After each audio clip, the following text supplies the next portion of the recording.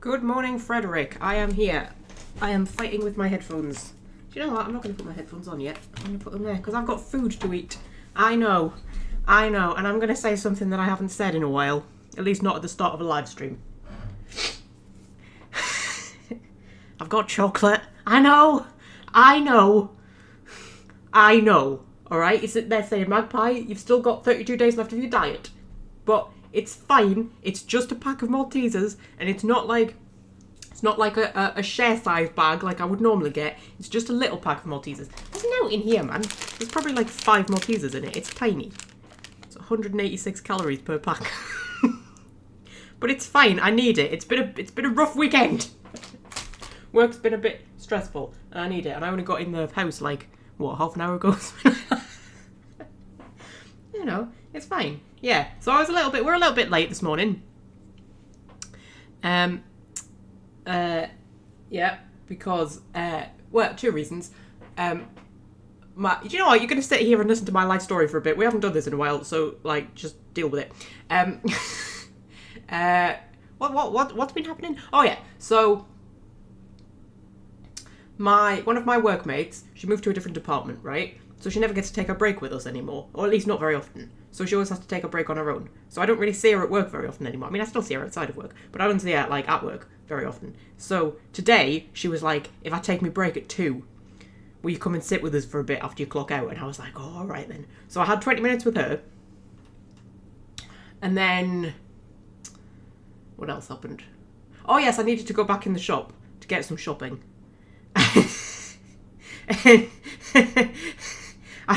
I've got some diced chicken in the freezer that's been sitting there for about bloody 3 months waiting for me to do something with it. So I thought, well, the weather's turned. It's gone all wintry and cold and lovely and wonderful. I know I love it when it's like this.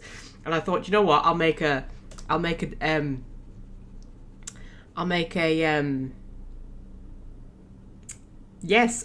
chicken casserole, right? With the chicken in the freezer. Because it's chicken casserole weather. I'll make it in the slow cooker tomorrow. I thought that sounds like a brilliant idea. And I was literally spent about like 15 minutes wandering around the shop just going, what the hell do you put in a chicken casserole again? You know, when your brain just will not work. I was like, how did you make a chicken casserole? What do you put in a chicken casserole? I just couldn't remember. I was just wandering around the shop looking at things. Welsh friends here. Hello, Welsh friend. No, it's not 186 calories per Malteser, Fred. It's 186 calories in the whole pack. Oh, and Timothy's here as well. Oh my god, we've got the old gang here. The old gang, that sounds wrong. What's the word I'm looking for? The original. The Fab 3. Yeah, Fab 3. So yeah. So anyway, a combination of all of those things. I didn't end up getting back home till like half an hour ago. So I've got an odd accumulation of food. I mean, it's sort of diet friendly. It's all calorie counted. Like, it's fine. I've got a pork and stuffing sandwich. I've got some leek and potato soup. I've got 4 cheese strings. Because I was like, I just need something else I can bag on the plate so that I don't get hungry again. So I bought some cheese strings. So I've got 4 cheese strings. I've got a corner peach and apricot yogurt. You know the Muller corner yogurts that you tippy over? Oh, I love them. We've got some mango fingers.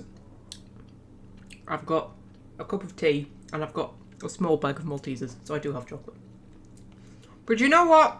It's been a rough weekend, alright? The shop's been really, really, really busy.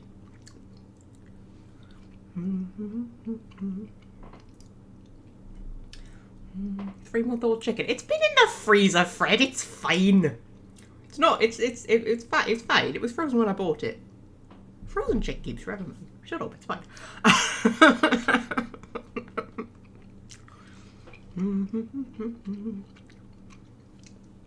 Welsh friends freaking out about the carbs. Wait, carbs are fine. Shut up. Carbs are fine. As long as you come in under your calorie count, you're fine, man. Oh well. It's not that much carbs, is it? It probably is actually. It's fine. It's fine. Shut up, it's fine. It's fine.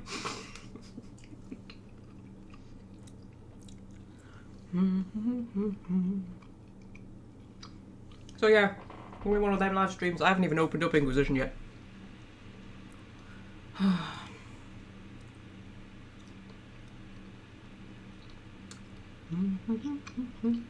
So, Fred's at a music concert. Timothy's gonna go and go to a music concert. Bloody hell. All these people with their social lives.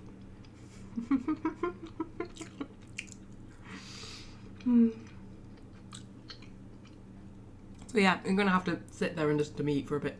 That's fine, you're used to that. You're fine, it's the old guard, you're used to it. It's not like we've got a load of newbies.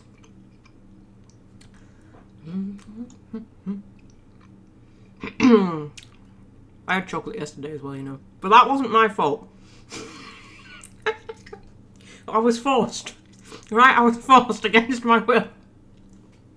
Because I was going up for my break at work, right? And all shift I'd been saying, you know when you just crave chocolate and cake and biscuits and it's all you want, and I had my nice ham salad sandwich and my yogurt waiting upstairs for me, and I was like, I just want chocolate. But all shift I've been saying, I'm going to resist, I'm going to be good, I'm going to resist, I'm going to be disciplined, I'm not going to get chocolate. Right? And as I was going for me break, me workmate, she stood by the door waiting for us, right? And she's looking at us. You know when somebody's looking at you and you can tell that there's something, and she's looking at us. And she said, I'm a really bad friend. She's like, I'm a really bad friend, you're going to have to forgive me. And I was like, what have you done? And she was like, I bought you some chocolate. I was like, oh, for fuck's sake, man. I was being so good. She bought me chocolate, and then she forced me to eat it. She forced me to eat it. She actually sat there and forced it down my throat. No, she didn't. So yeah, I ended up having chocolate yesterday as well. She was like, I'm not being very supportive on that. I was like, no, you bloody not. You'd give vodka to an alcoholic, would you? But it was a really awful shift, alright? It was very stressful. We needed chocolate. It was fine. It was only a little bit. It wasn't even a full chocolate bar. It was just one of those little, you know, the Cadbury's chocolate Christmas puddings. They're not actual Christmas puddings. They're chocolates in the shape of Christmas puddings, and they've got like hazelnut filling. They're quite nice. It was just one of them. I just had one. Just one. It's fine.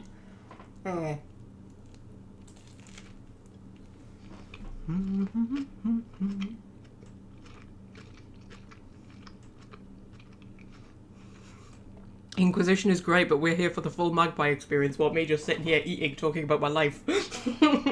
Okay. I mean, there are YouTubers that literally just do that, you know? They just eat on camera and talk about their life. So, you know. We've dropped from 5 viewers to 2. That's interesting. So, there were a few people that it keeps going up to 5 and then dropping back down again, and I like the idea that some people just keep popping in to see what's going on, and they're just like, nope. I'm not listening to a random woman just eat our tea.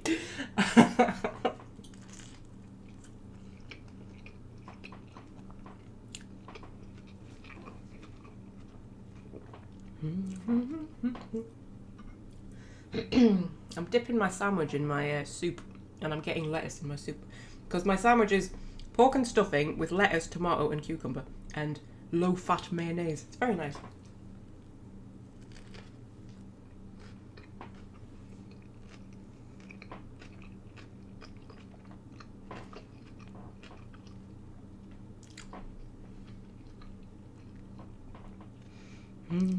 More Magpie tangents and digressions, okay.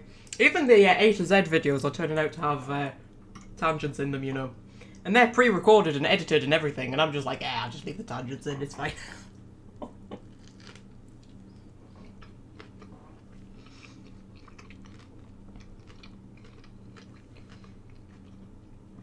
I'm going quite well, the A to Z videos, actually. I'm quite enjoying it. It's a bit stressful, because I think I might have slightly bitten off more than I can chew. Because it sort of seems like a good idea in theory that, I'll do like a countdown series to Veilguard, and I'll make it like an A to Z, so it'll be like 26 days to Veilguard, and it'll be A, and I'll cover topics in Dragon Age world with the letter A, you know, and go on like that. And yeah, that'll be a great idea in principle. And then when I started doing it, in reality, trying to get that many videos, like, you've got to write the script, then record the script, then edit the recording, and then edit it into a video, so like collect footage from the games and whatnot, and like, you know, pictures and things, and then edit it into a full video. And I've got to do 26 of them. And they need to start going up a week today. So, yeah. It's a bit daunting, but I think we'll be alright. I think. I've got the first 7 written and recorded. And I've got the first 2 completely edited and finished and done and dusted. So, yeah. And then I'm trying to get the next 7 written and recorded while editing the first 7. So hopefully, on like the day that they need to start going up, I'm hoping to have the first week's worth like completely finished and the second week's worth at the very least all recorded. Stressful, but I'm enjoying it. I'm actually genuinely enjoying it. It's quite fun. I'm learning things about the lore that even I didn't know. And I love just sitting talking about Dragon Age, and I love kind of going back through my live streams trying to find footage and things to use and stuff like that. It's great fun. I'm enjoying it.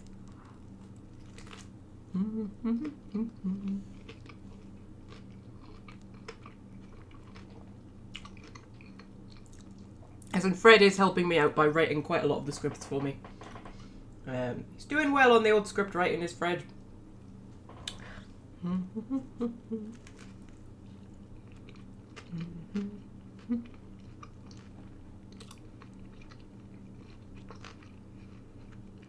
It's 5 weeks to launch, it is. It's a bit less than that, I think, actually, isn't it? More 4 weeks?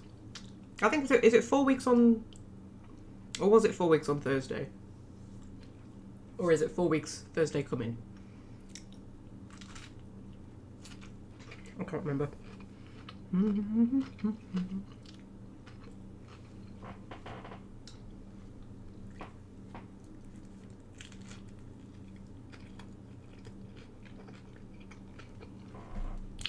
It must be 4 weeks Thursday coming, because I worked out I need about 3.5 weeks worth of videos.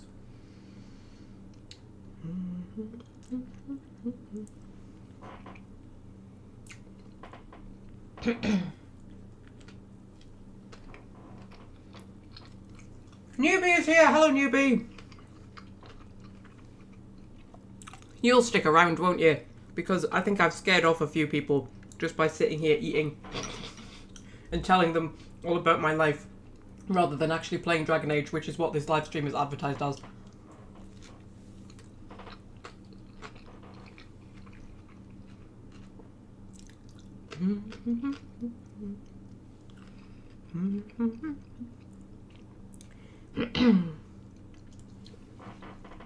I'm nearly finished my sandwich.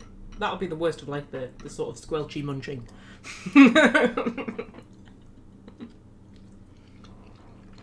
I've still got 3 cheese strings, a yogurt and some mango to get through before we get to me Maltesers.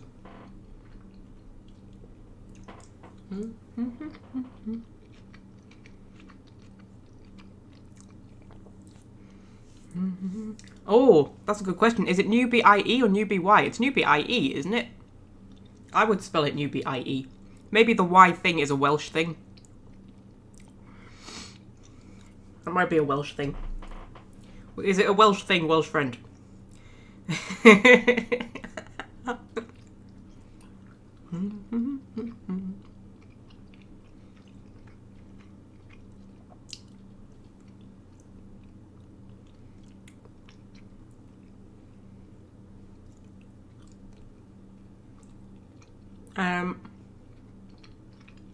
What was I talking about? Oh yes, the A to Z. So yes, so Fred's writing some of the scripts for the A to Z, right? And I'm having a bit of fun with it because you know what I'm like. I'm not gonna like make it all professional and like stick to a script and everything like that. I'm just gonna like add random comments in and go off on tangents and stuff like that, right? So when I'm doing a one that's a script that Fred's written, I'm saying, well, Fred wrote this script, and then as I'm going through, I'm sort of like talking to Fred at the same time. So like reading things that he's written and then going, oh, for God's sake, Fred, really? So like, I've recorded the one for, because to be honest, a lot of the scripts that Fred's sent, I've only like skimmed. Because of how tight we are for time, I'm just sort of like Some of them I went more in depth, because like the one he sent me on the Exalted Marches, I ended up almost completely rewriting that one. No offense, Fred. But that was just because, just to make it fit in with the other topics that I was doing in that video. But most of them, like the littler topics that he sent us, I'm sort of skim reading them, but not really like properly reading them, and then I'm just going and recording them as they are. So the I was recording the Gamlin one, and I can't remember what it was you'd written about him. You'd written something about him, and I read it, and I thought, Jesus Christ, that's a bit harsh. I was like, that's a bit harsh, Fred. So I'm quite enjoying recording them. They're gonna be a unique experience. They're not gonna be like your average YouTube video, but then, you know, it's me.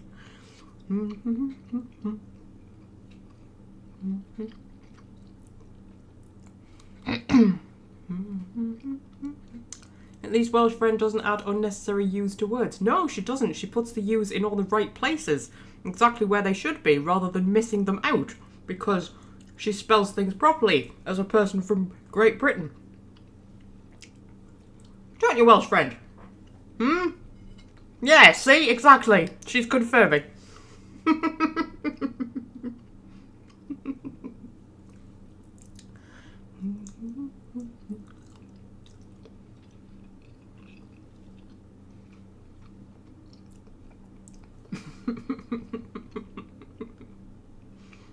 I'm gonna need to add this to the Livestream Rules. I'm gonna need to, like, when you comment in the chat, you must spell colour with a U.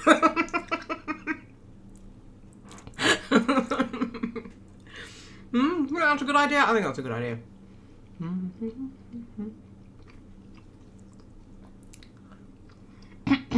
Was it your comparison of Gamlin to the Ferengi, but with less of a work ethic? Do you know, to be honest, I think I missed that bit out. Not because I didn't think it was funny, but because I didn't think I could carry it off. Like, there's some of the things that Fred writes that I'm like, it's funny, but it doesn't sound right coming out of my mouth. Do you know what I mean? Like, I don't know. Because, like, I'm not an actress. I can't act. I can't, like, you know. I'm sort of like, that would be funny if somebody else said it, but it doesn't sound right coming from me. So, yeah. Yeah, I miss out some of the stuff.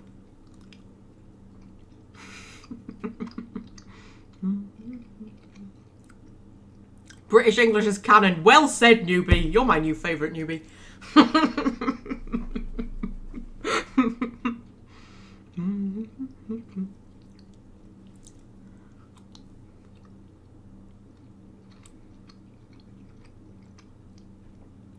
Is that how the Americans spell colorise, Welsh Friend? Really?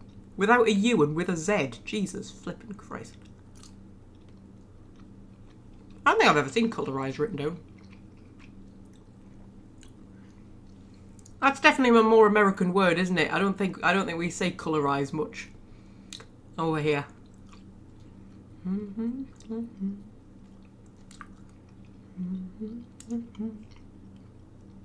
Maybe we could have a video of you doing all of Fred's best stuff in an American accent.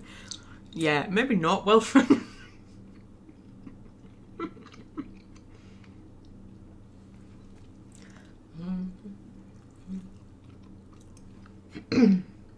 Some days I can't even do my own bloody accent, man. There's a cat. You're not coming up here, I'm eating. No, you're not coming up here, I'm eating. I'm not having a cat sniffing around my desk while I'm eating. No. No.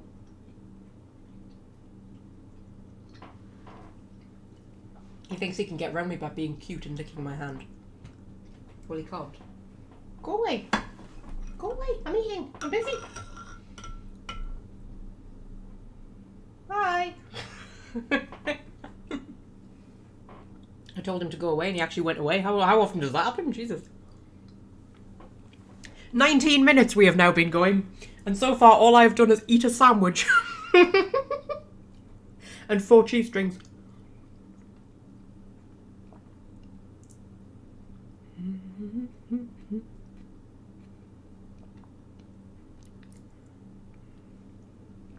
20 minutes in and we haven't started playing the game yet. Do you know what? I haven't even opened the game. The game isn't even open. Inquisition is not open.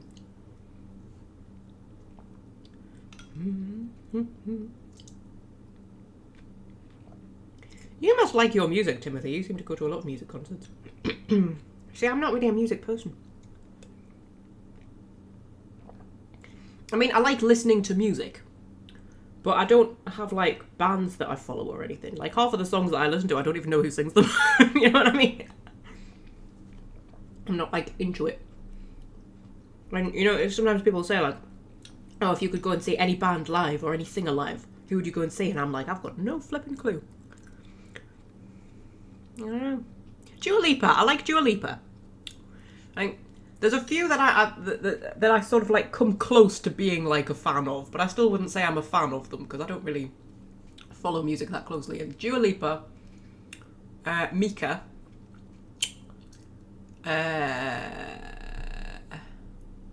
Lady Gaga. Has she brought anything out recently? I used to be obsessed with her when I was a teenager.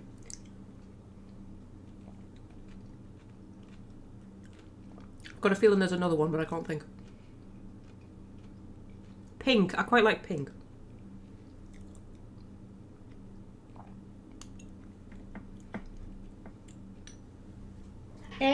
Stop chewing me cables. No. Little asshole.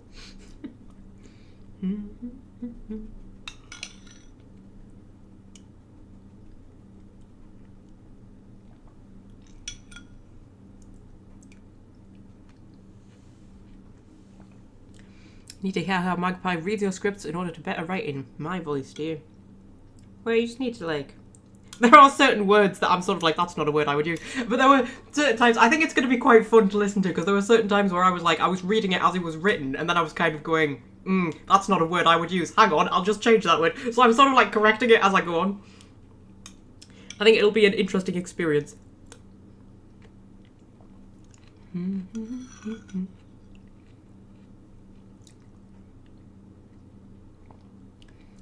You've decided to enjoy life, so you're getting out to shows. Well, good for you, Timothy.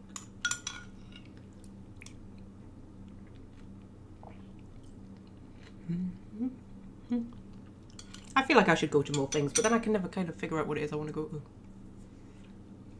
I like the theatre. I do go to the theatre, like, as much as I can afford. But then it's weird, like, I'm such a home bird. Like, I just hate going out. That sounds awful. But, like, I've got tickets to see Wicked on the something of October. I can't remember what day. It's written on my calendar. Right.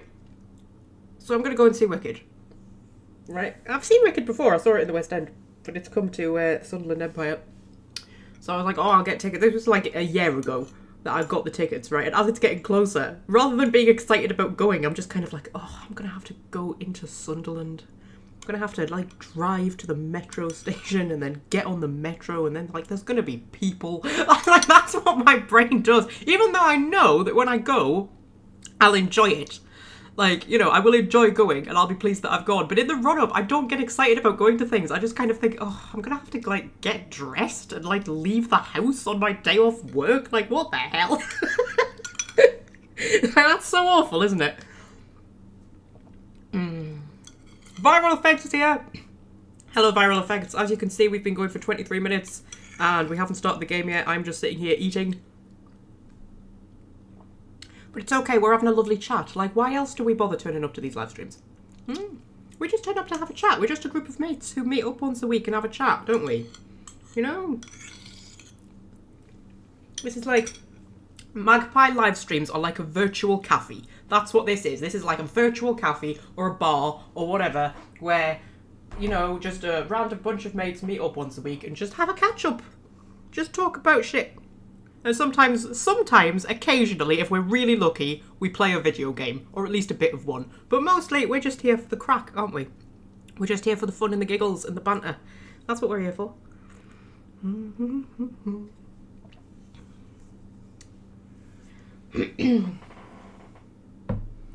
Right. I've still got a yoghurt, some mango, and some Maltesers to get through, you know? Christ. Do you know what? I'm actually quite full. I don't know if I want all of it. I want me Maltesers. You know, if I'm going to cut something out, it's not going to be the Maltesers. The mango can go back in the fridge.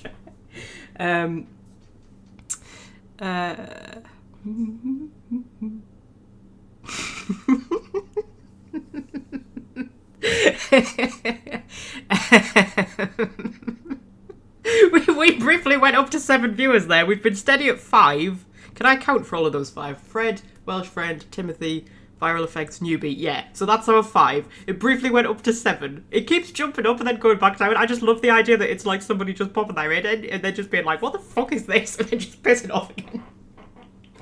I like that. That's good. I'm not a people pleaser when it comes to me viewers. I'm like, you either like what I do or you don't. You know.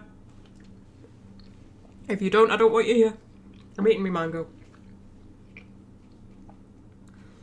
I love mango. What's your favourite fruit? Do you have a favourite fruit, guys? Because at the minute, mine is definitely mango. I mean, my sort of top favourites are mango, raspberry, blackberry. I would put strawberry in there. Although strawberry, I kind of go through phases of liking strawberries and not liking strawberries. I'm quite into grapes at the minute. I went off grapes for ages. I'm quite into grapes. What are you doing? I can hear you. That's the cat I'm talking to, not you lot. I can hear you. What are you doing? I'm going to have to go and find out what he's doing because he's making suspicious noises. What are you doing? What are you doing? No.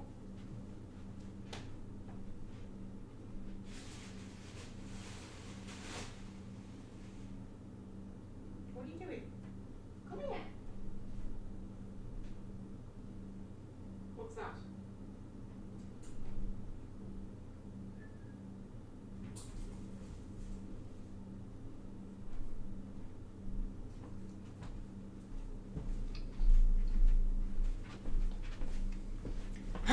He was eating me carrier bags, that's what he was doing.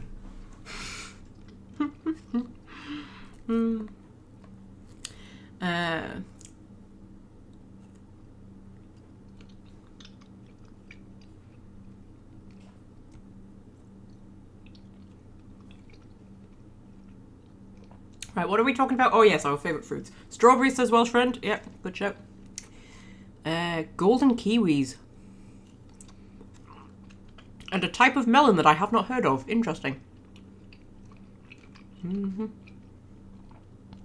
Cactus pears? What's a cactus pear? Is that just like a pear? Is a cactus pear distinct from another type of pear?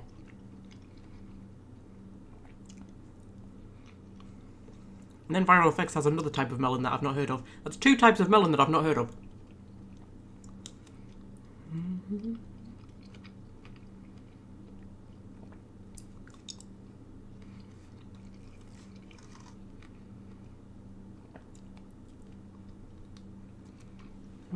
I'm eating a lot of fruit on this diet because I've got such a sweet tooth.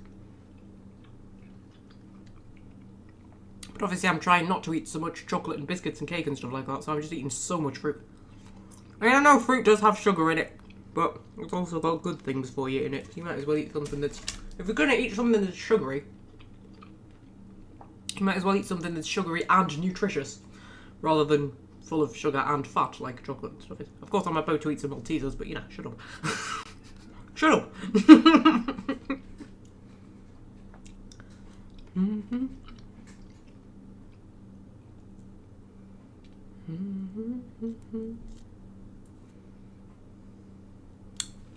Where's my phone? I want to Google these melons. That sounded wrong, didn't it? I'm going to Google some melons. But why do I need my phone? I've got my bloody laptop. I'm going to Google cactus pears as well. I want to see what they look like. Oh yeah, so this thing about Veil God only carrying over 3 of your choices from Inquisition. How do we feel about that? Because I have mixed feelings. What am I Googling? Cactus pears. Cactus pears. Let's have a look. That's what do I want? Images. That's just a lot of images of cactuses. Ooh. Ah, now, I feel like I've seen those on, like, television programmes and never been quite sure what they are. Now I know what they are.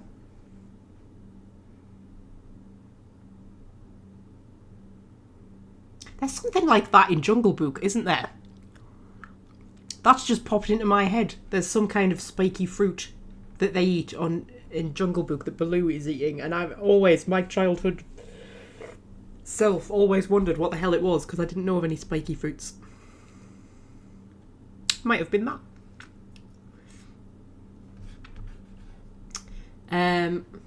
Yes, so this thing about Veilguard. So in Veilguard, they've apparently there's only going to be 3 of your choices from Inquisition that carry over, which is whether you keep the Inquisition together or you disband them, whether you say you want to redeem Solus or whether you just want to defeat him, and then who you romanced.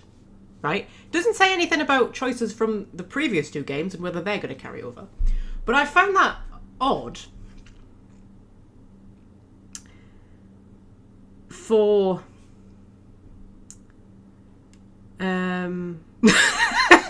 sorry, Welsh friends making me laugh. My cat got a supermarket carrier bag round his neck, freaked and was out of the cat flap before we could catch him, running after him down the road with his bag flapping behind him like a parachute. Star once got a bumblebee stuck in her fur. And I swear to God, this size of this bumblebee, it must have been like a queen. Although I don't know if the queens come out. There's certain types of well, I want to say bee, but also like hornets and stuff like that, where the queens do come out and you can see the queens. But I don't know if they do with... But the size of this bee, I swear to God, it was friggin' massive. And she got it. It was when I used to let them out, because I don't let them out anymore. And she had this bumblebee stuck in her fur, like under her chin, because of course they're Maine Coons, so their fur is so thick, particularly under their chin. That's where it's the thickest. And she was just running backwards and forwards in the flat with this bee stuck in her fur. And I mean, I could not get her to calm down. I couldn't catch her. I could hear this bee buzzing in her fur. I'm amazed it didn't sting her. And then it eventually got out somehow, right? And it was at the bottom of the stairs, because I live in an upstairs flat, right? So it was at the bottom of the stairs by the front door. And I mean, you should have seen the size of it. It was on the wall, and I was like, I'm not fucking going near it. I mean, I'm not particularly scared of bees, particularly, or wasps or anything like that. But this one, I was like, I'm not fucking going near it. But, yeah, I managed to open the front door and persuade it out. But I did check that it still had its sting in it, so it hadn't stung her. But fucking hell, that was a hell of a, that was an adventure. Yeah, Scorpio once got a slug stuck in his fur as well, and I couldn't work out what it was, because I thought it was just a mat, but it was like squishy. Because it was all proper mashed up in his fur, right? So I could see this sort of like... Because they do get mats, because they're long-haired. And I thought it was just a mat, but it was like squishy, and I couldn't work out what it was, and then I was brushing him, and this slug came out, and I was like, are you having a fucking laugh?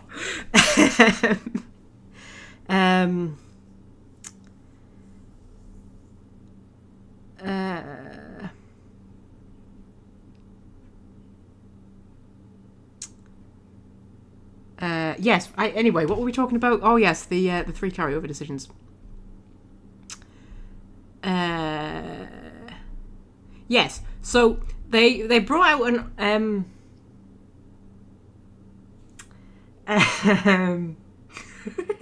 same cat was helping me wrap Christmas presents and got sellotape on his nose. Oh, they're funny, aren't they? Yes. Yeah, right. Okay, yes, carryover decisions. So the, yes, I have mixed feelings because they brought out an article. I can't remember who it was that brought out the article. One of the gaming websites. That said they didn't want to invalidate anybody's choices in the games, right? So, like, because there are so many choices in the games and so much nuance, you know, you can end up with a completely different Thedas from one player to the next, right? And also people have headcanons and things. Like, I've got this whole complicated headcanon that, like, my warden is a city elf, and if you play as a city elf in Origins and then you go on into Awakening, of course you become the Arl of Amaranthine, so, like, you're part of the nobility. So my warden is an elf who is part of the nobility. And also, if you play as a city elf, you can get your cousin Shiani invited into the Landsmeet as like a representative of the elves. So the elves now have a representative in the Landsmeet. And my elven warden is literally part of the nobility. So I've got this whole kind of complicated headcanon. And she makes Honora queen, and then I like to think that her and Honora are actually quite good friends.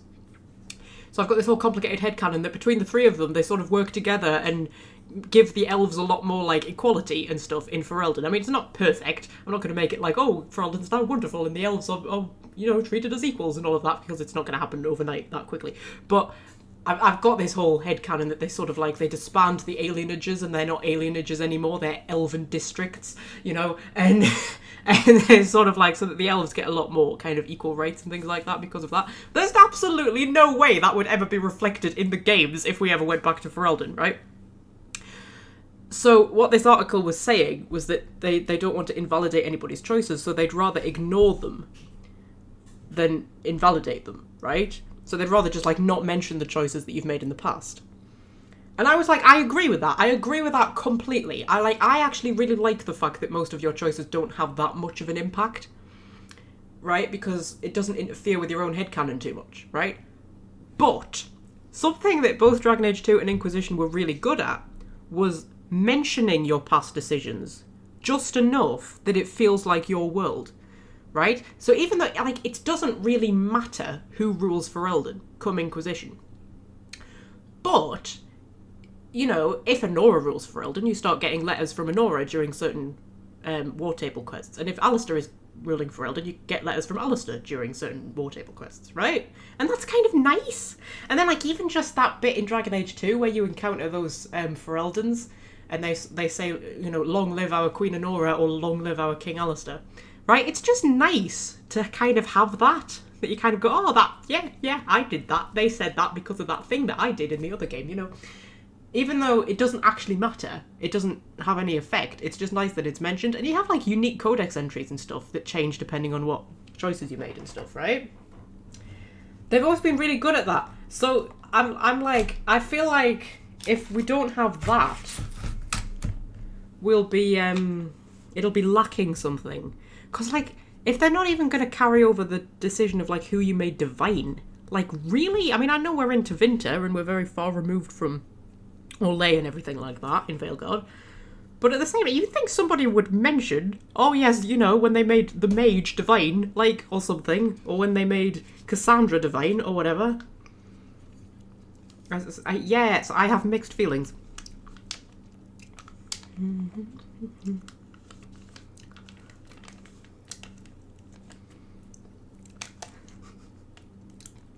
Another viewer just stuck their head in and then left again. That's okay. 38 minutes now we've been going. It's alright. Just eating my yoghurt. Oh, we've got down to 4 viewers. One of the big 5 is left. It's probably somebody's internet has dropped out or something, or YouTube's just having a fit. None of you would leave me, would you? None of you would leave me.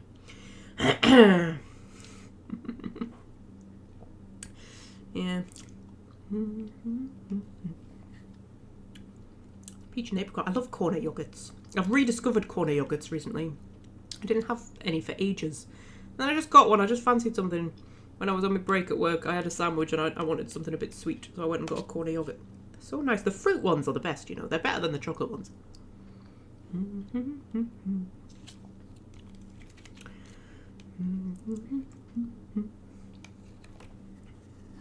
Yeah, the peach and apricot and the cherry are my 2 favourites. The cherry one's amazing. I love the cherry one. But I remember once, they're designed differently now. But when I was a teenager, corner yogurts used to be, you know, the corner bit like tips over, right? Well, they're designed differently now, but they used to be like proper. It was like they were almost split down the middle, but not quite. But you could tip it over and then like snap it off. And once when I was a teenager, in my infinite wisdom, there was a bit of yogurt on the middle bit of plastic, and rather than licking it like acrossways, I decided to lick up the cut and sliced my tongue open. But But yeah, I've only just noticed they're designed differently now. So you couldn't do that anymore. Yes. In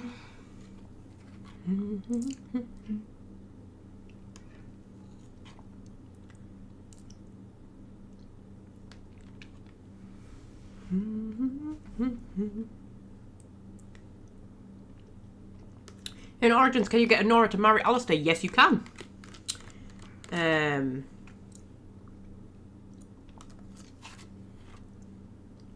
Yes.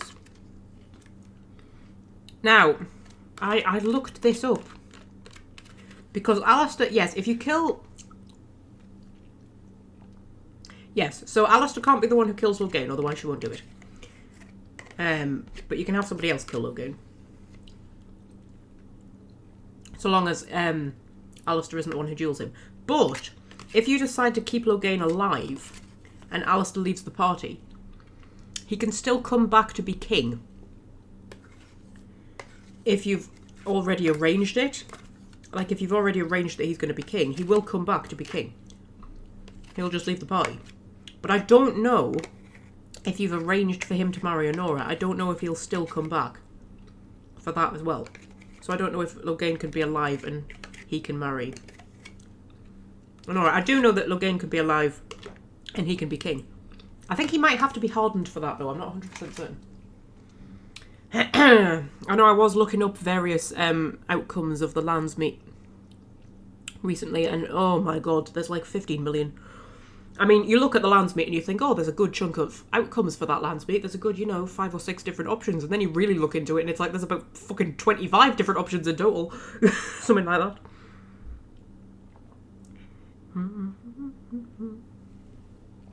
Newbie is playing Elden Ring. Ooh, Elden Ring came up on sale on Steam a few weeks back and I was really tempted. It was like 40% off or something, but it was still about 30 quid and I've spent too much money recently. And then I was thinking Veilguard's coming out anyway and I'm probably going to end up doing like... I'll do a playthrough of Veilguard and then I'll do like a full playthrough of all 4, probably. Assuming Veilguard's going to be good, which I think it will. I think it will. One of the articles I was reading about it, I made the mistake of going down into the comments and it was full of people just sort of going, this game's going to be a disaster. You know the way people kind of go, everybody's given up on this game, no one's going to play it. And you think, oh, shut up, man. I never trust anybody who starts a sentence with everyone. Everyone thinks this, everyone thinks that, everybody's going to do this. It's like, oh, shut up.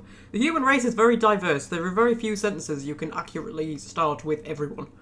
I mean, everyone needs oxygen to survive. That's pretty accurate, I think.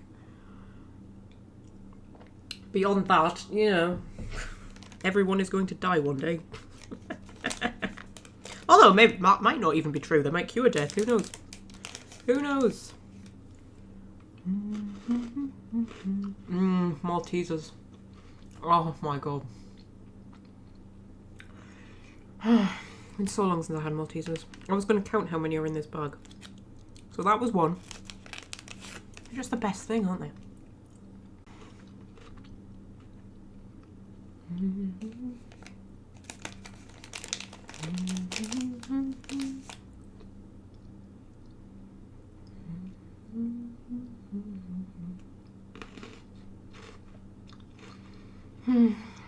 Sorry, I'm lost for words. I'm just enjoying the Maltesers. You can tell I've been on a diet for like 6 weeks. Maltesers, it's like fucking heroin. That's what it's like. It's like, oh my god. When you've not been eating chocolate for a while. I mean, I've had the odd bit of chocolate here and there. I had a Milky Way last week, didn't I? I remember that now. But when you've not been... But I mean, like, when I'm not on a diet, I have chocolate every day. Like, I am a chocoholic, completely. But when you've been depriving yourself of chocolate and you have some chocolate, you forget how nice chocolate is when you're eating it all the time. But when you've been depriving yourself, and then you have some, it's like, Jesus Christ.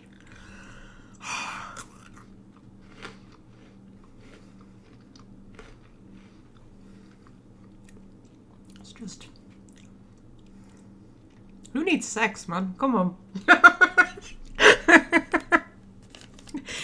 Approaching 45 minutes without turning on the game? Yes, I know. It's fine, though. Oh, I haven't been counting them. I was going to count them. I got too lost in the euphoria. I love Maltesers, man. They might be my favourite, actually.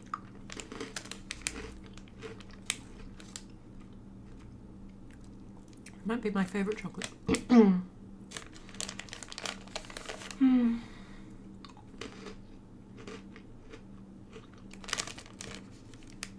And there is 186 calories in this little bag of Maltesers. Maltesers' whole thing is they kind of advertise themselves as being lower calorie than most chocolate, and they're really not. 186 calories for a tiny little bag like this.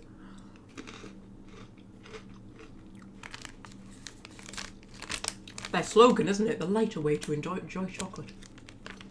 It used to be, their slogan used to be, you'll have to find new ways to be naughty. Which I think was the best slogan ever. And then they changed it to the lighter way to enjoy chocolate. Which is shit. But when their slogan was, you'll have to find new ways to be naughty, they did the most brilliant adverts with Amanda Abbington and Catherine Parkinson. And the whole premise of them was that they were like, you know, oh, do you want some chocolate? Oh, naughty, naughty. And then it was like, oh, actually, no, it's only this many calories. And it was like, oh, now I don't feel very naughty at all. Right, so then they have to find a new way to be naughty. And my absolute favourite one, sometimes I dig it out on YouTube and watch it just to laugh. You know, when you just need a giggle. Is where she flashes her tits at the entire office. Because she doesn't feel naughty enough from eating the Maltesers because they're too low calorie. It's the funniest thing. Oh dear. Gone up to 6 viewers again. Oh, it's gone back down to 5. That's alright. We got rid of them. It's fine. That might be a lurker, you know. Because I think sometimes YouTube does just kind of throw a bit of a fit and doesn't... I don't think the number is that accurate most of the time.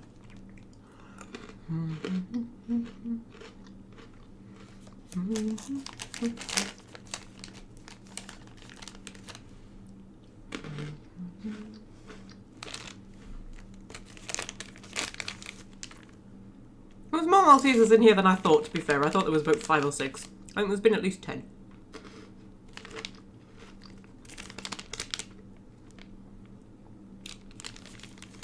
£37 grams. That's what this bag is. So really what I should do is weigh a Malteser. See how many grams a Malteser is. And then from that I'll be able to work out how many Maltesers are in this bag. But I'm probably going to eat them all before I, you know, could weigh it anyway, so...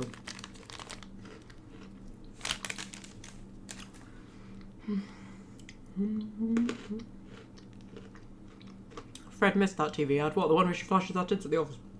Should I find it and send it to you? I'm sure I've got it saved, actually. I'm sure I've got it saved in a playlist somewhere. Oh, I was Googling melon, wasn't I? I forgot about that. I need to go back through the chat and see what the melons were that Oral Effects was talking about. What's that? Is that Yubari? Is it? I'm gonna Google it.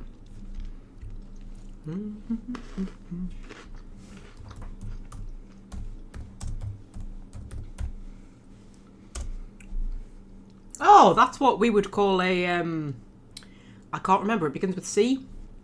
Hang on.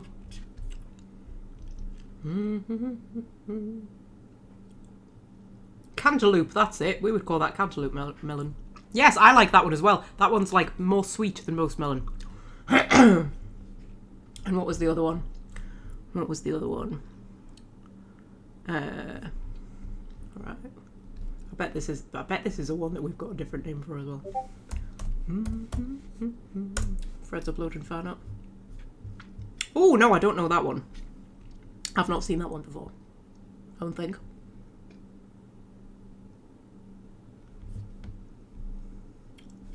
It's not bad. I don't think so. No.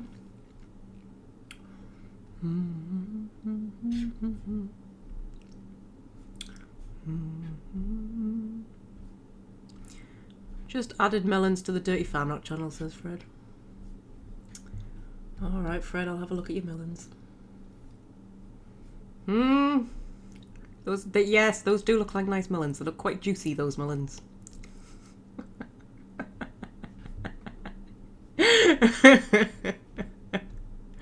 Right, I've run out of food. We're gonna have to play the game. Oh, God, man. How play the game? What the hell's going on?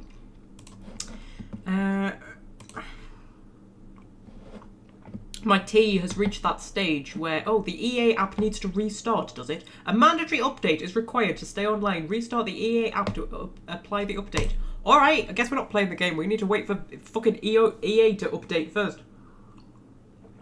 I absolutely despise games that you have to open in, like that. Like, I mean, I've got Inquisition on Steam, but it has to be opened through the EA app. I fucking hate that.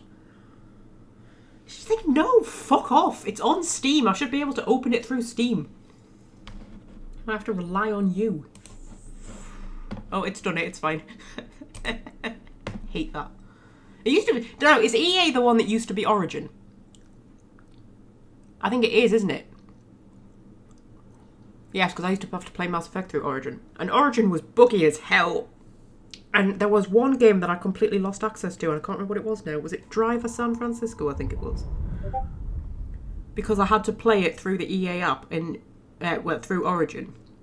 And Origin just freaked out and just wouldn't let me open the game for some reason. I can't even remember what it was. It was like it needed like a key code or something. It was something ridiculous like that. I'd been playing the game like for years. And then I could just never get back into the game after that, despite the fact I had it on Steam. But I couldn't open it through Steam. I had to open it through fucking Origin, and Origin wouldn't open it. And I was right pissed off. Because I loved Driver San Francisco. It was one of my favourite games to just like, you know, if you're listening to a podcast or something, and you want a game that you don't need to be paying too much attention to, Driver San Francisco was great for that. Because it was just daft. Like, you were just kind of like... The whole plot was that you were in a coma, and the whole game was taking place inside your head. So you could just like, you were like sort of above the world, like flying around like a sort of disembodied spirit. And then if you saw a car that you wanted to drive, you could just jump into it and then just do whatever you wanted, and then like just jump out of it again, and then just jump into it. Oh my god, it was so much fun. There was also like a storyline, but who cared about that? Like I loved it. If I had like a podcast in or something, and I just wanted a game I could just mess around in. I haven't tried to open it again recently, though. I could probably get back into it now. Yeah.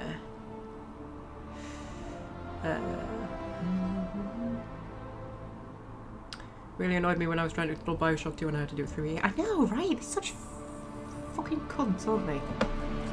Just think, no. I ordered it on Steam because I like Steam. Steam has never screwed me over, right? Right, I need to load the right one because I started a new game so that I could record the whole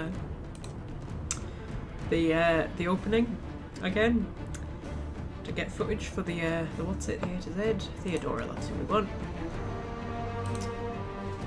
Oh my god, I've played 100 hours. Wow. I mean, most of that probably isn't playing. That's probably just me sitting here with cats on my knee and things like that.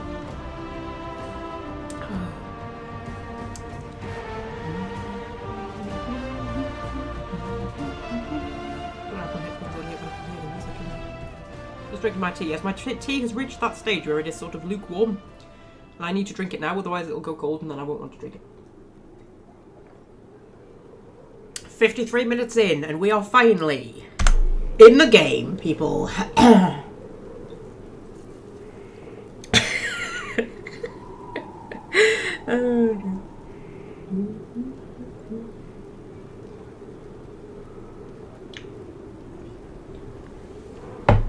Right. Put your headphones on, woman. Okay. Right, what are we doing? I have absolutely no idea. What did we do last time? We killed a lot of dragons, didn't we? Oh, Vivian, will you just move your arse? Thank you. Yeah. So I think there's a lot of like side quests and stuff we need to finish up. Oh. Do we have to? Can we just like talk for another 3 hours? No, we'll go to the war table, we'll see what's going on. Yeah. So it's because mostly we just need to finish up a load of side quests, and then we'll be going to the Outer Wilds, and at that point we're into like the end game. So you know. Yeah.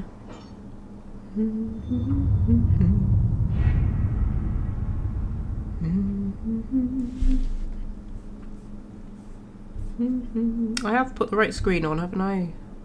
Such a latency on my thing, I can never tell. Hang on. Yes, I have. Marvellous. Right, okay, what was everybody doing? I can't bloody remember. An offer from the Imperial Army. Commander, a fine victory. May our enemies feel its sting. Okay, I can't remember what that was about, but it's fine. Truth or dare, the endgame. My dearest Vivienne, you cannot imagine the scandal when 6 bags of Tevinter coin were found wrapped in the blanched coat of arms and nailed to the chanter's board in Valrayo. It will be talked of for months. It is disagreeable to think that a cousin of the Imperial family could be involved with these horrid Venatori. One hardly knows what to think. Your new friends produce the best entertainment. Write again soon. It's been too long since we've had tea. Okay, I think we did a good thing. Maybe. I'm not sure. It's fine. Let's not worry about it. Oh yes, that was just trying to prevent a war between Ferelden and Orlais because they've fallen out with each other for reasons they have just never revealed, to be honest. But that's fine because that means that I can make up the reason in my fan fictions.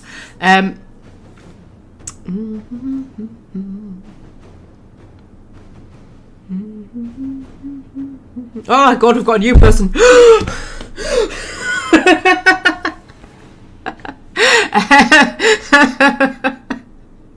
Has new person just arrived, or have they been lurking for the entire first hour of the video where we didn't play the game at all? Live stream even, where we didn't play the game at all. Right, the talks between Ferelden and Orlais took place in Jada, and it was not easy to keep matters from spiralling out of control. King Alistair is no diplomat, after all, and had little patience for the endless fanfare. Thankfully, the Orlesians are uninterested in more war, and we were able to smooth the way towards an eventual peace treaty. The king sent along a sword that once belonged to the Ferelden hero King Callan had, as thanks for the Inquisition helped create. Yeah, but we never actually find out why they were nearly going to go to war. Like, what had they fallen out about? I don't know. I need to know. I need to know what they fell out about. But yes, it's good. I'm sort of building a kind of like Magpie Dragon Age cinematic universe, only without the cinematic, where like I'm sort of putting together my own canon world like completely, and then there's going to be multiple fan fictions written within it, and one of them is sort of detailing what they actually fall out about. Right, what have we got? We've got finding Samson's weakness. Yes, we need to do that. I keep forgetting about that. The red lyrium is very strange. How Samson's armour hasn't killed him, I don't know. I can find out, but it'll be time and money, tools, tests, and some books. I remember from a circle or two, if they aren't stolen or burned, in which case I'll need to write them, and ink isn't cheap. Okay, Dagna. Josephine can do that. Inquisitor. Ooh, Aidan Kirkwall.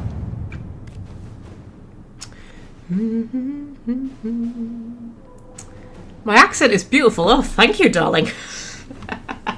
Yeah.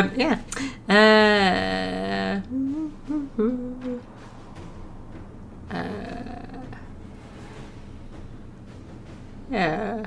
My panic was funny. Good. That's good. If you find my panic attacks funny, that means you're probably going to enjoy the live streams. It's an eclectic taste, my live streams. You know, you either get it or you don't. Right. The tumult of the Mage Rebellion has been quelled. However, the city where it all began, Kirkwall, still suffers from the consequences of the fanatic Anders' actions. Kirkwall was once my home. It was the home of the Grand Cleric Elfina, who was a mother to me and so many others. I will not watch it languish. Starkhaven will soon embark on a mission of aid. We will send troops and workers to assist in the rebuilding and restoration of the city. I humbly entreat the Inquisition for help in this endeavour. Sebastian. Do you know what? I don't feel like Kirkwall was really where the Mage Rebellion began. Because the Mage Rebellion, it's a complicated thing. And it didn't kick off until long after Anders destroyed the Chantry. And it was more the revelation that they could cure tranquility that really kicked it off. I would say the revolt at the White Spire was a bigger contributing factor to the Mage Rebellion. than Anders. Because up until that point, Anders had just kind of been a bit of a outlying fanatic, you know. And it was only when, yeah, there was the revolt at the White Spire was when all the mages kind of started to rebel a little bit. And then they finally voted to rebel a while after that. Anyway, yes, so Sebastian. Crivius is still threatening Thedas. Kirkwall has survived this long and can do so for a while longer, says Liliana. Red Lyrium may present an obstacle to rebuilding the city. Our soldiers can assist in its removal. Or I will plead for assistance from our supporters around Thedas. Restoring Kirkwall, a symbol of all that's happened, could be a significant act that cements our alliances. Ooh. You know what? I'm going to let Cullen deal with that one. There's not much that I trust Cullen with, but you know, yeah, I'll let him deal with that one. What is Smash? Provisioner Alinka, who supplied the Inquisition with our glass and solutions, has disintegrated. Okay, so far as we can tell, it was an unfortunate mishap involving a barrel of powdered sulfur and 2 overeager raccoons. The raccoons didn't survive either. Prayers for Alinka and her furry friends will be sent tomorrow at midnight. Okay, I hope you realise that this is a problem. Our supplies are finite and we're going to run out. We'll need another provisioner. Problem is no one wants to handle the stuff we ask for. Kim. Okay. Alinka worked with those materials for decades. She didn't disintegrate by accident. I don't think many people disintegrate by accident, to be fair. Perhaps figuring out what happened will calm fears. Nothing works as quickly as good old-fashioned intimidation. We have swords at the ready. Everyone has a prize throne of gold around, so we'll risk disintegration. No, I'm going to let Liliana deal with that one. Find out why the lady had disintegrated. Right, marvellous. Fucking hell. Right, okay.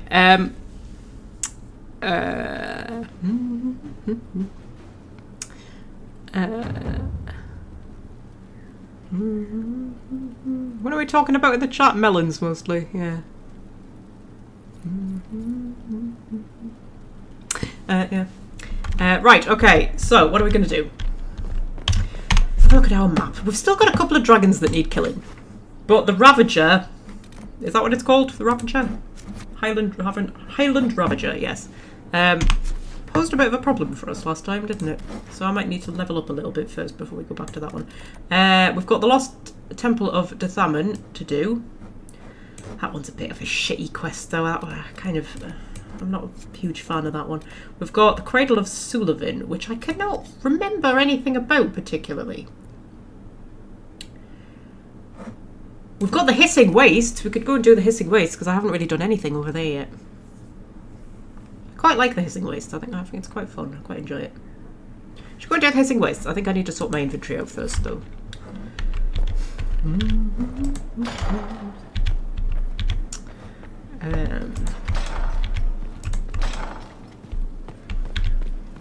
Trying to think. Have we done everybody's personal quest except Solus? Go through the list. We've done Cullen. We've done Josephine. We've done Cassandra. We've done Iron Bull. We've done Sarah. We've done Cole. We've done Blackwall. We've done Dorian. We've done Liliana.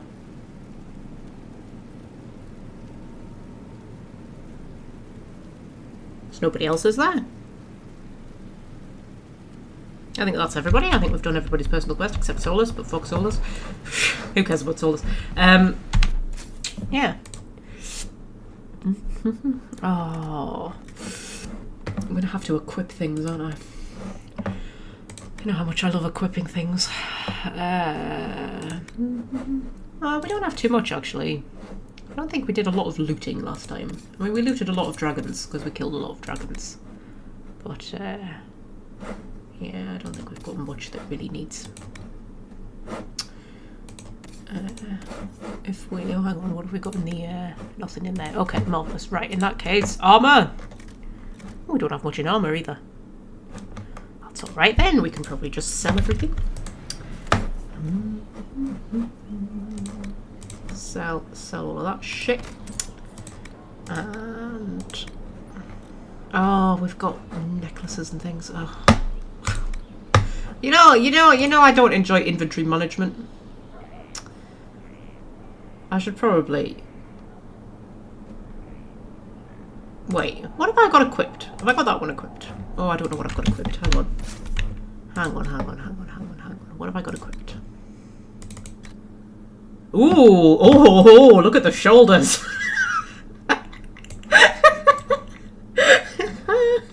Here's my little Elysian mask and my shoulders. I look ridiculous. I love it. Yeah, so we can have that. Right, accessories. We need to sort out accessories. Come on, woman. You need to sort it out. Right, every time an enemy dies nearby, the wearer of this amulet gains health and stamina. Is that better than Malika's guard? 30% front defense, 20% attack, 10% dexterity, minus 50% flanking damage bonus though. I don't know. Oh, I don't like having to make decisions. Damn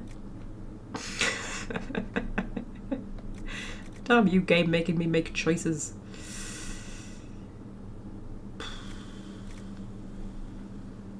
That's Vivian's, isn't it? Yeah. Oh, enhanced long shot. That would be useful, actually. We'll put that on.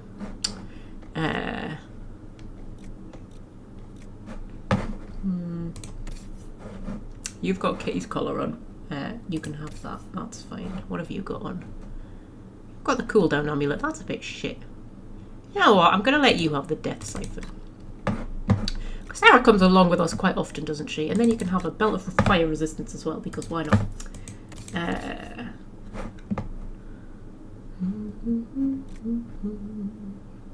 What's he got on at the minute? 10 willpower.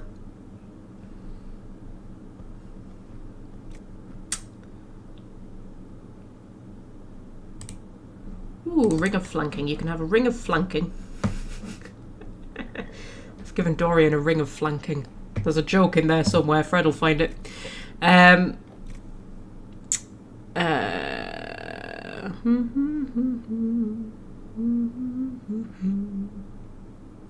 Is this my first playthrough? Not even close, darling. Not even close. Probably like, I don't know, 27th or something like that. It'll be something like that. First one I've live streamed. It's my first playthrough on PC because I always played it on PlayStation because I didn't have a good enough computer. And I'm not a console gamer by nature. So at the moment I got a PC that could run it, I was like, yeah, I'm playing it on PC now. But for a long time I couldn't afford a gaming PC, so I had to play things on console. Oh, it was awful. It was a dark time in my life, but you know, we got through it.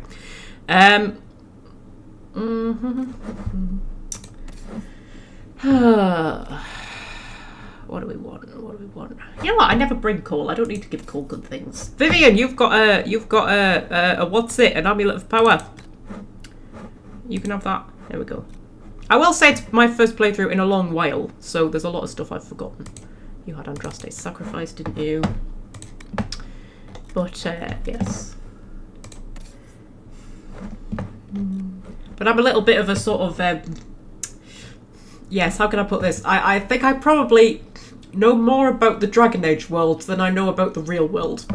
Because I spend more time in the Dragon Age world.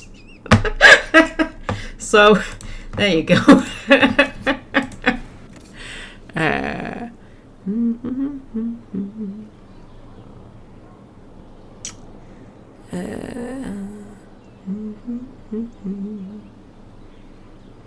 Despite the controversy. Yeah, what is the controversy? Because I kind of like, I sort of stay out of the sphere of, you know, social media and all that shit. So I don't really kind of know. I sort of know that there's controversy, but I don't really know what the controversy is. Do you think that's better than what Cassandra's got on?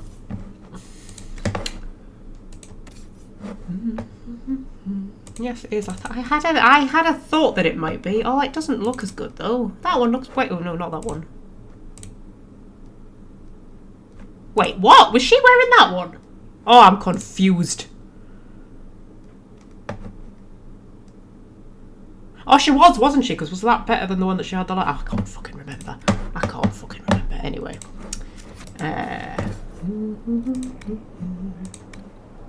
We'll sell the Grey Warden one. Sell all of that shit. There we go. Hunky dory. Not rising to Magpie's bait on consoles versus PCs. Alright, Fred.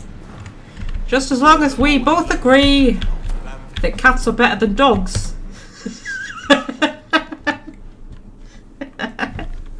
Cats are better than dogs and PCs are better than console.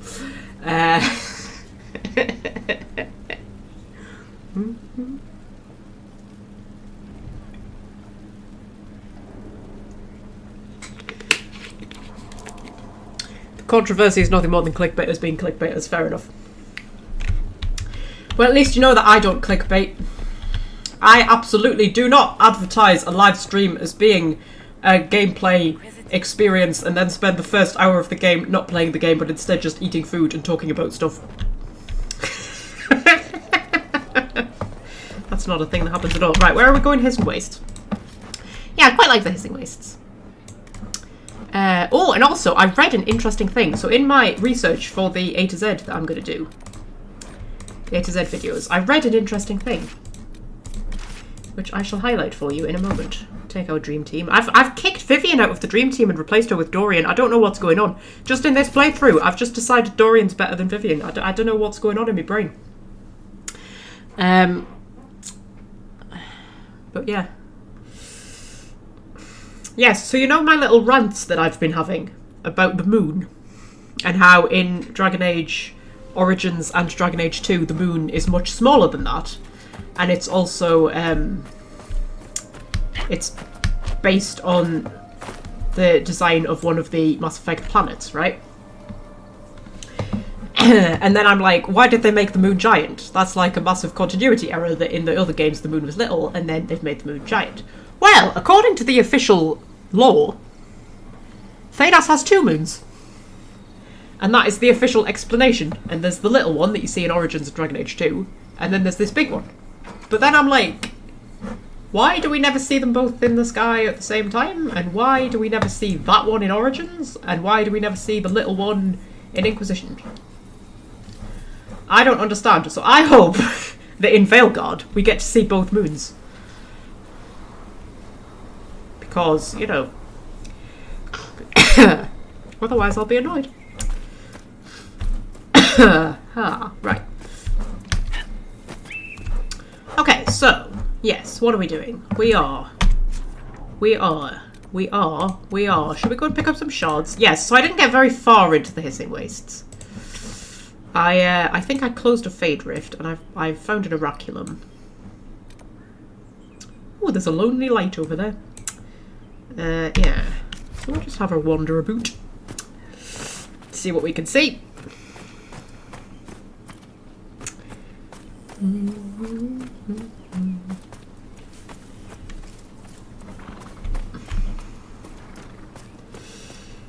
I like the Hissing Wastes. It's kind of dramatic. You see that over there? You can actually go over there, I think. You can reach them, can't you? I'm sure you can.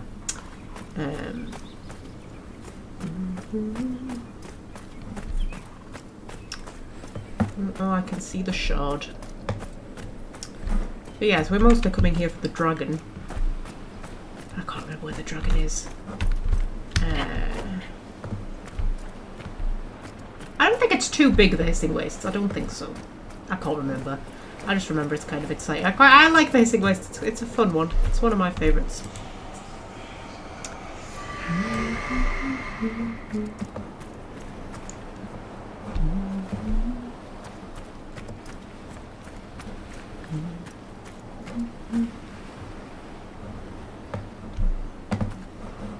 It's very dramatic, that moon. I do like it. Even if it annoys me that, you know, like, where's the other one? If there's meant to be 2, where's the other one? Oh, also, random person. Hi, random person. You're a hunter. Hi. It's a pleasure to see a new face. Oh, you're very Scottish. Of intermages. They aren't so kindly as Hunter Mag, which is me. Okay, what's a hunter doing here? Hunting, I presume. Why come out here for game? What do you hunt? Not game. I bring back fine furs and shiny teeth they cut and sew in Orlais. I'm not the only hunter here. Val Royal's always hungry for the best. You can make a fortune feeding that beast. Quillback spines, for example. All the fashion for men's hats last winter. Okay, tell me about the area. Anything I should look out for? Watch out if you have to fill your water skins. There's more monsters than normal staking out the oasis. Okay, what do the Venatori want? Do you know what the Venatori mages are doing here? Arguing amongst themselves, mostly. I think they're trying to find a way inside that tomb with the two statues. It's locked tight as far as I can tell. Okay. Farewell. Heed the winds. Right, fight and kill a legendary beast. Oh, do I have to? I feel like I do a lot of killing of, you know, endangered species in this game. I feel bad about it.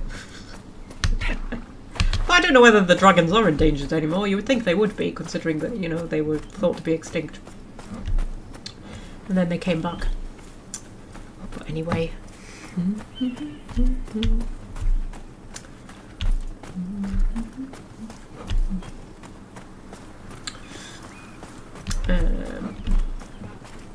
Yeah. Oh, have we got our Veil God playthroughs planned yet?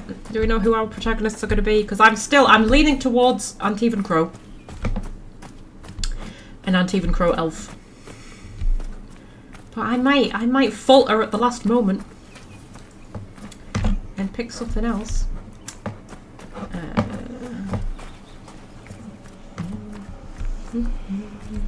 I think playing as an elf will be interesting though, considering everything that's going on with Solus.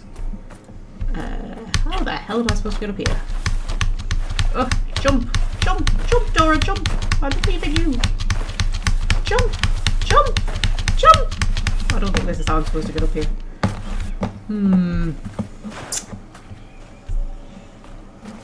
Yeah. And I was going to play as a rogue, but now I'm leaning towards mage. But then I feel like I always play as a mage. I'm like...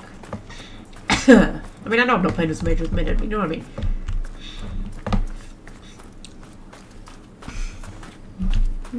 Oh, I'm gonna have to go like a really long convoluted way. I've just realised Sarah's got a level up. Sarah, you can have an auto level up, love. There we go. Yeah. What was I saying? I can't bloody remember.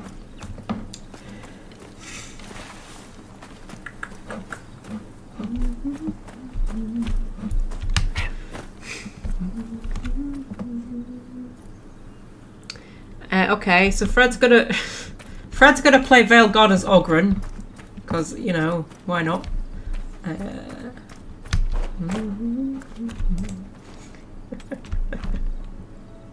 What if like the backstory that they give like interferes with that though? That's always my issue with doing playthroughs as like other characters. I still want to know whether we're going to be able to give Rook like a first name. I mean, we must be able to, surely. They can't just be called Rook. We must be able to give them a, like, you know, their own name. Rook must be like a code name or something, or a nickname, surely.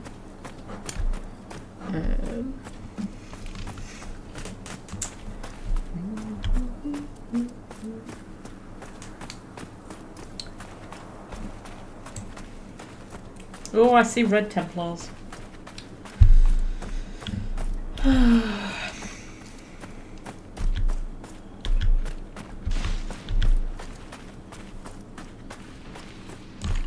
Oops! I nearly shot the deer. Not shoot the deer.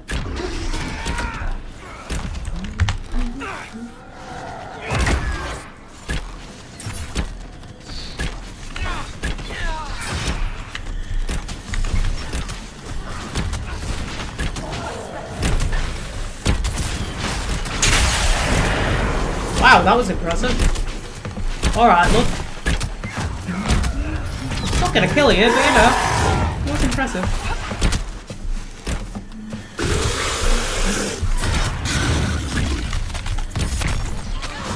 Make it take you. Okay, we done? I think we're done. Marvellous. It won't have Ogren's voice though, Fred. Will that not bother you? Oh, it doesn't have Ogren's voice. Quite a distinctive voice.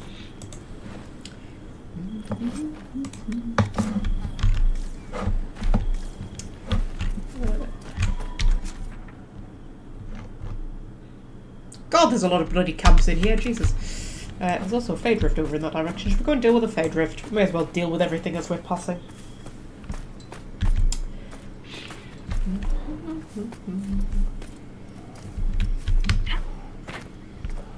Oh. Like the idea of Ogren eventually straightening up in the Grey Wardens and becoming responsible. That'll be the day.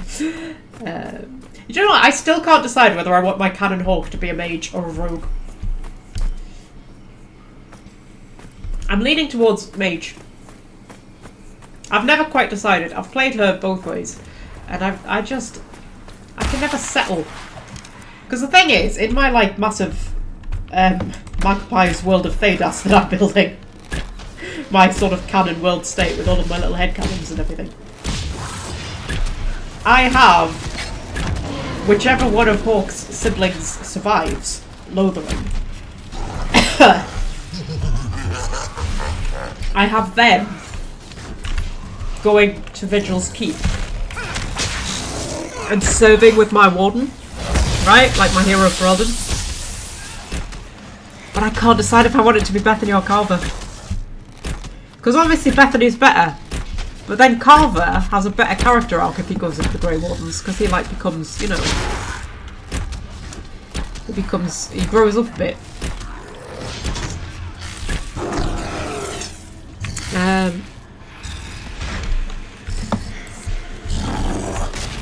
Yeah, so I don't know.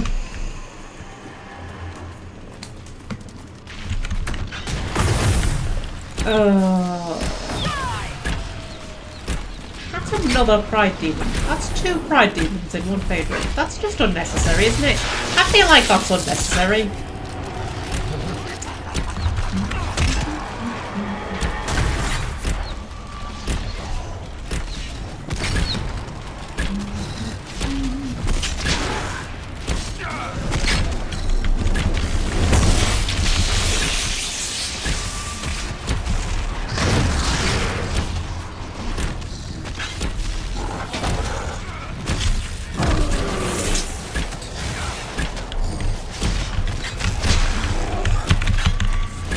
Got them. Are they done? Are they dead? Marvellous. You're gonna let me pull the rift. Thank you.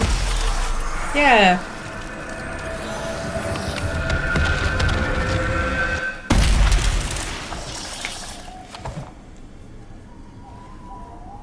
Yes, what was I saying? Yeah, so I can't decide if I want it to be Carver or Bethany. Who becomes a Grey Warden. I'm leaning towards Carver. But anyway, right, I'm going to take a quick break. I know we've only been playing the game for like 20 minutes, even though we've been live streaming for like an hour and a half, but it's fine. I'll take a quick break. I shall be back with you momentarily.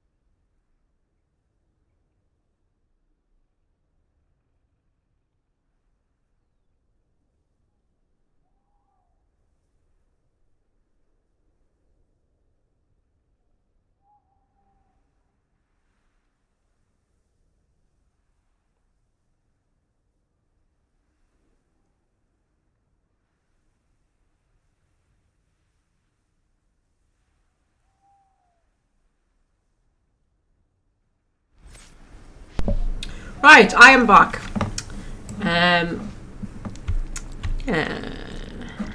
I was going to say something, I can't remember what it was. Oh yes, I installed my my new SSD into my computer.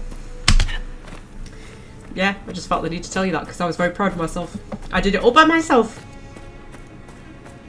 I didn't take the old hard drive out though. I've left that one in for now, even though I'm pretty sure it's breaking down. But you know, they can be breaking down for years before they actually die, can't they? So... But yes, I've got a shiny new SSD, 4 terabytes. I got a 4 terabyte SSD for 160 quid. I remember the days when you could get like a 500 gigabyte SSD for like 400 quid or something stupid like that. 160 quid for 4 terabytes, like Jesus. So yes, I installed it into my computer all by myself and it works. It works! Very proud of myself. Ooh, there's a question mark. I love a question mark.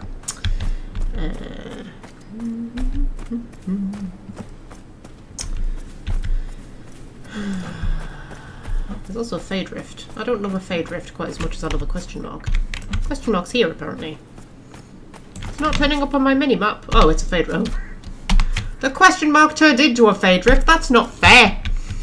It's the leapy ones. I've never seen a fade rift turn up as a question mark before. That's very odd. It's usually a locked door, isn't it? Turns up as a fade rift.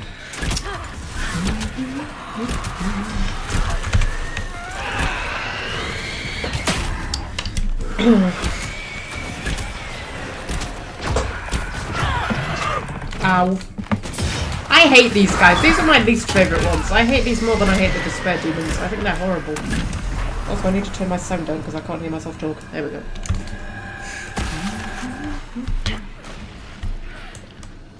Two pride demons, are you having a fucking laugh? Honestly, what are you trying to do to me, you Inquisition?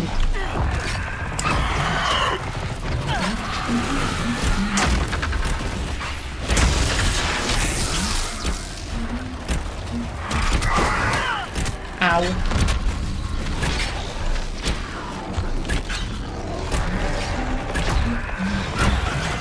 Use my mega ability.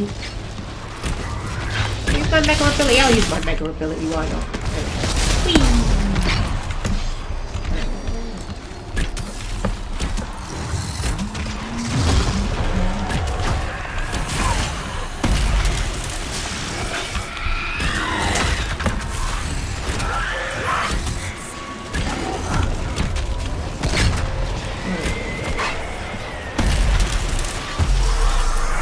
With the hissing wastes, it's a little bit more of a kind of high level sort of area. Are they losing their minds into winter? I bet they are. About anything in particular? The Inquisition? I mean, you people believe weird stuff, right? About Andraste. Most of the Imperial Chantry's teachings are the same as in the South, despite some finicky bits about magic. The parts where you're wrong. Yes, quite. The parts where we're wrong. Yes. The Trevinters think that Andraste was a mage. I also think that Andraste was a mage, because when you read the stories about her, it seems kind of like she's a mage. And I find that kind of fun, because, like, if Andraste was a mage, and the Maker came and spoke to her, the Maker might well have just been a demon. To be fair. Just a demon who just kind of went, hey, I wonder if we can alter the course of history and create an entire religion. You know, you never know. Yeah.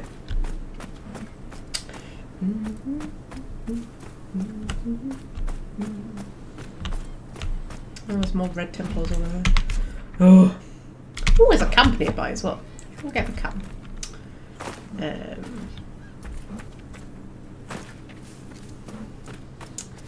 Yes, but it does occur to me that the Maker might well have just been a demon. They just whispered to Andraste. And then, you know, Andraste was like, oh, let's rise up and defeat the Venter Imperium and start a new religion.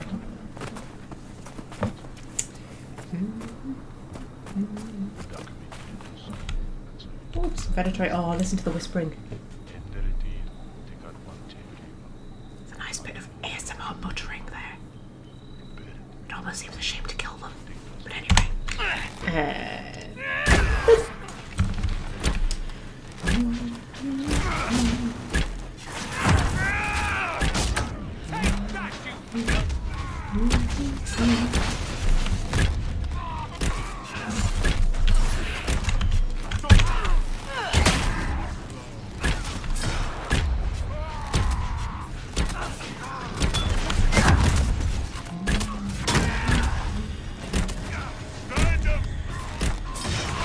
Or just die. There we go. He called me a coward before he died. It wasn't very polite, was it? Magpie should invent her own religion. What would be the rules of the Magpie religion, do you think?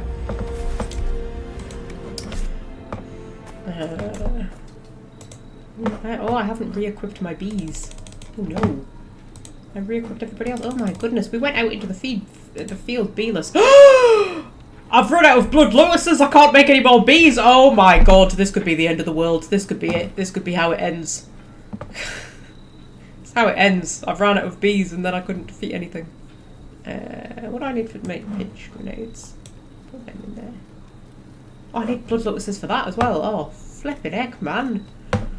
Oh no, we're out of bees. I'm not going to find any blood lotuses in this waste either, am I? I'm going to have to struggle on without bees, guys. Well, I've got 3 jars of bees. But I can't give anybody else jars of bees. I can't replenish my bees. This could be bad.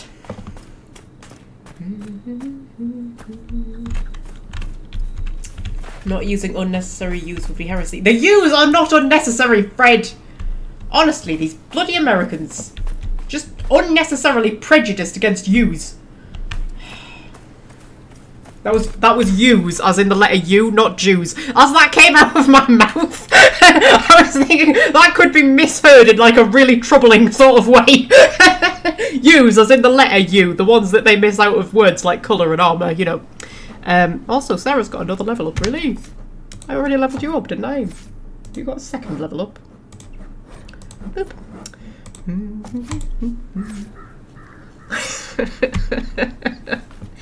Yeah.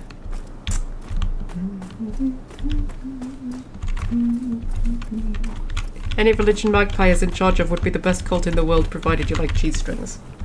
And chocolate. Yeah, we'd be like the cult of chocolate. Wait, what are we doing?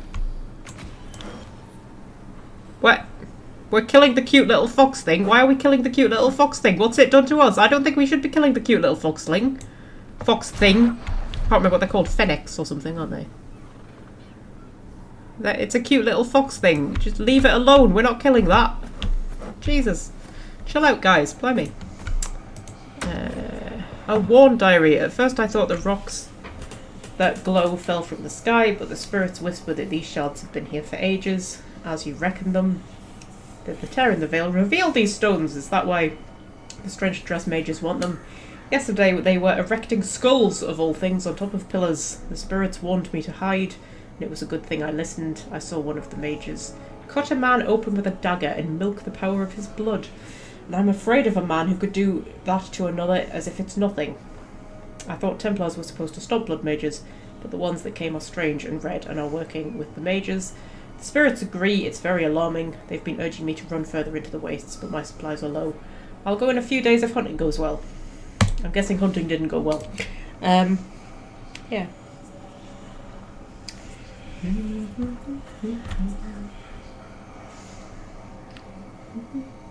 Magpie does hate U's, however. What?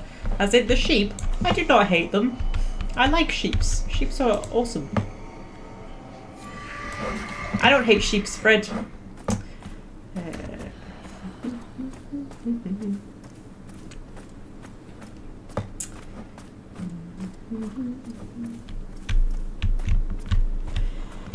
I don't hate sheeps. Love all animals, even dogs. Just not quite as much as I love cats, that's all. Love all animals. Apart from earwigs. Earwigs can fuck off. And worms. Worms can fuck off as well. But everything else is fine. Don't like worms. I have nightmares where I'm covered in worms. Worms are not a good thing. I can deal with spiders, weirdly enough. Most people don't like spiders. I'm fine with spiders. Spiders don't bother me at all. But worms, can't deal with worms. And earwigs. Fuck earwigs, man. Anyway, what's that over there? Oh, it's a thing. It's a what's it that we can loot.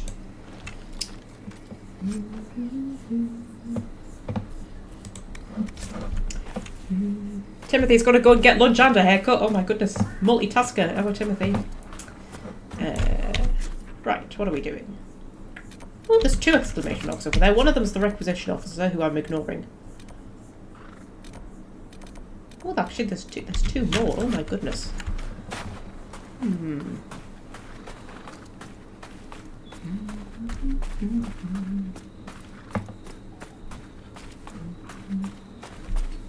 Oh my god, there's a cave I completely missed. Head down into the cave. Whee!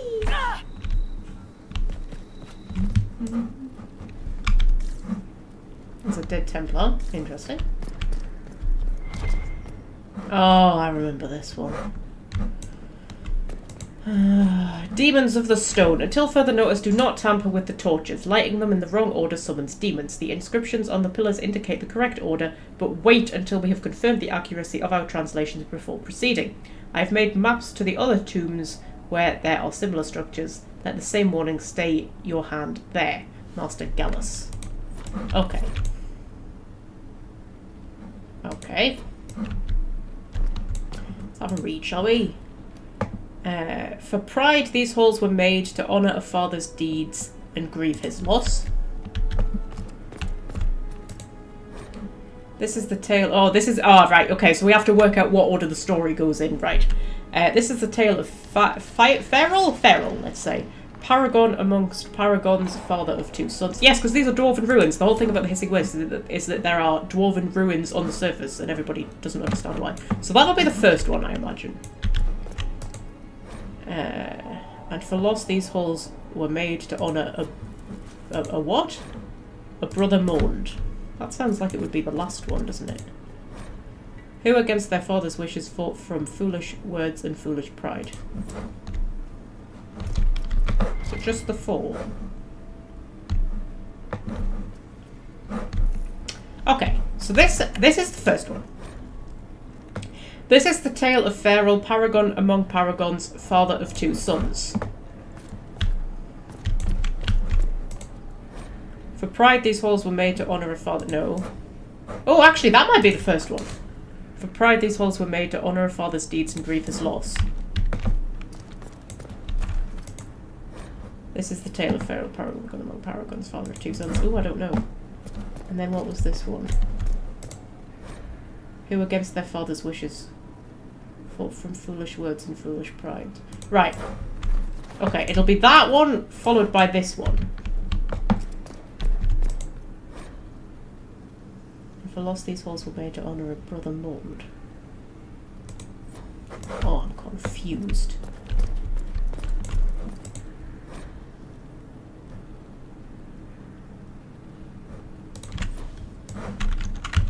I think, right.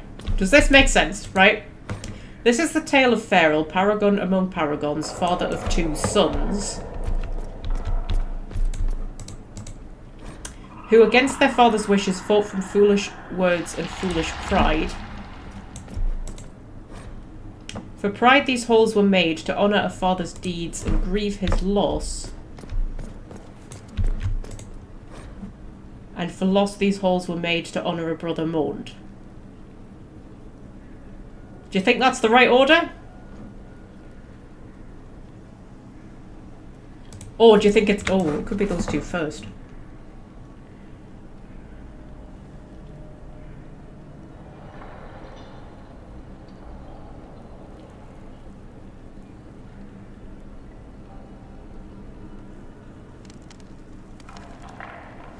Ooh, I might need me thinky brain for this one.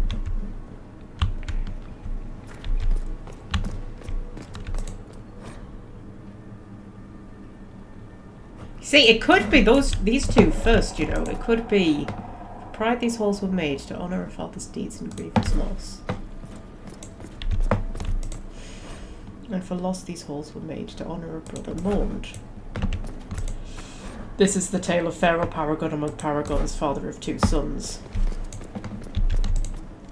who against their father's wishes fought from foolish words and foolish pride. You see, it could be that way round.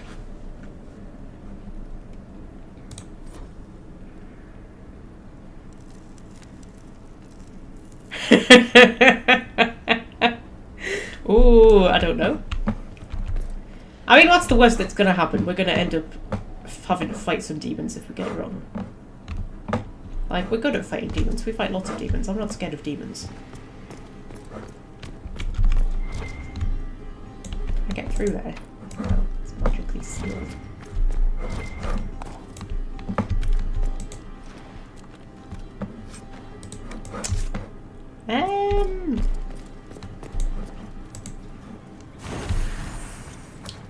I'll wander around and see if there's any runes while I'm thinking about it.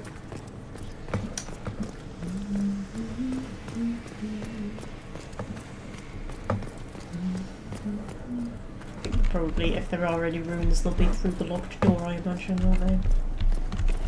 Probably. Is that on the pillows or anything? No, I don't think so.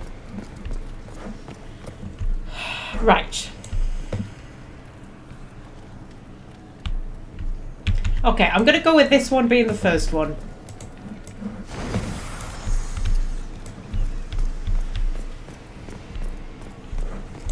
And then this one. And then this one. And then this one. Burial chamber, I think. Hey! It worked. I was right. Okay. And there's a mosaic piece, which is obviously the most important thing.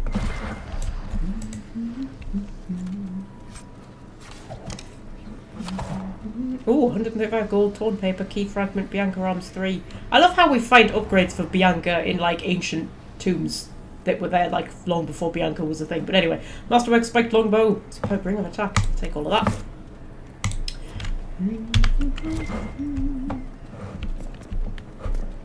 Oh, I was going to check in here to see if there was any runes, wasn't I?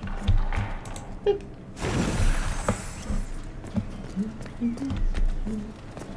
That was quite a fun puzzle. I enjoyed that. I like it when a puzzle is, like, not so difficult that it's difficult, but at the same time difficult enough that you feel like you've achieved something when you Dorian, those words you say, what do they mean? What, you mean like mendicant? Ultimatum? No arse when you're mad. Vishanti Kothas. You're swearing, I know it. Vishanta Kafas. It's divine, relics of the old tongue. We still use the colorful phrases. And it means what? Literally, you shit on my tongue. Why not just say that? A mystery for the ages. They're a fun pair, those two. Was I saying something? I feel like I was saying something. I don't know if I was saying something. Was I saying something? I might have been saying something. Who knows? Who knows with me? Yeah. Oh yes, I know what I was going to say. I'm quite looking forward to, when I finish Veilguard, we're going to take a little short break from Dragon Age. Well, it'd probably be quite a long break from Dragon Age, actually, because I'll be playing Dragon Age in my own time. But we're going to do a little short series, and we're going to play the Council, and I'm quite looking forward to it. I think it'll be fun, because I've played the Council once before, and it's a kind of puzzle game. But I played it long ago enough that I can't remember the solution to all the puzzles. But I think it's going to be fun. I think we'll have a laugh. A sand-covered note. Lephus, I expected the wagon we sent out to the canyons to return to the watchtower by evening. It is now past noon. That does not take a half day to travel from camp to camp. Should be obvious. But if nobody has the sense to be alarmed, look for them immediately upon finishing this letter. Take archers with you. Those spiders in the canyon seem to fear nothing, but that screeching monster to the east, I'll be by the 4 pillars. Right, okay. I'm assuming the screeching monster to the east would be the dragon. Estoris! Lovely name. The work goes well, but we're bound to be followed sooner or later. I've set up a watch on higher ground in the Sunstop Mountains, obviously named by someone who never beheld a real mountain. If you're looking for Harmonium, he's looking for the tomb in the canyons to the west. Okay. I think that gave us a quest or something. Yeah, yeah. So, should we take care of the Fade Rifts then? The patrol has gone missing in the bone fields between the canyon camp and the 4 pillars. And that's Fade Rifts. We'll set the Fade Rifts after, but we'll go and deal with the Fade Rifts before we do anything else.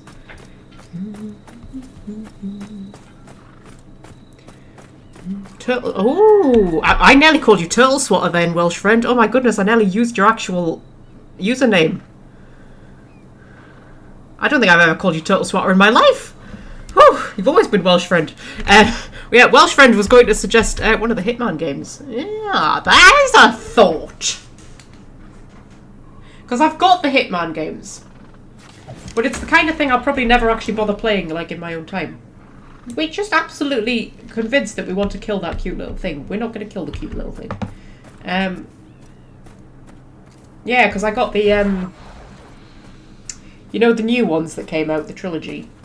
I got them when they were discounted, but I probably never played them myself.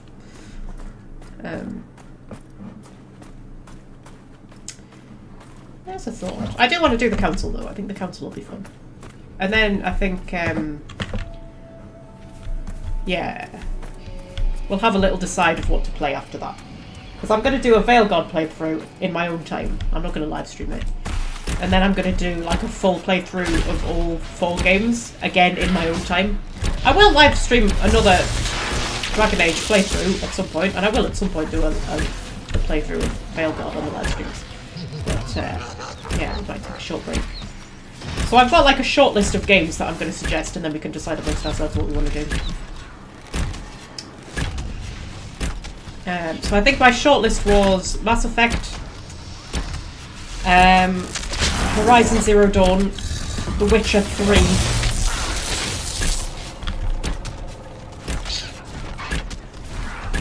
The Outer Worlds,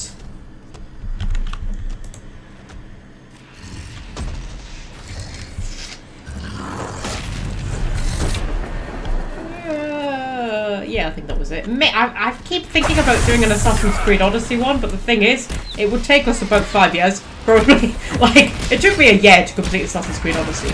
And that was playing it in my own time, not just doing it like for a few hours every week. So, it might take us a while to actually get through it. We've still never finished Oblivion, actually. Yeah, could go back to Oblivion at some point. I sort of lost interest in it, though. We're gonna go back to it one day.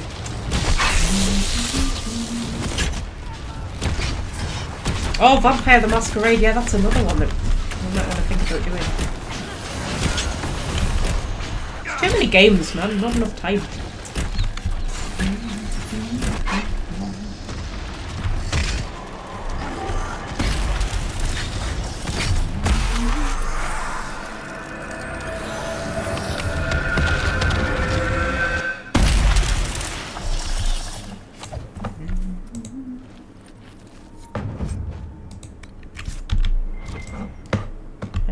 And I also want to do a No Nuts Forever live stream at some point. That might be a one-off though. I'm thinking of doing a birthday live stream for it. Because No Nuts Forever is just stupid fun. It's just daft silliness. It's just hilarious. I love No Nuts Forever.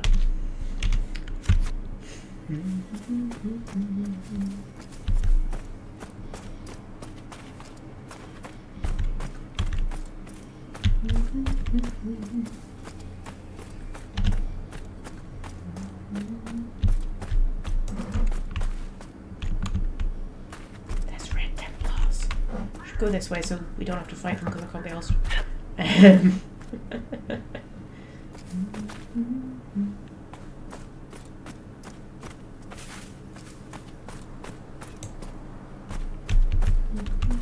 But yes, we could do the Hitman games.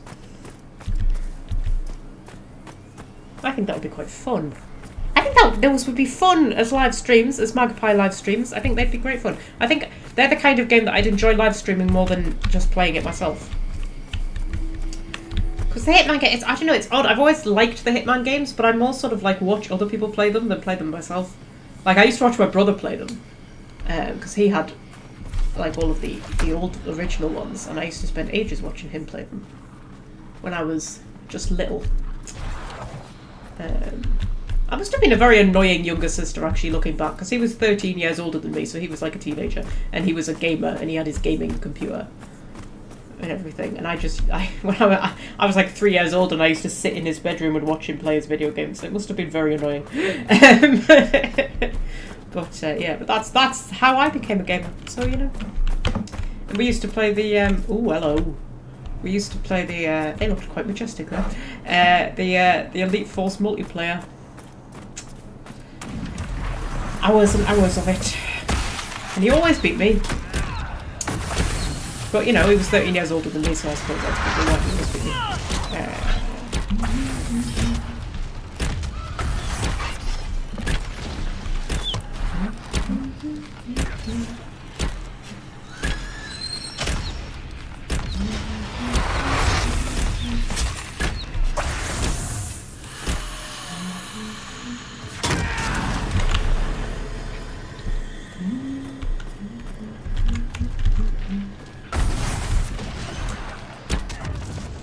Yeah, I did start playing Vampire the Masquerade a while back.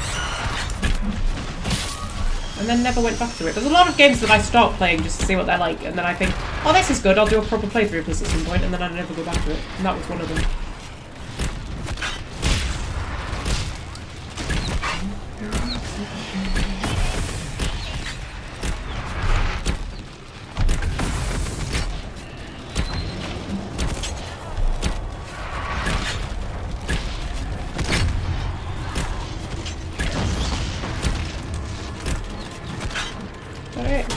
Was that wave 1 or wave 2? I can't remember. That was wave 2, marvellous.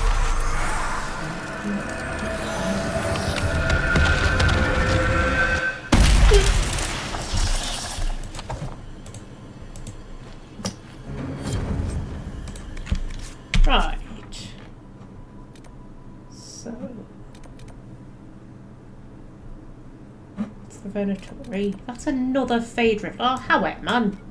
Come on, I can only be dealing with so many Fade Rifts. What, you think I'm the bloody Inquisitor or something? Jesus. It's like they think I'm the Herald of Andros, too.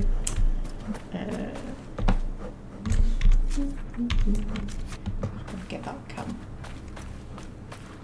Oh god, now we're going after innocent rams. Why do we just want to kill all of the animals in this area? I don't know. They keep turning up as their enemies, but they're not.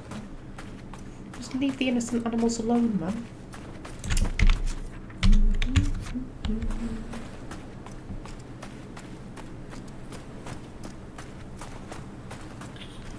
There's a cap over here somewhere.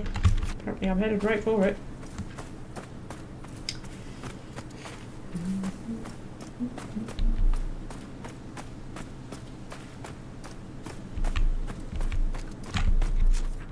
Yeah, headed right for it. Where the fuck it is? Oh, there it is.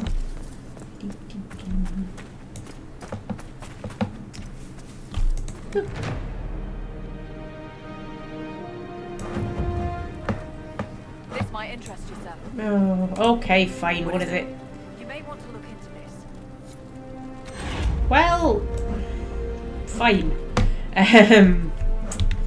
Yeah. So, ooh, there's a question mark. And there's more red Templars. Really? Oh, how are? Look at his little legs. Oh, he looks so cute. He's all big up top and little down the bottom. Bless him.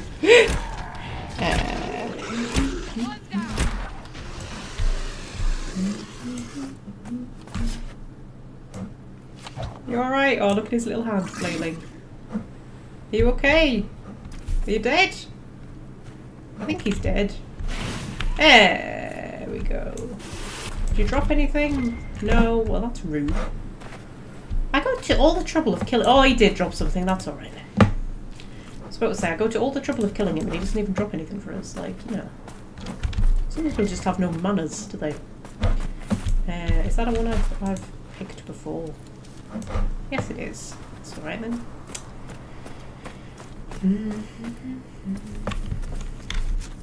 Whoa! Oh, I accidentally set a mark. I hate when I do that. Yeah, there's a question mark there, but it's not turning up on my map mark. Oh, it might be under the ground. Is there a cave somewhere? I bet there's a cave somewhere. We'll go and deal with this Fade Rift before we do anything else.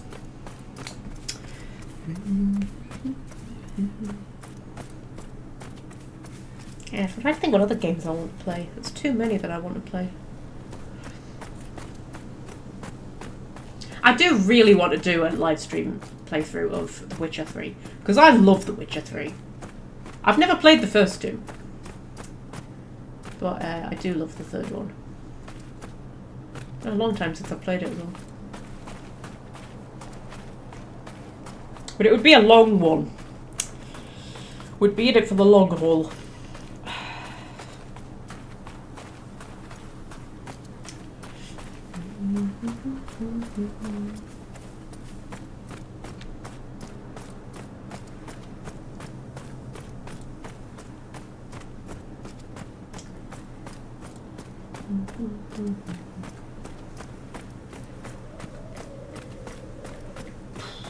Hissing Waste is the only map where I ever use the horse. Because there is a lot of like vast desert. But then I like having my companions with me. You know, and when you get on your horse the companions disappear and that annoys me. Because then you can't hear their banter.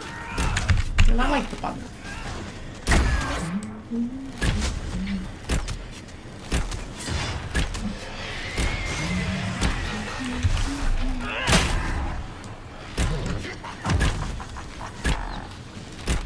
Pride demons have a great evil laugh, don't they? Although they've redesigned them a little bit for Veilguard, I'm not sure I like it. I think it looks a bit naff, but you know, you're alright.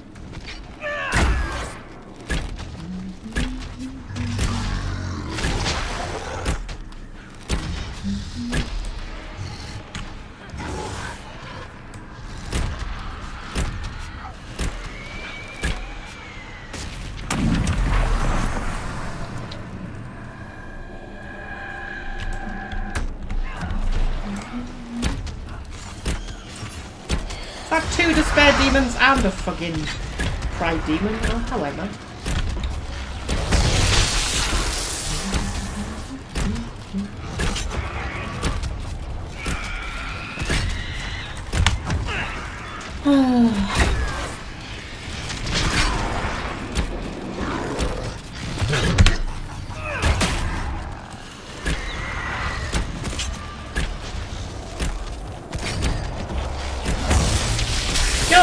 I have nothing to say. Like, the combat is just so uninteresting that I'm just sitting here with my finger on the mouse button. Like, I have nothing to talk about during this battle at all. Unless we pick a tangent.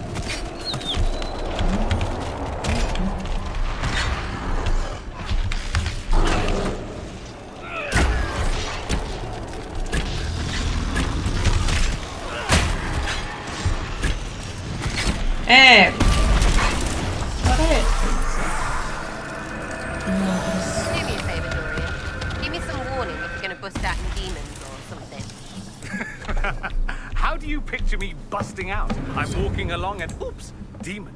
I mean, it could happen despite my training. You could also trip and impale your eye on an arrow. So you're gonna warn me or not? Certainly. But only because you're so dear to me. To be fair though, if she tripped and sort of, what was it he said, impaled herself with an arrow or whatever, like, that would only affect her. If you turn into a demon, that's going to affect a lot of people, to be fair. Like, the fear of mages is like, it's justified. Right, as much as it's all like, you know, if you're going to do that one, it's like, you know, the treatment of mages in the circle isn't justified, but the fear of them is, like, you know.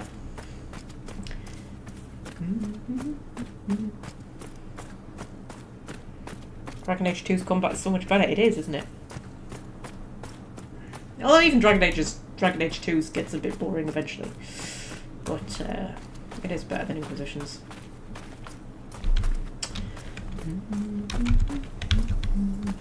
Have I already used this Oraculum? I don't know. 0 out of 0. Yes, I have. Marvelous. Ooh, that was an exciting noise.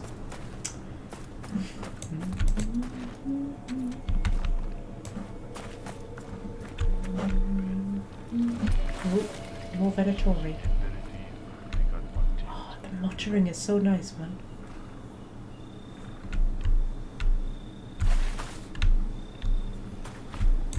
Well, I have to kill them.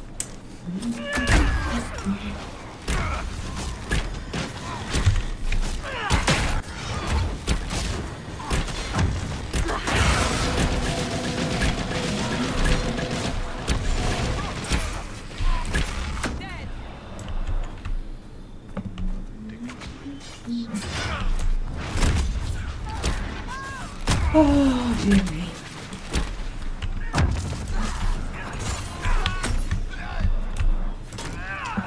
Yes, I feel like I'm not talking very much in this live stream, but you know. I'm quite tired, to be fair.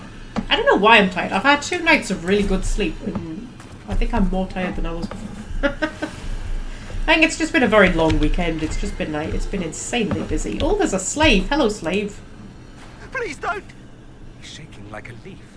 Go look for one of our camps. I'm certain the Inquisition will take you in. They will? I'll go. Thank you. Cole approves. Cole isn't even here and he approves. Also, I didn't do anything, so I don't know why Cole's approving of me. You should be approving of Dorian. Dorian was the one who sent him off to the Inquisition.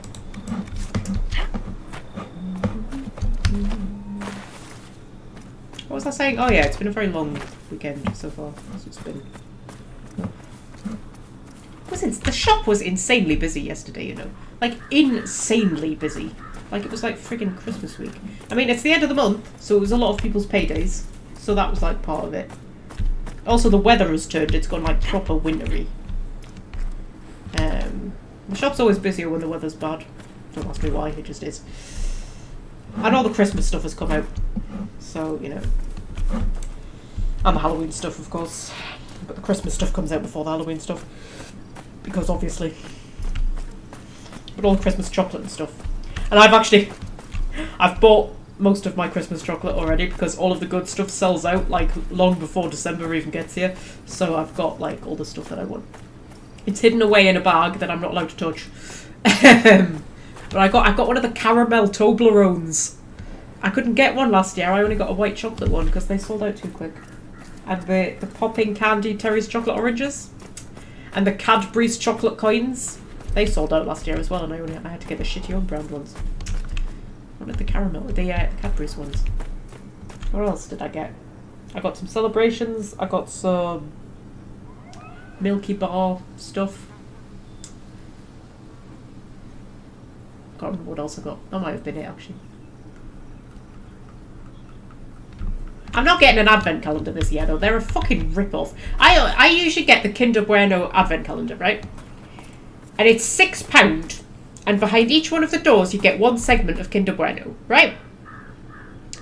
I worked out that in a 4-pack of Kinder Bueno bars, there are more segments in that, and it's like $2.75 or something. Because a Kinder Bueno bar, it has like 2 fingers, and each finger has 4 segments, right? So that's 8 segments in one bar. So what's 8 times 4? It's like 16 plus 16, 26, 32, right? So that's 32 segments of chocolate in a 4-pack of Kinder Buenos, which is like, I think it's $2.75. Or you can buy an advent calendar with 24 segments of Kinder Bueno in it for £6. What a fucking rip-off. Like, no. And I'm not buying one of the cheaper ones because the chocolate just tastes like cardboard. So I put my foot down. I was like, no, I'm not doing it. I will not be taken in by the scam. I'm not having an advent calendar. So there. Anyway, there we go. That's my rant for the day.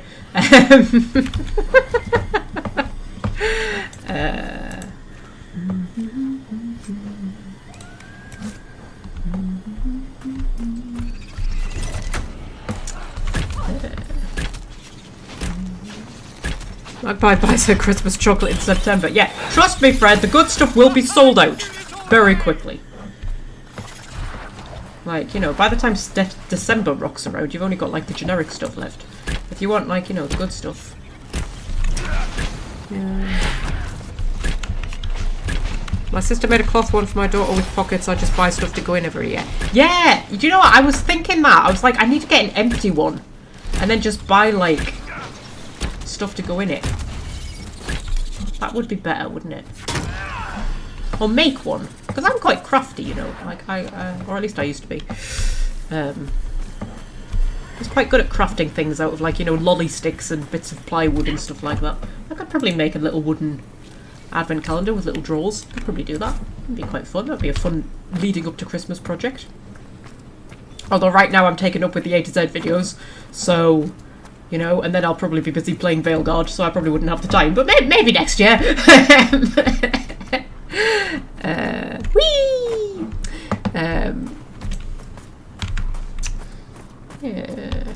What am I doing? I'm looking for a missing patrol, I think. I've got a feeling they were probably eaten by spiders, considering the amount of spiders there are around here.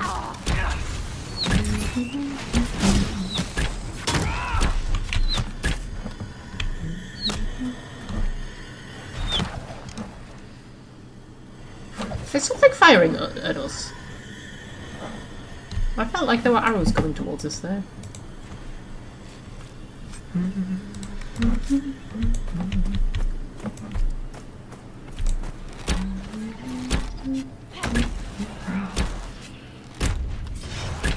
I got a Reese's Pieces advent calendar one. Yeah, that was a mistake.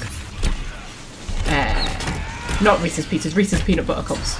It's just the same thing. Reese's Pieces are actually disgusting. Have you ever had Reese's Pieces? They're like Smarties, only it's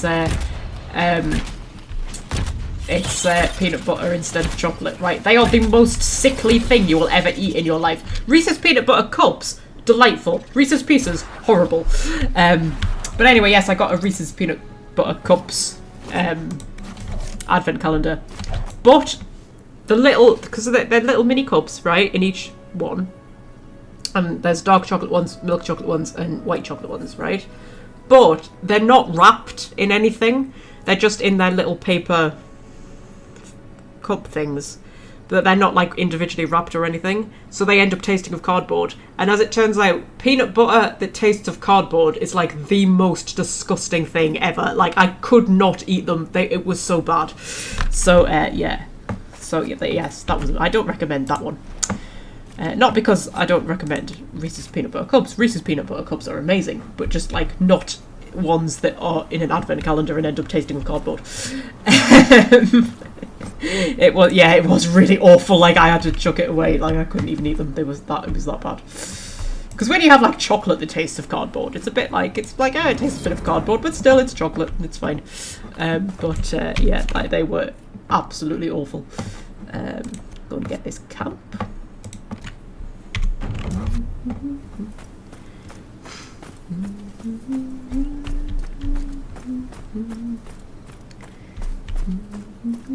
Magpie has seen through the advent calendar scam. I know. I've seen through the Easter egg scam as well. I don't buy Easter eggs anymore. Except the little ones, because I do like an Easter egg. But they're such a fucking rip-off. And I mean, they've always been a rip-off, but then in the last couple of years, they're like more of a rip-off than normal. Because they were sort of a rip-off, but it was at a level where you were sort of like, yeah, but it's Easter and they're Easter eggs and Easter eggs are cool. So, you know, I accept the trade-off that it's a rip-off. But now they've become so much of a rip-off that it's just like, nah. I'll just buy a chocolate bar. Like, you know. I've long been thinking of getting some. You can get Easter egg molds and then you just make your own Easter eggs. I thought I might do that. You know, because that would be more fun as well, wouldn't it? I like doing things like that. I like making, like, stuff. Oh, look how pretty it looks. Oh, it looks so pretty. Oh, I like missing wastes. I don't know why we only come here at night time, but you know. I think I know where this is going. I was wrong. Where did you think I was going with that, Welsh friend? I'm curious. I want to know where you thought that was going.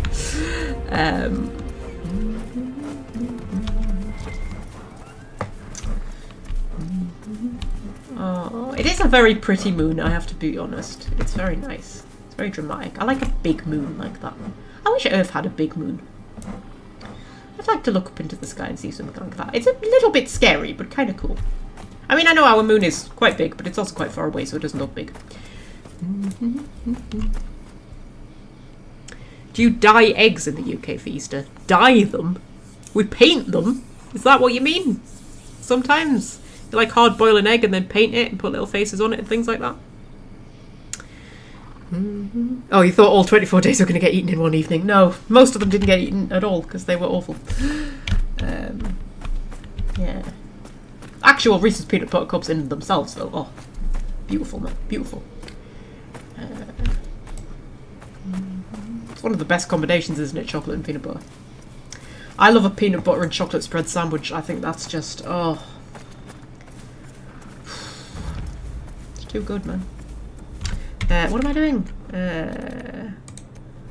Let's do that one.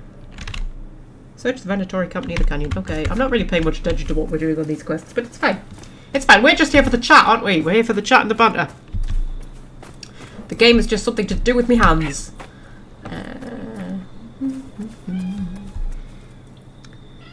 Oh, there's a cat. What? What? What? What's the matter? Are you coming up? Are you coming up? Hey, she's up. Should we put cat cam on? Should we put cat cam on? I should warn you that I'm in my pyjamas. I'm wearing my Winnie the Pooh pyjamas with my Gryffindor cardigan over the top, and I don't have a bra on. So, you know, just brace yourselves for that. It's been that kind of a day. There we go. Look, that's you. This arsehole. Do you want to know what this little arsehole did?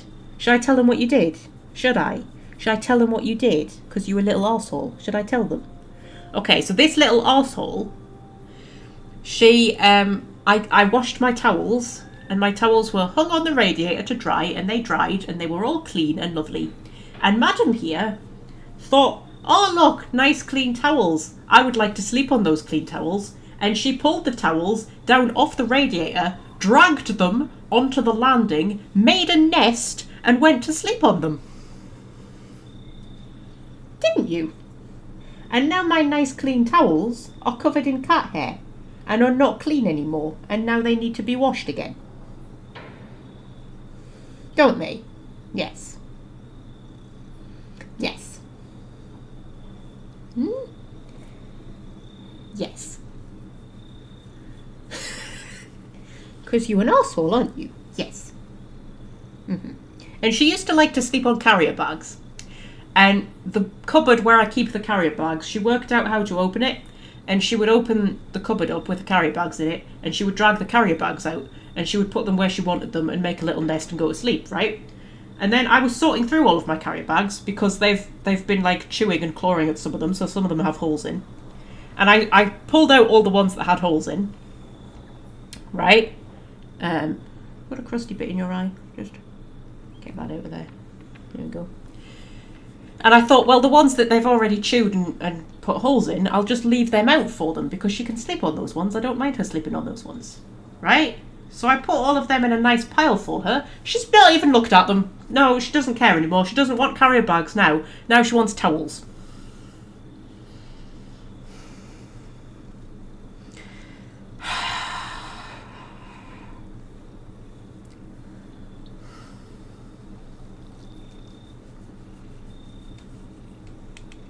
You're an arsehole, aren't you? You're an arsehole, yes.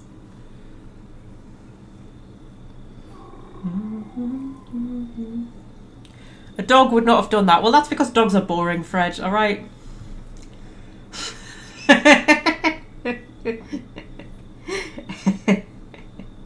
And also, like, of course a dog wouldn't have done that. A dog isn't intelligent enough to do that, is it? A dog isn't intelligent enough to look at the towels on the radiator and go, I would like to make a bed out of those towels. That's right, isn't it? You cleverer than a dog, aren't you? Yes. And over that way. Oh. Put cat cam on you a bit better.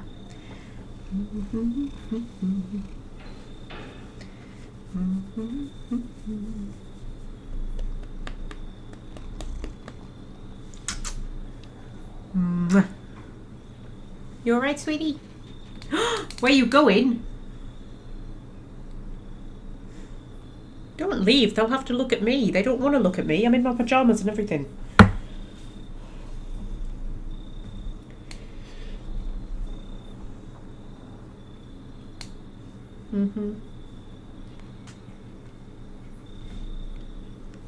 Okay. Oh, you've paused the game. Well done. That was very clever of you. It's very thoughtful. Pause the game just in case we got attacked or anything. Very good. Dogs are more loyal to their owners. No, they're not, Fred.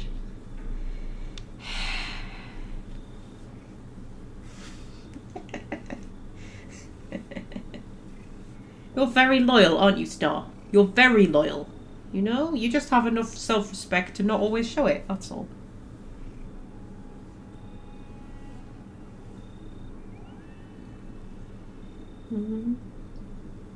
You're so sweet. Yes. Yes. Yes.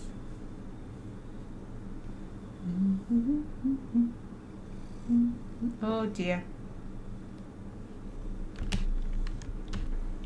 Oh, what are you doing? We've gone down to 3 viewers. You're scaring them off, Star. You are. They tuned in for Dragon Age playing. And what have they had so far? An hour of me eating. And now probably an hour of you. Just being a cat.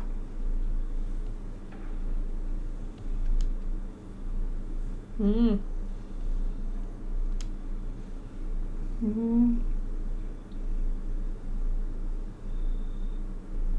very soft today. Some days she's softer than other days. I don't know what it is. It's probably hormones, is it? Is it hormones or something? But you're very soft today. Softer than normals.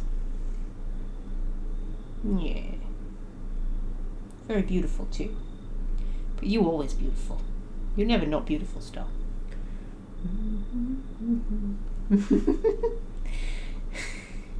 They do show their loyalty, Fred. Just, you have unique ways of doing it, don't you? But you're very loyal, aren't you? You're very loyal.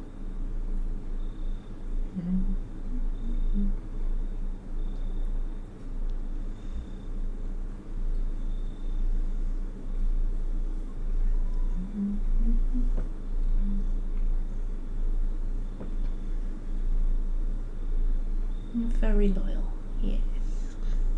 Yes, and very loving. Dog people they just can't be bothered to take the time to get to know you. That's what it is. Because it's harder to gain the trust of a cat than a dog. So dog people are just lazy. That's what it is. They like dogs because they don't have to try as hard. You have to respect the cat if you want the cat to respect you. Respect goes both ways with a putty. Doesn't it? Are you actually going to turn your back on them? See what you've done, Fred. You've upset her. She's turned her back on you now. You tell him, Star. You tell him. You tell him. Yeah.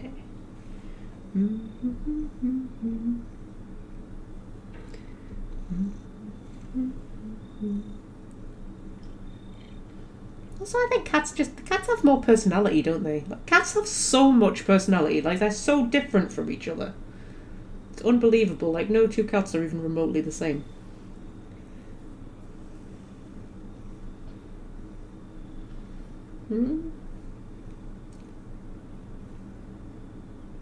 Where's your brother? What's he doing? Is he asleep? This is usually the time of the day where Star wakes up, but Scorpio doesn't wake up for another good hour and a half, so for a while I've just got to entertain Star until Scorpio wakes up. And then, you know, she goes and jumps on him, don't you? Yeah. Yeah.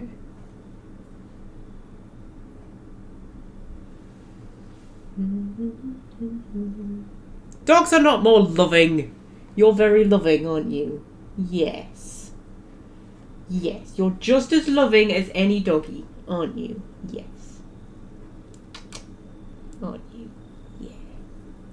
Sometimes a bit too much, actually. She's very clingy, this one, aren't you? Very cuddly. Sometimes it's a little bit annoying. Is it sometimes a little bit annoying? You're a bit too cuddly. Yeah. Yeah. Yeah. You want kisses?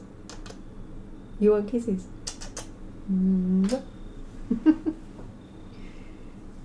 You're so cute. You are. You're facing the wrong way. Cat cam's over there. They're getting a better view of me than you. They don't want to see me. This is not my best angle. Especially not when I don't have a bra on. It's not good, Star. It's your beautiful face they want to see. Don't they? Very cute.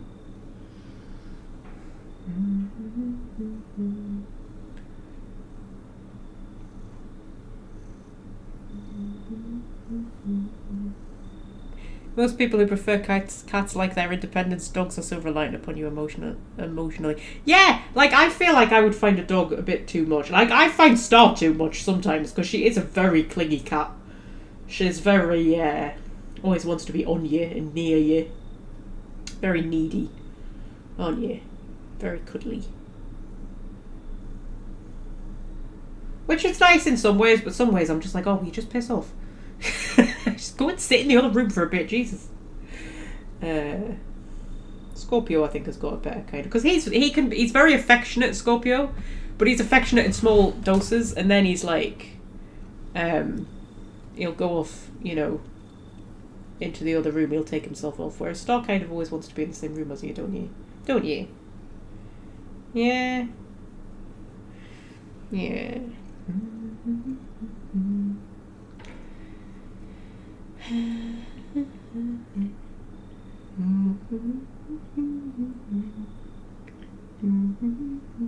Thing about going braless is that it smooths out your facial wrinkles. Don't have any wrinkles, Welsh friend. Because I'm young and live a stress-free life, mostly.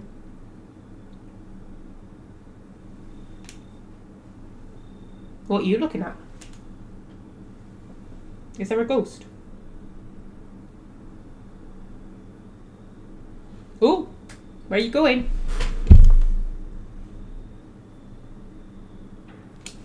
Well, I don't know what she's seen, but she's seen something. Right, what am I doing? I am search the Venatori camp near the canyon. I think that's what I'm doing, possibly. Are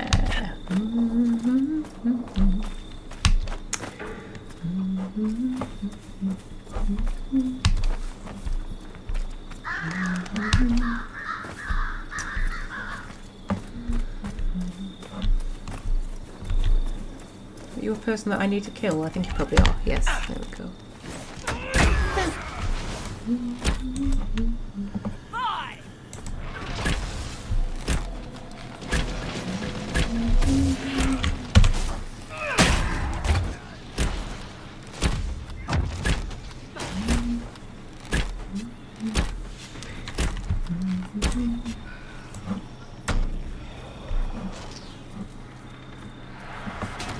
There's somebody else that needs killing. Oh, there he is. It was an invisible person.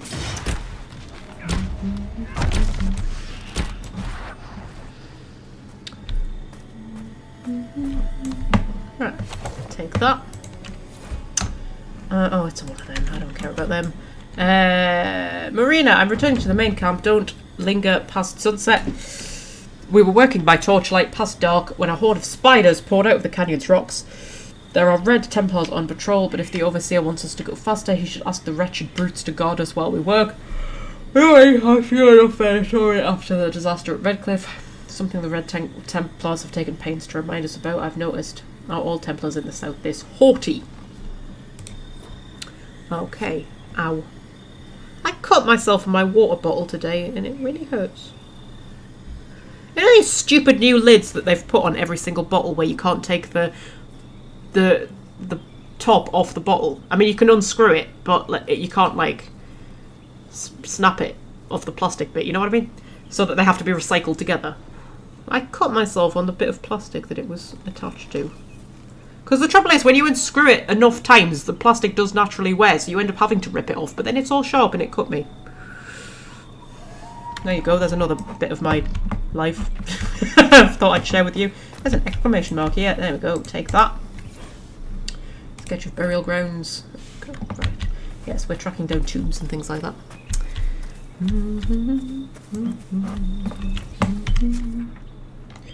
Right. Oh, there's another question mark. There's so many question marks. And there's another camp right next to the other camp.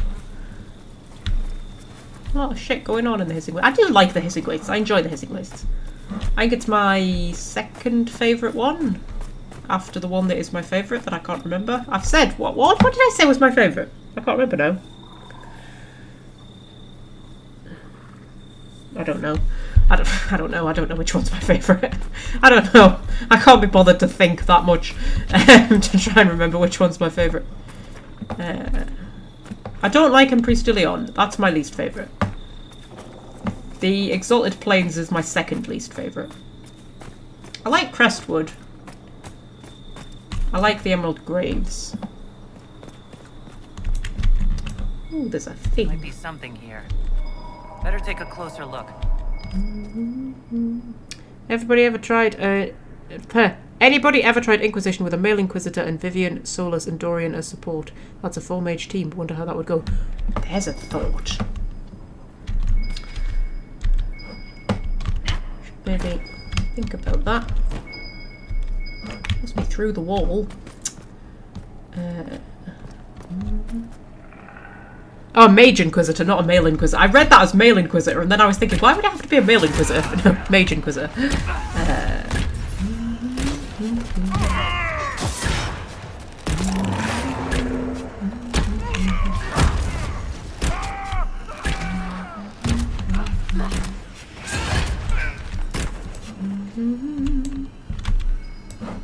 That way. Might be on the servers, of course. Volcanic Arium or Arum or whatever. Do you have a canon Warden and Hawk and Inquisitor, Fred? Do you have like a canon? Do you have a one that is like, yes, this is my definitive one. This is what I think actually happened, like a world state? Or do you just like play whatever? Like whichever one you're playing is your current canon or whatever. Just curious. Or any of you watching. I'm always curious about people's canon world states and what they... Like the head canons that they've come up with, like beyond the games. Like I have so many head canons. I've got my thing with like the elves in Ferelden and stuff like that and how I think, you know, Renora and my Warden kinda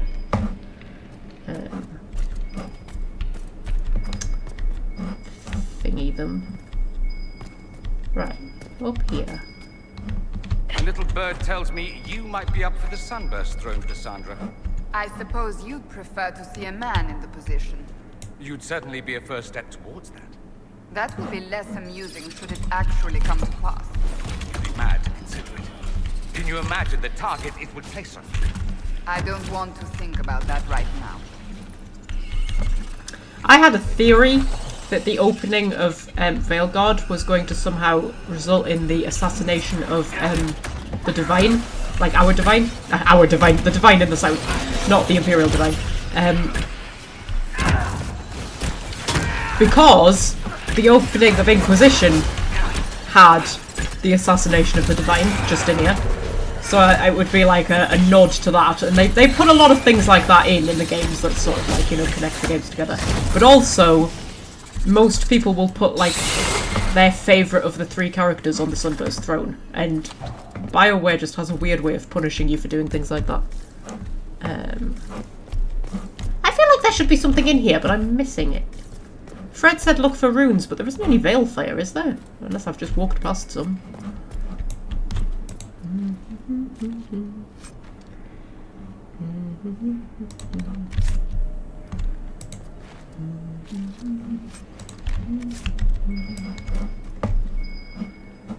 It must be up top, whatever it is I'm looking for.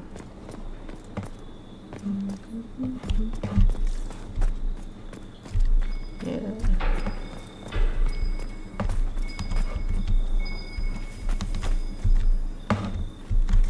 There we go.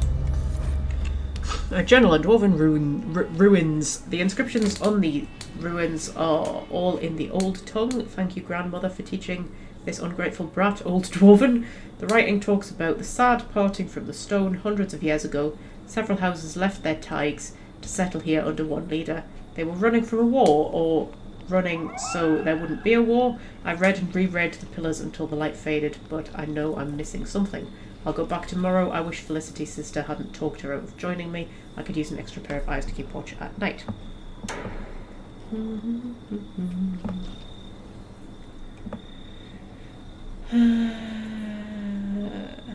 Don't have a cannon hawk.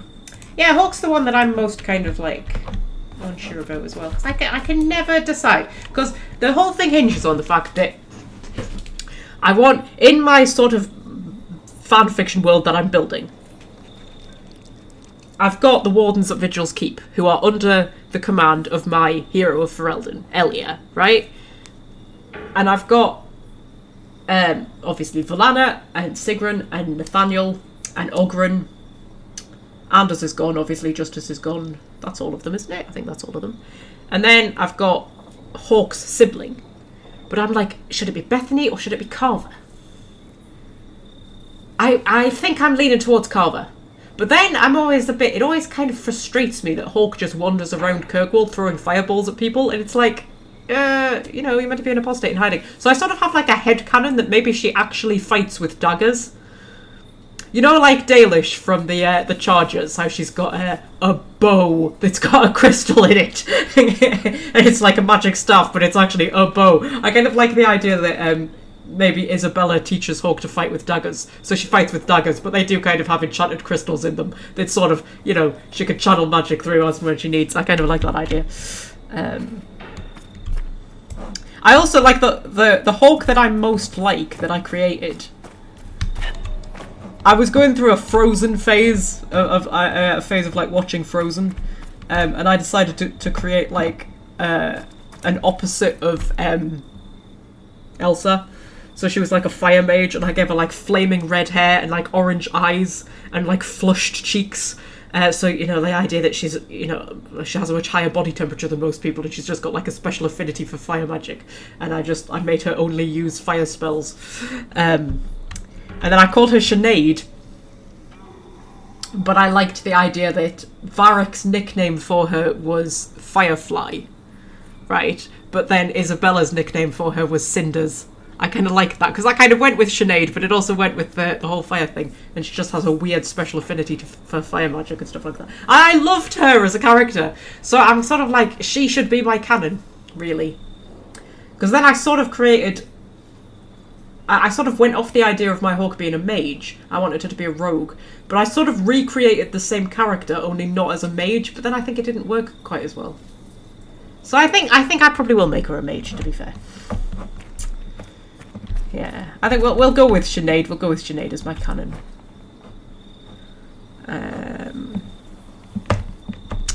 Yeah. But then my Warden and my Inquisitor are set in stone. I've got Elia, who romances Alistair, but then he dies killing the Archdemon. She also cheats on him with Isabella and Zevran. She's an interesting character. Flawed, I think, would be the word for it. Makes a Nora queen, obviously, because Alistair's dead.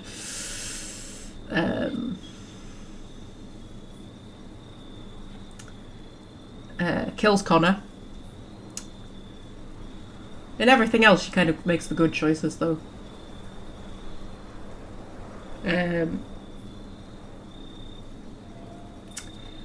My canon Inquisitor, she's pretty set in stone as well. She does lots of questionable things. She kills the Chargers.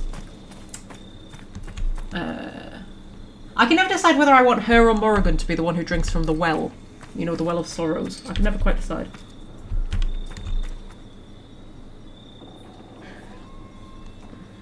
Yes, but some of my other wardens, because I like to think that I've got a warden for each origin, right? And some I've got two, because some of them you can kind of get away with that. And I like to think that each of them finds a way to survive their origin quest, even without Duncan, right? And they then go on. And some of them end up becoming Grey Wardens under Elia anyway. So like my human mage, she ends up being recruited into the Wardens. And she's a healer, so she kind of replaces Anders. And she ends up at Vigil's Keep, like, with that group. But then a lot of them go on to become agents of the Inquisition. And it's the same with my my other Inquisitors, because I've got sort of an Inquisitor for each origin as well. So a lot of my other Inquisitors become agents of the Inquisition. And it means that everybody gets there, because like I did a playthrough with a human noble, a female human noble, who married Alistair to become Queen of Ferelden, but romanced Leliana, right? And that was like Leliana's true love story, and they were such a power couple. And I was like, I hate the idea of Leliana not having her. So I sort of came up with a way for her to escape her origin, even when she doesn't become the Warden. And her and Liliana still end up together. And like Morrigan's love interest, I've got a Dalish elf called Shakar, who's Morrigan's love interest, and he's going to still turn up. I don't know how he's going to survive the Blight without Duncan quite yet, but so Morrigan gets her love interest as well. I don't know. This is the world I'm currently building. This is yes. It's going to be quite vast and expansive. But anyway.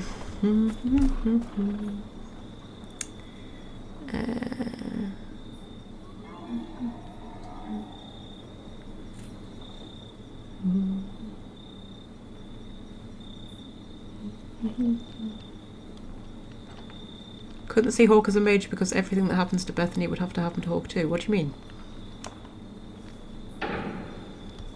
I mean, Bethany dies if Hawk's a mage. To be like in the, you know, in the what's it called? The first bit, prologue, where Carver got killed by the ogre.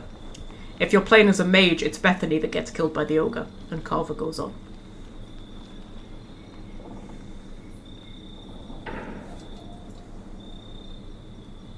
So yeah, yeah. That's why I was saying, like, I don't know whether I want it to be Bethany or Carver who becomes a Grey Warden, but yeah. I think Carver, I mean, I prefer Bethany as a character, but I think Carver, you see, Carver likes being a Grey Warden and Bethany doesn't, you know. But I think Bethany could undergo quite a powerful character arc as a Grey Warden. I mean, I could just completely disregard the canon and have them both survive, but I don't like doing that. I prefer to, like, try and fit my stories into the canon as much as possible.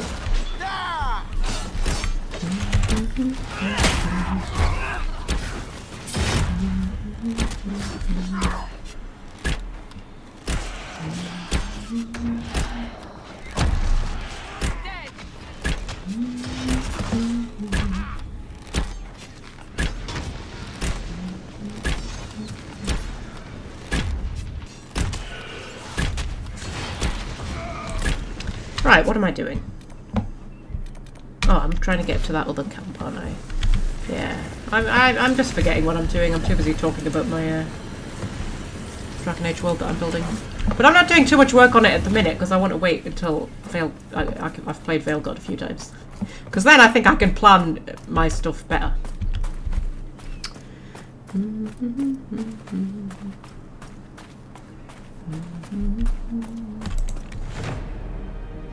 At least Bethany dies with larger breasts if Hawk is a mage. She doesn't, though. That. Nothing to report, sir. You interrupted Sarah! Do you know what? I hate the requisition officer even more. Stop interrupting people! Like, nobody likes you. You just give me requisitions that I don't want to have to do. What was I talking about? Bethany's breasts. Yes. So, it's only in the very first bit that Bethany has bigger breasts. Like, the very first bit before you create your Hawk. That's the only bit where Bethany has bigger breasts. Not in the actual tutorial bit proper. So no, she doesn't even have that. Oh, there's a Fade Rift. Oh, there's a lot of Fade Rifts in the Waste, isn't there? Oh, he's putting up dirty fan art of Hawk and Isabella. Oh, that's a nice one. Oh, that's a really nice one. Sorry, I'm just looking at dirty fan art now. It's fine.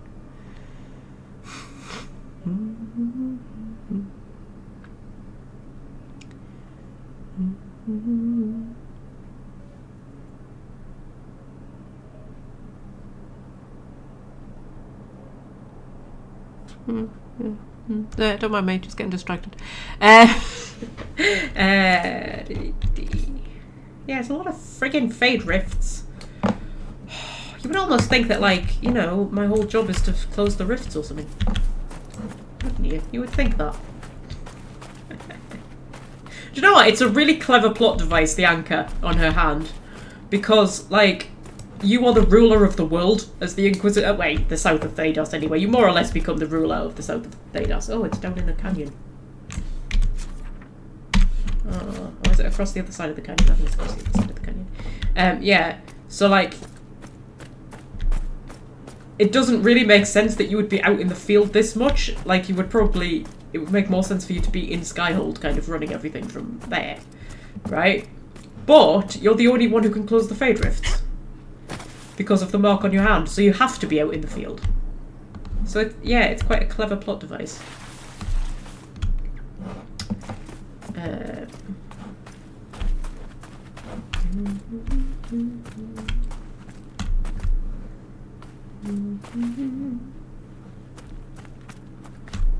It's very quiet down here. Well, that's so cool. They've actually made it quieter, so you come down here and you're encased in rock, and it's genuinely quieter. I love the Hissing Waste, honestly. I think the Hissing Waste is my favourite, actually. I think, I'm going to say it, the Hissing Waste is my favourite area. It's really cool. I can hear spiders.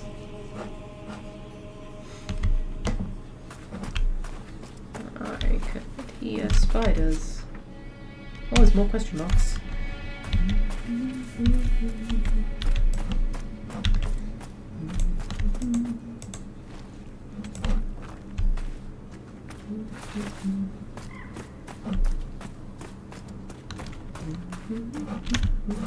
Oh, there's the volcanic aurum, whatever.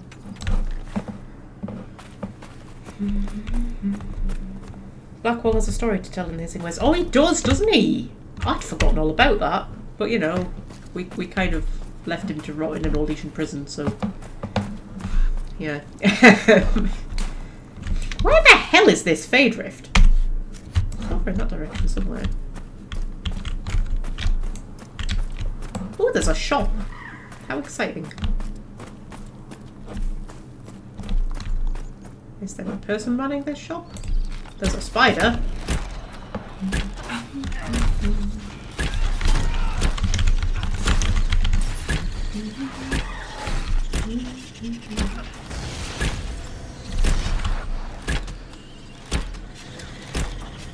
So which of our companions in Veilguard do we think is going to turn up to be a gigantic arsehole? Any of them? Because they're all seeming pretty cool at the minute. So far. I'm sort of quite liking most of them. Because I'm listening to the podcast, and the podcast is sort of showcasing all of them. And so far, I've liked all of them. I think the elf, what's she called? Balara? Something like that. She's got a very annoying voice. But other than that, I quite liked her. But I think she does have an annoying voice. Helm of the Draska. Ooh. Ooh. That's quite good, actually. Well, it actually looks quite nice. Should I buy that? I'm not usually one for buying things from the what's-its. I might buy that. That seems cool. I'm going to buy that. I think it's better than my Orlesian one. Sell all my shit.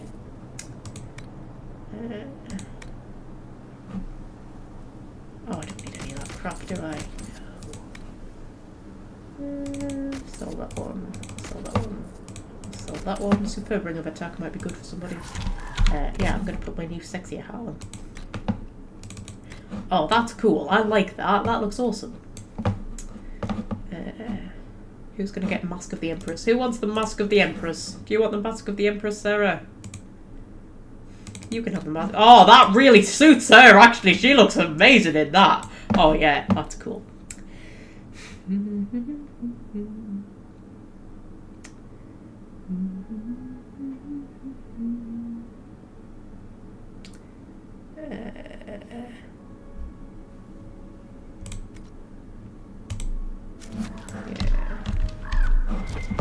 Do you think they'll actually make you defy? It seems anything is possible these days. It's so odd. Like waiting for the Chantry Fairy to appear. Congratulations, you're the ruler. We do not engage in pitched battle for the position as you do in Tevinter. The successor must prove he could slaughter his enemies. He doesn't actually do it. We're not savages. Indeed, the slaughter occurs after he becomes divine. That's considered housekeeping. There's a dog! Oh my god, I missed the dog! Hello, dog! It's a very still dog. Is it a statue of a dog or is it an actual dog? I'm not sure. Might be a stuffed dog. It's a very still dog. Hello, doggy. Are you okay? I don't know if the dog's okay. Are you the keeper of the shop? Because there's just a random shop and not a person. Oh, there's a thing I can read. Welcome to my shop. Be back soon. Betcha? We'll make change for you. Is that the dog? When I was a meter reader up in Scotland, I used to read gas and electric meters. That was my job. There was a B&B that I used to go to. And these houses, it was this street of houses in Aberdeen, and these houses were like, they were quite old-fashioned, and the kitchen was sort of like in a basement. Do you know what I mean? So you know, like old stately homes where the kitchen is like downstairs, you know, like Downton Abbey style. It was a bit like that, only they weren't like massive stately homes, but they were that sort of like old-fashioned type. So like you would go through the front door and then down the stairs to the kitchen, right? But there was like a little oh, I don't know what you would call it. This isn't really relevant to the story, but I've started telling you now anyway. Like you would go up some steps to the front door, right? But beneath you, when you were standing at the front door, beneath you, there was like a... I don't know what you would call it, like a sort of tunnel, I suppose. So like, you would go through the front door, down some steps into the kitchen, but then, like, the kitchen had a door that led you out into this little tunnel thing, which you could walk along, and there were steps up that would take you back out into the garden, right? If that makes sense. Anyway, point is, there's a point.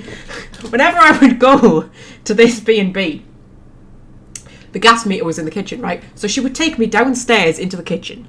I'd go through the front door, she'd take me downstairs into the kitchen, right? And they had this massive Labrador. I think he was a Labrador, but he was huge. Right, and he had a little teddy bear that he always carried around in his mouth. It was the cutest thing, right? And he would be in the kitchen, right? So I would go in through the front door, down the stairs into the kitchen, but then she would let me out through the kitchen door that led you into this little tunnel thing that led you back out into the garden. But the dog used to see me out. It was the cutest thing, because I would read the gas meter and then she would open this little kitchen door for me and she would go, the dog will see you out, and the dog would get up and walk through the door and lead me out down this tunnel and up the stairs and back into the garden to get out the front gate. It's the cutest thing. The dog would see me out. I was just like, oh. Yeah. Anyway, that just popped back into my brain. There's a landmark somewhere. I bet it's right up there. Still haven't found this bloody fade rift.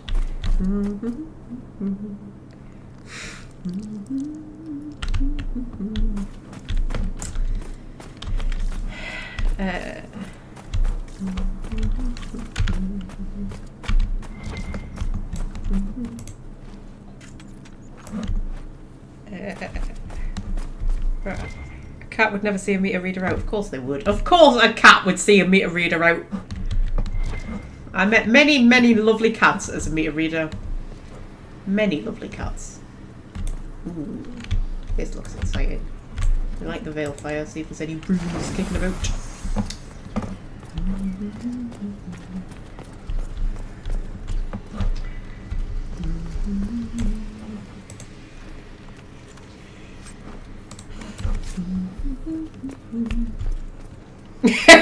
I'd attack a cat that used to attack the postman.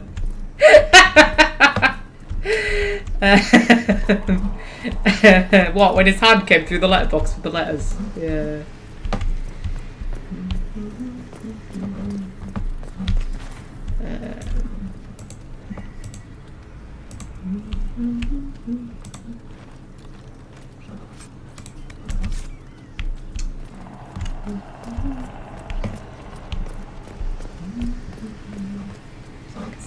I can't see any runes. But the Veilfire must be here for some reason.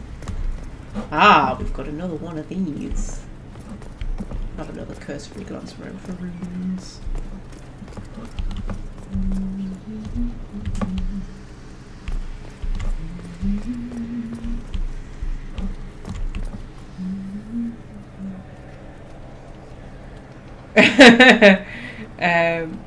On all four paws with arched back hissing. Ooh. Do Do you know what? I've never seen Star or Scorpio ever put their heckles up. Ever. Oh, so I've selected Cassandra, apparently. That's what I wanted to do. I've never seen them put their heckles up, ever. In all the time I've had them. Never. I've heard them growl, and I've heard them hiss. But normally only at each other. Like, when they're play fighting or something, if one of them, usually Scorpio, goes a bit too hard, she'll hiss at him. And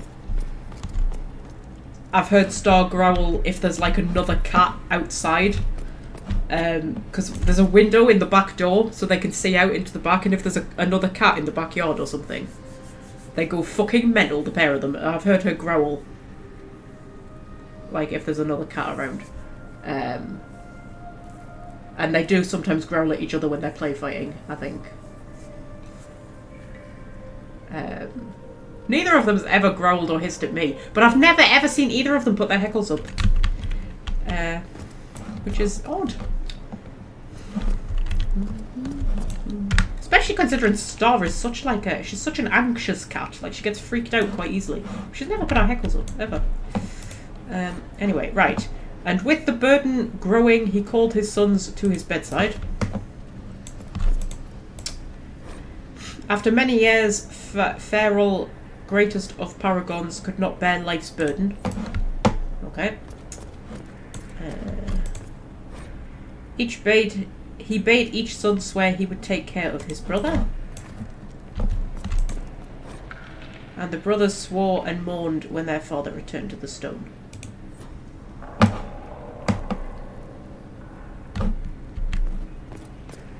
Okay, are we thinking this would be the first one? After many years, Feral, greatest of paragons, could not bear life's burden. And with the burden growing, he called his sons to his bedside. He bade each son swear he would take care of his brother. And the brothers swore and mourned when their father returned to the stone. That sounds about right, doesn't it? So that was like literally just in a square, wasn't it, I think?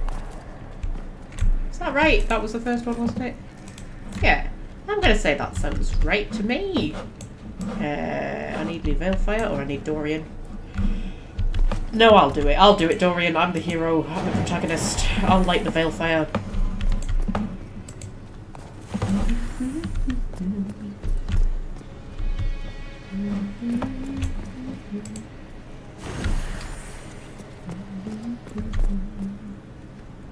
Was this one next, wasn't it? Let's hope so, otherwise there'll be demons. There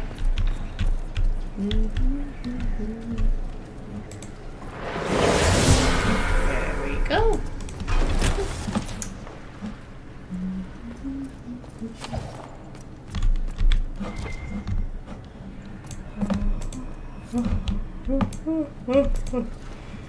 Oh, haha.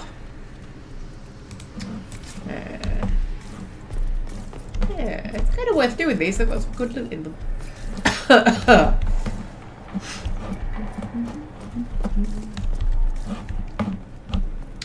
We've been going nearly 3 hours. 3 hours!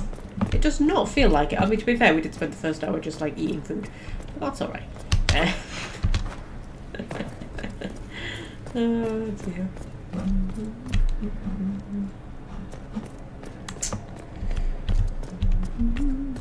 Dota 2 viewers, it's just Fred and Welsh friend.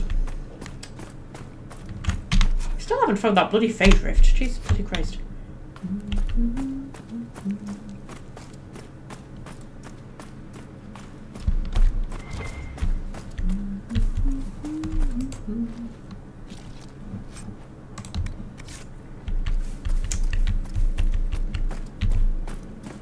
Oh, yeah, right.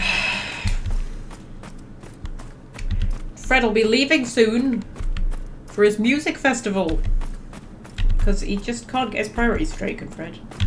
Honestly. Can't get his priorities straight. Imagine booking to go and see a music festival on a day that he knows I'm doing a live stream. I don't know. You wouldn't do that to me, would you, Welsh friend? No, Welsh friend wouldn't do that to me.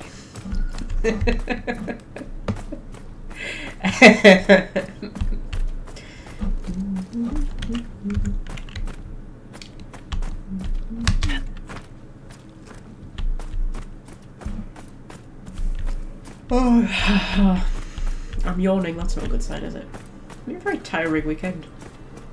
It's been rough. But of course it was my first week back at work after a week off. So, you know, you gotta get back into the sleep pattern and everything. It's rough, man.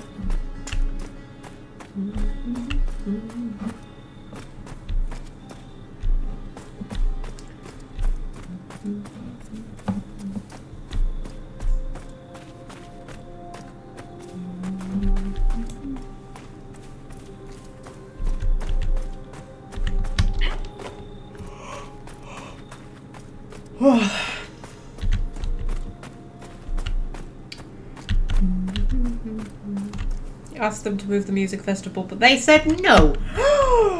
Did you not explain to them how important a Magpie live stream is? Just like how important I am.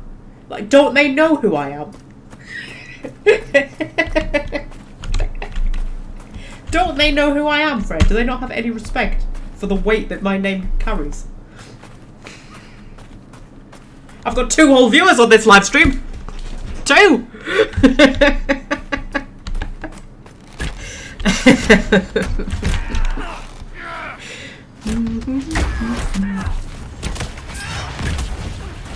Only a select few appreciate the awesomeness of Magpie. Yeah, that's true. That's true. Only the most enlightened ones, you know. I think in the future, when the human race is more enlightened, they'll realise what a gift they had in me. But I'll be dead by then. I'm like the Van Gogh of YouTubers. That, like, while I'm here, hardly anybody appreciates me. But the moment I'm gone, these live streams will get millions of views. I'll go down in history. And everybody will be like, wasn't it sad that nobody realised how wonderful she was when she was alive?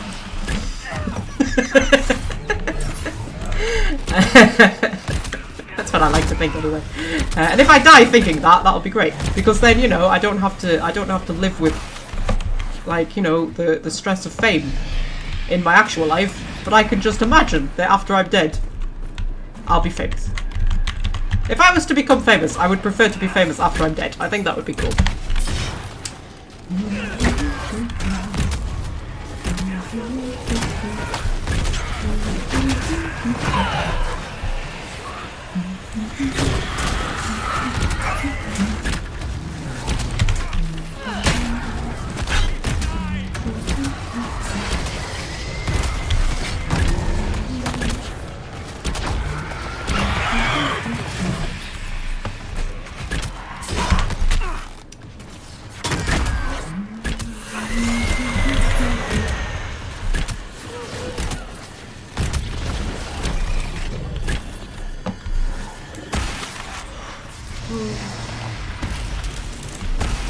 Stop yawning! Come on, woman, wake up! Hey!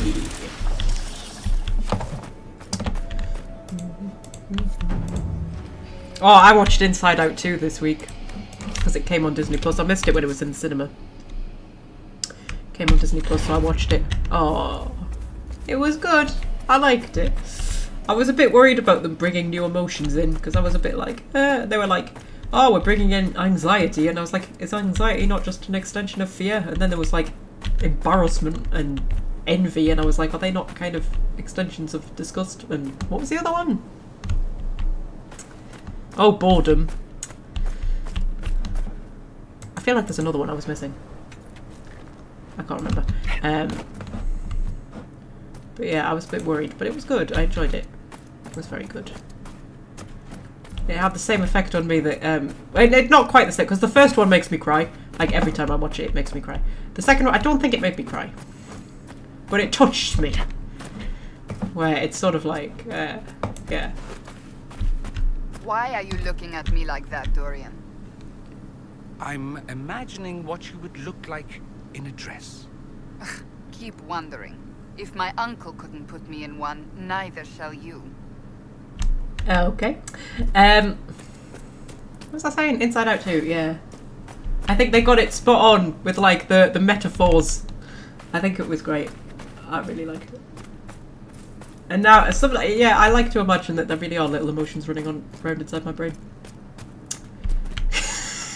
think it's cool. I think they do a really good job of personifying it. I want them to turn it into a series. I think it would be better as a series rather than films, because I just want to kind of know what's going on, like day to day. I think that would be awesome.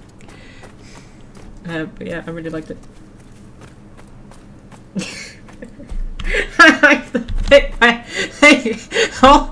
because she hits, what happens if you haven't watched it, what happens is she hits puberty, right, and all the new emotions come in, right, and they kick the old emotions out and lock them in a jar and kick them into like the deepest depths of her mind, right, and there's this bit where they're stuck inside this jar and they're trying to get out and they just go, we're repressed emotions.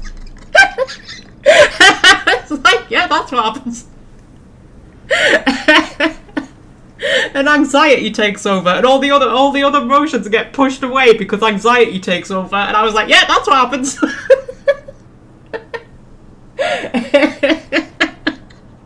Oh, ew, they're such good films, man. Oh.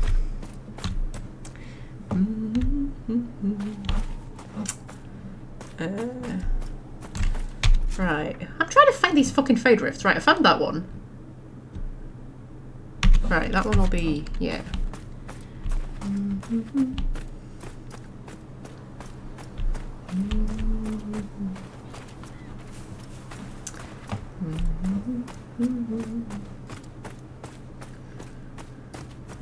I like the bit where anxiety took over and was just kind of like, okay, Riley, we're just going to change everything about you.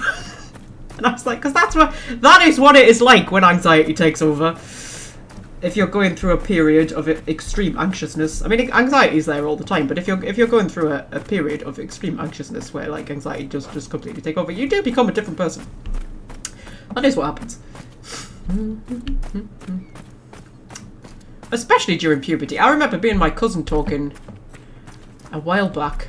We were saying that when we look back and we think back to when we were like 6 or 7 years old, we kind of think I'm more or less the same person now as I was as a 6-year-old. Just obviously, you know, older and more mature and with more life experience. But at the core, more or less the same person. When I look back at myself when I was a teenager, like 14, 15 years old, completely different person. Like, it's like somebody else just stepped in for about 5 or 6 years and completely took over. Because when I look back at my teenage self, do not recognise her at all. I have no idea who she was. But when I look back at, like, my 6, 7-year-old self, I'm like, yeah, that was me. So yeah, puberty is very weird like that.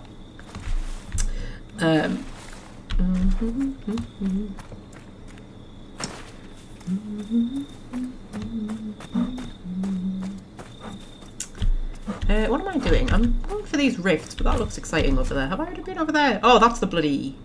Yes, I've already been over there. Oh, what are you doing, woman? Honestly, get your head screwed on.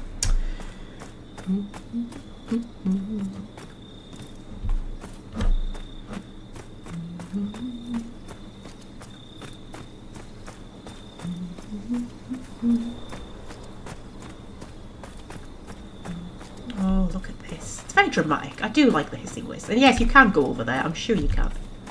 I am sure you can get over there. We'll get over there at some point. Look at the stars. One of the few things that I miss about living in the country. Like, I've become quite an urban girl because I used to live really rurally. And I thought I would always be a rural girl and I would always want to live in the country. And then, of course, I ended up moving back down here into the more urban setting. And I was sort of like, yeah, but eventually I'll want to move back to the country. I won't be able to stay in the urban setting for long. And I've become such an urban girl now. Like... but one of the things I really miss about living rurally is the stars. When I used to go outside at night and there were just so many stars. Whereas now, firstly, you don't go outside at night because there are, like, drug dealers. You know, you might get stabbed. But even if you do go out at night, there's just not that many stars because of the light pollution. But then, only like an hour away from me, you've got Northumberland National Park. No, Kielder National Park. You've got Northumberland National Park and then you've got Kielder National Park, which are next to each other. But Kielder National Park has the darkest skies in Europe. So if you want to do a bit of stargazing, and just drive for about an hour and a half, let's say, hour and a half, gets you to Kielder. And Kielder has the darkest skies in Europe, so best place for stargazing. And it's got an observatory, which I keep meaning to go to, but I've never managed to get to yet. Because things keep happening that prevent me from doing it. But yes. Oh, hi.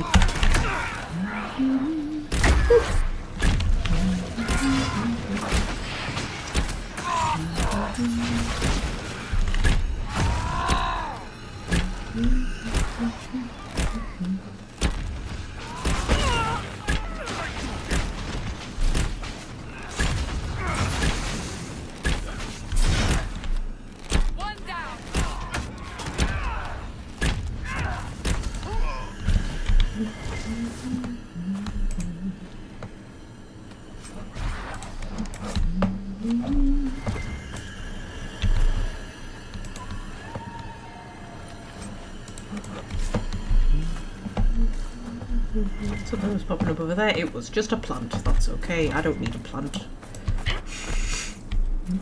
Oh, there's another slave. Hi! Don't hurt me, please. I have this. Nobody's hurting anyone. Really? We've a camp, right? Look for the flag. They'll help. Oh, alright. Thank you. Okay, is Cole going to approve again? No. Cole doesn't approve when Sarah does it. Cole only approves when Dorian does it. Cole has a crush on Dorian, I've decided. That's my headcanon now. Can't go back on that. Cole has a crush on Dorian. It's fine.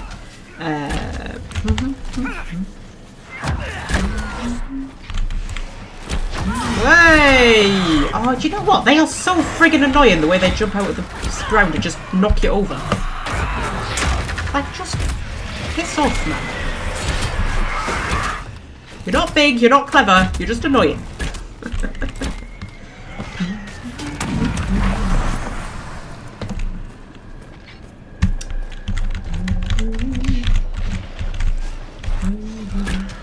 Oh, there's a pride demon. Oh, there's 2 pride demons.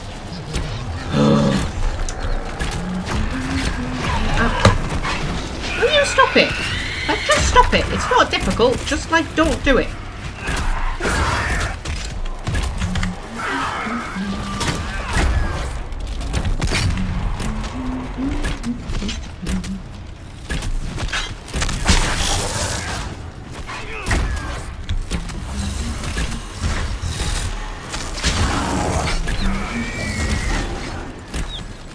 Alright, we'll get him down soon enough.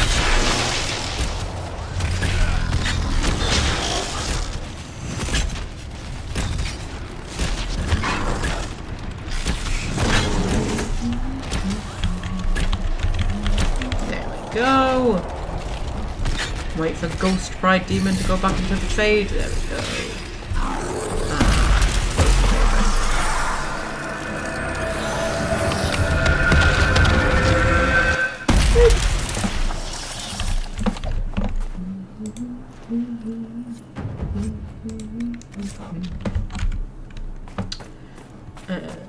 Right, so there's another Fade Rift. There's a lot of bloody Fade Rifts in the Hissing Wastes. Jesus flipping Christ. Yeah, so there's one over in that direction. What's that? Let's slay the beast. Hunting is a popular pastime. Okay. 1 legendary Varghist. Oh, I don't want to kill a legendary Varghist. I don't want to kill a legendary Varghist. Why, game? Why? Why do you want me to kill a legendary Varghist? Why do you want me to do that? Why? What's it ever done to me? What's it ever done to me? Look at it. It's very dramatic, isn't it? I do like the Hissing Waste. Okay, the Hissing Waste is my favourite, I've decided. Of all of them, the Hissing Waste is my favourite. I think Crestwood is my second favourite, because it's got the best story, I think, with the dam and everything. And I do love a dam. I'm a sucker for a dam. I love dams. I love dams so much that I looked it up on YouTube, how dams actually work. Because I don't kind of understand dams. I sort of half understand dams. Kind of. I'm sort of like, they put a thing across and then it makes like a reservoir or something. I kind of understand them, but then I also kind of don't understand them. And I looked up videos on dams to understand dams, like engineering videos about dams and how they make dams and why they make dams. And I watched a lot of videos and I still don't really understand dams. But I really like them. They're cool. Yeah. When they do things like flood whole villages and you know that there's a village under the reservoir. Or you have other things like a dam will burst and ends up flooding a place or something like that. But that's an odd thing to like, I know. But you know what I mean. I just find it exciting. Fred's leaving us! Oh no, Fred! bye, Fred. Have fun, Fred. You know what this means, Welsh friend. It's up to you. Common misconception isn't here to keep the chat going. Ooh, there was a deer on the top of that hill, and it looked very dramatic for a moment. But yeah, it's up to you, Welsh friend. You're gonna have to keep the chat going now. You're gonna have to find things to chat about. Welsh things or something. I don't know. Up to you, Welsh friend. Pressure's on.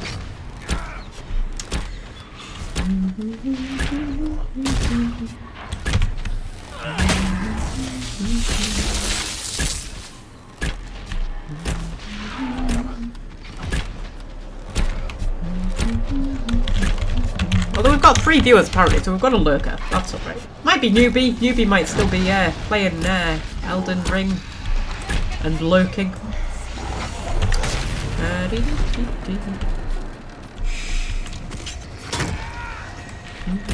Aren't you gonna get bored soon? What, me? We've still got... I don't feel like I'm gonna get bored soon. I mean, I know I'm yawning a lot, but... We haven't spent much time actually playing the game in this live stream, have we? So it doesn't feel like we've been going for that long.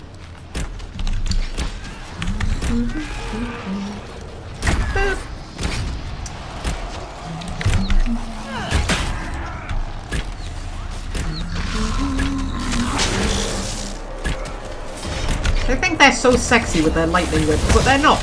You can tell they think that they're sexy when they use their lightning whip. They use it in a way that, you know, you can tell that they're just going, I'm sexy when I use this lightning whip. But you're not sexy when you use the lightning whip. The lightning whip is not sexy. Alright? Just makes you look stupid. And it's quite ineffectual anyway, it doesn't really do much. So, you know. Just stop it with the whole lightning whip thing. Oh, we're down to 1 viewer. It's just you, Welsh friend. It's just you.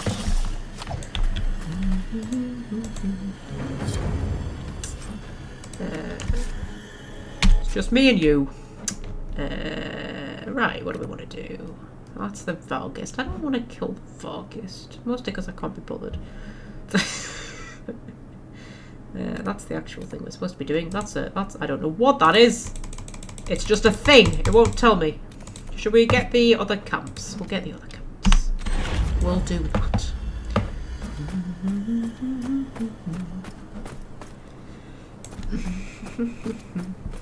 Yeah, a bit late on the old viewers this live stream. Do you think that's because we spent the first hour not doing anything? Or do you think it's because I didn't put a notice up about it until, like, very last minute because I forgot? Because usually when I don't put a thing up until last minute, it doesn't get much, many viewers, so that's probably why. Oh, might start doing that deliberately sometimes if I feel like I don't fancy too many viewers. Hi, do you want killing?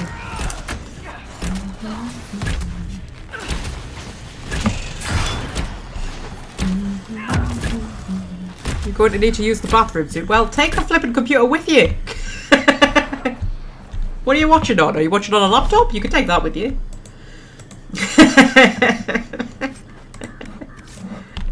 Or are you watching on a telly? You know what? I like the idea that some people might actually be watching me on their telly. Because you can watch YouTube on your telly. I watch YouTube on my telly. Can you imagine? I might actually be on somebody's telly. Can you imagine that? Can you imagine? Can you imagine me on a telly? An actual telly. A television screen. Me.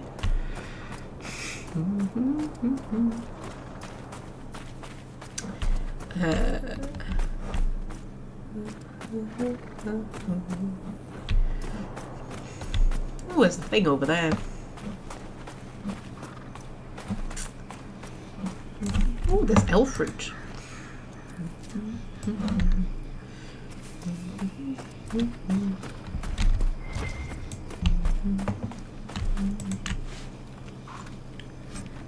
Ooh, Tevinter banner. Marvellous. I still haven't found any decent curtains to put in Skyhold. Like, I've got all these fancy Orlesian decor, but then, like, really scabby curtains.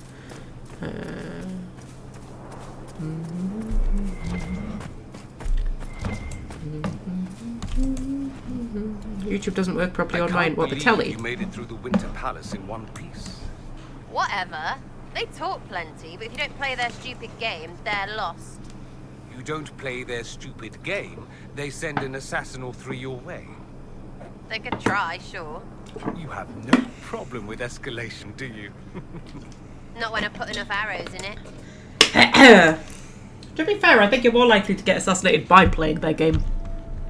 Like, she's right, if you just ignore their game, they're just like, oh, okay then. I don't think that they would have cared much about Sarah. I don't think she would have been much consequence to them.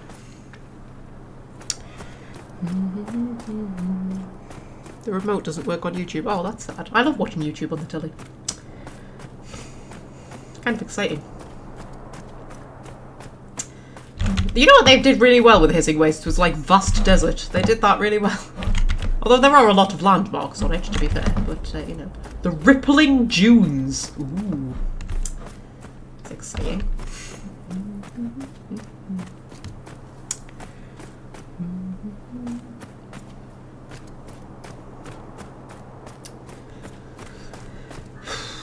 We're going to need a tangent or two, I think, Welsh friend. We're going to need something to talk about. Something to discuss. Oh, did you hear Maggie Smith died?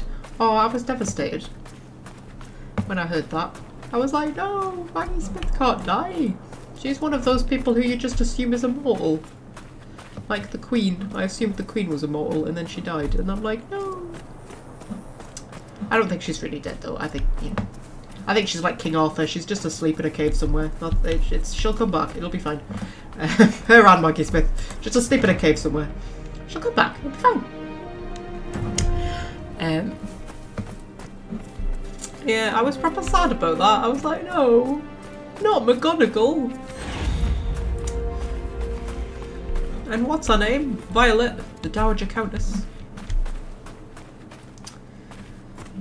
I think those are the only two things I know Maggie Smith from. I have watched The Prime of Miss Jean Brodie. I have watched that once, many, many years ago. Oh, and Sister Act, of course.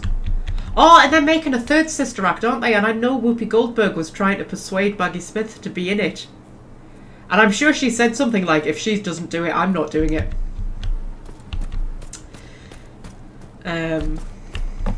Oh, that's maybe even more sad now that I've remembered that. Oh, they can't do a Sister Act without Maggie Smith. They can't do that.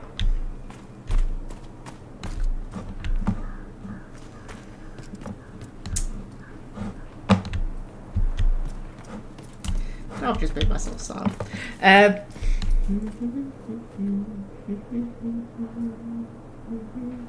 I'm having problems because my husband is giving me a blow-by-blow account of the rugby match he's watching, so it's difficult to listen to. Well, tell him to fuck off! Say how? I'm busy!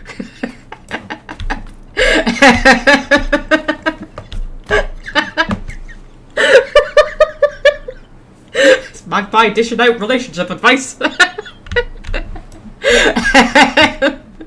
Magpie's marital advice 101. Tell him to fuck off.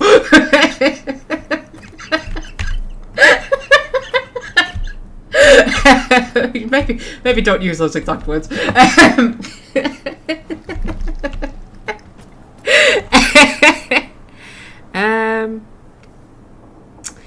Wasn't she in that stately home thing I didn't watch? What, Downton Abbey? Yes. Yes, she was in Downton Abbey. She played the Dowager Countess. She had a lot of awesome lines. Oh, what? Oh, there's Red Templars. Oh, fine. We'll fight the Red Templars, shall we? Oh, the Red Templars are killing a thing.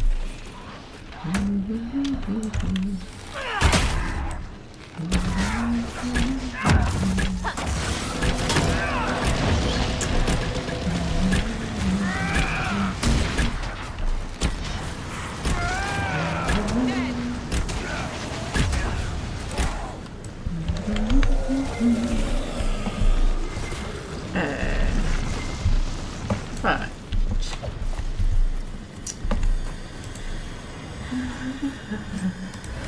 Yes, they did kill her off in Downton Abbey, though. In the last film that they did, they killed her off. So, if they do another one, they won't have to, like, you know, deal with that. And her last line in Downton Abbey was, I think, was it, "Do stop blubbering, I can't hear myself die," or something like that. That was, like, her last words. That was very Violet. She had some awesome lines. Iconic lines. My favourite one, though, is when She says something to,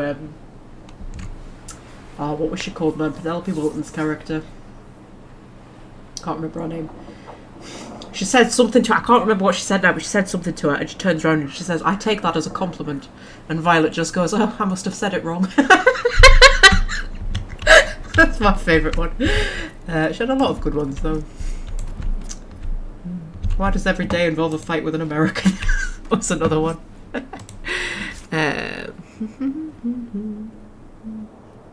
How come that other NPC with the bow had that cool fire attack and you just have plink, plink, plink? I think that's a Sarah-specific one, is it? 1,000 cuts, I think. Is it? No, it's not 1,000 cuts. It's... I don't know what ability that is, actually. I've just been auto-leveling them up, remember? So I don't actually even know what abilities anybody's got. What is it?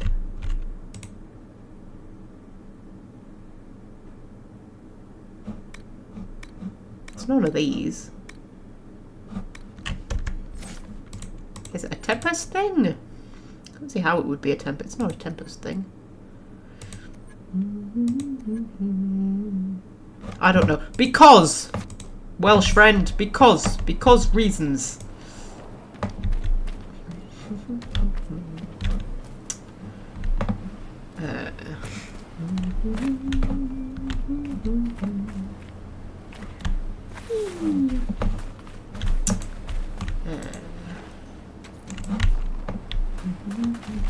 Another one of my favourite lines from Downton Abbey, because you know me, I just remember lines. I've just got lines in my head that I like for things. And it wasn't a Violet line. It was one of the lords, I can't remember his name. And he's talking to his son. And he's like, you're my son and I love you, but I've tried and failed to like you. How amazing is that line? I think that's just the best line. You're my son and I love you, but I've tried and failed to like you. His son was an arsehole, to be fair. His son was a complete arsehole. Ooh, we've got an exciting cave. I like an exciting cave. We've got spiders. I don't like spiders quite as much, but you know.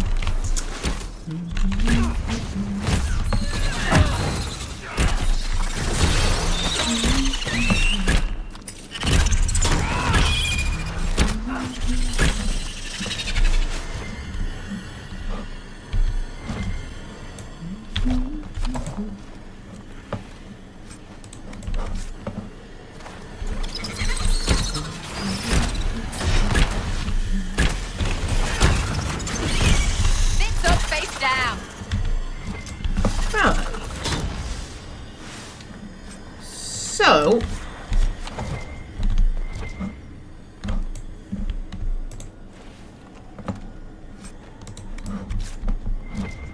things I can energize. Oh, there's a tree. How interesting. And there's more stuff. Right.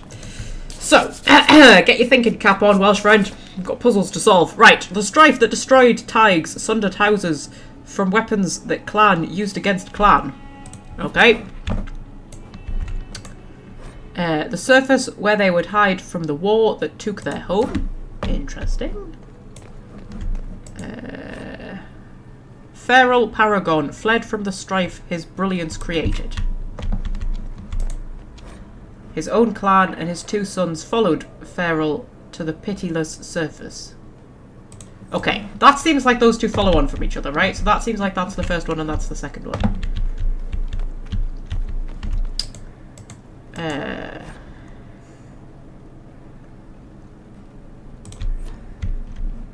Then would it be this one? The surface where they would hide from the war that took their home. The strife that destroyed Tighes sundered houses from weapons that clan used against clan. Yes. So it would be what? That one, that one, that one, that one? I think? Let's just read them again to be doubly sure. Feral Paragon fled from the strife his brilliance created. His own clan and his two sons followed Feral to the pitiless surface. There's a what's it. We'll deal with that in a second. The surface where they would hide from the war that took their home. The strife that destroyed Tighes sundered houses from weapons the clan used against clan. Yes. Okay.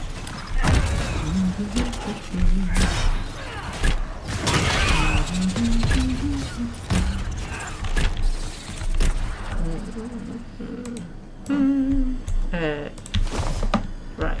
So, light the veil fire. I think I'm right. I hope I'm right. I might not be right. I hope I'm right. That one. Then that one.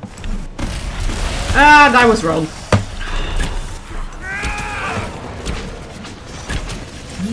That's alright, we can just fight some demons, that's fine.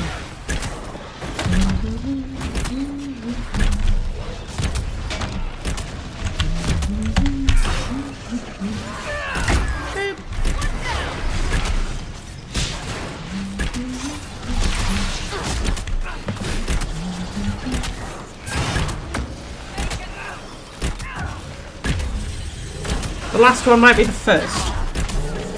Okay, give me a second. Right. That wasn't the right solution. Oh, you think so, Thea? Right, which was the last one? That one.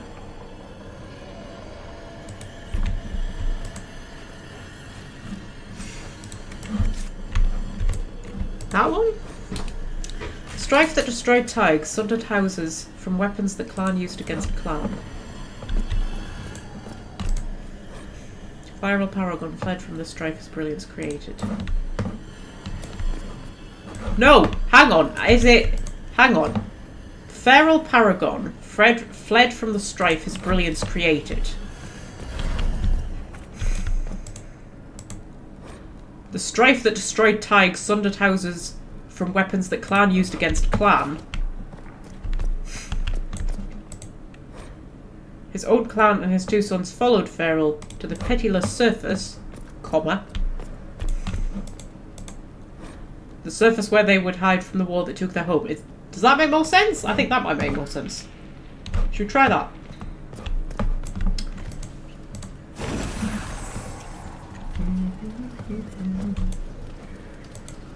So that one. Then this one. Then this one.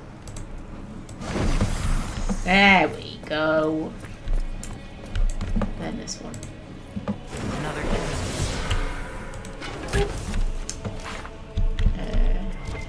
There we go.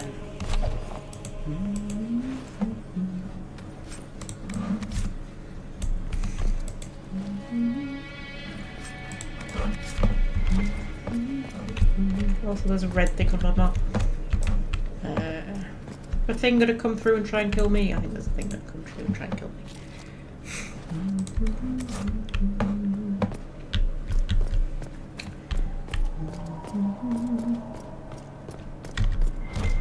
We take the vague piece. And loot the hoojit. Was I right? Yes, I was right. Right, Welsh friend. I was right. Right, we need to find 2 more fragments.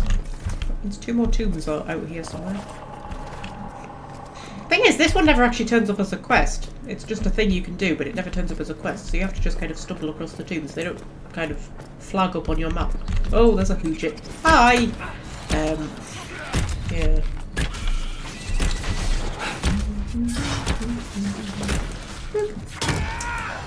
Right. Walk past the ghost spider. Right. Yes. I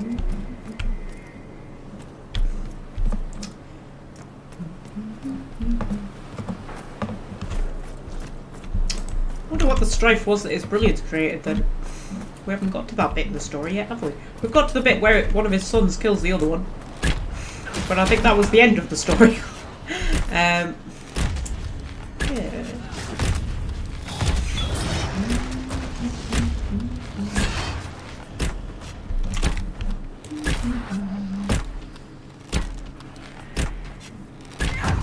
Oh, there's red Templars and everything, like how? It's like you expect me just to deal with everything, man. Whoops, that wasn't what I meant to do. That was not what I meant to do at all. That was what I meant to do. There we go.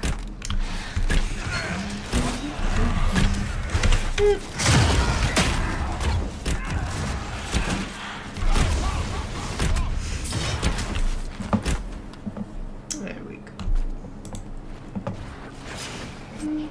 Is that perfume? You must be imagining. Well, now I smell it. Ooh. Ooh, we're smelling perfume. Why are we smelling perfume? I don't know why we're smelling perfume. Apparently we're smelling perfume. There's a fade rift though. We'll deal with that. There's just fucking fade rifts everywhere in the fucking hidden wastes.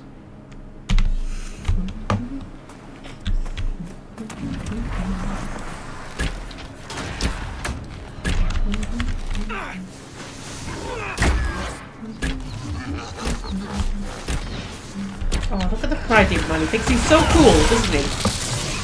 Pride Demons just think they're so cool. They think they're so awesome. And they're not.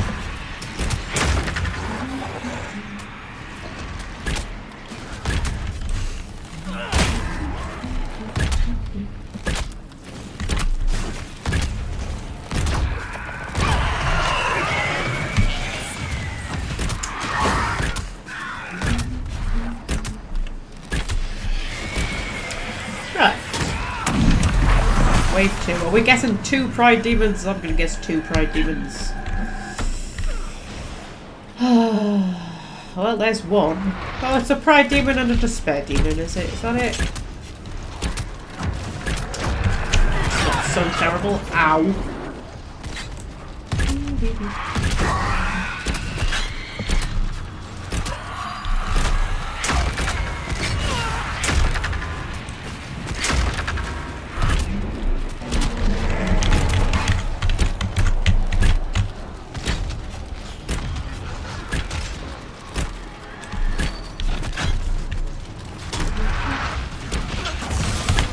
Where did I hit the wrong thing again?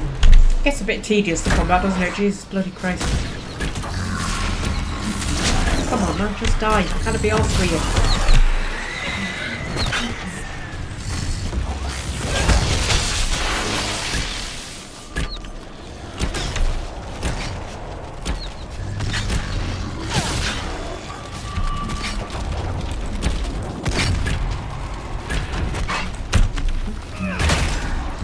I'm gonna use my mega focus ability in a minute just out of impatience. Try to speed it up a bit. Like, just die, man. However, there we go.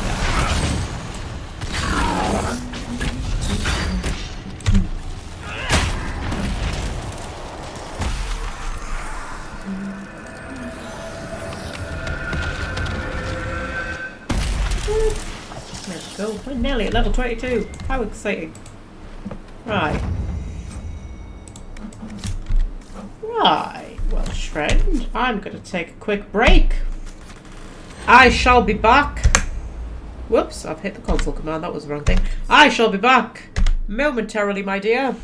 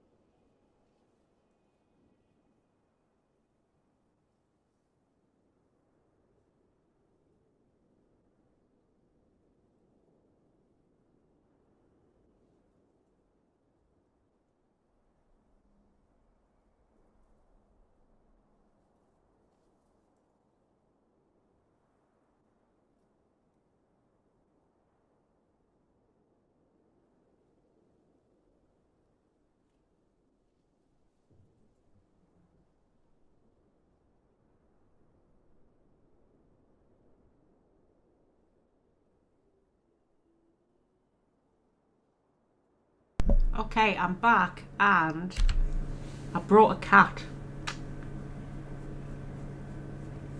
Hey, I brought a putty, didn't I? Yes. Did I bring a putty? Yes. How long have we been going for? Like, ooh, 3 hours and 40 minutes. 3 hours and 40 minutes we've been going for, puds. We usually only go to like the 4 hour mark, don't we?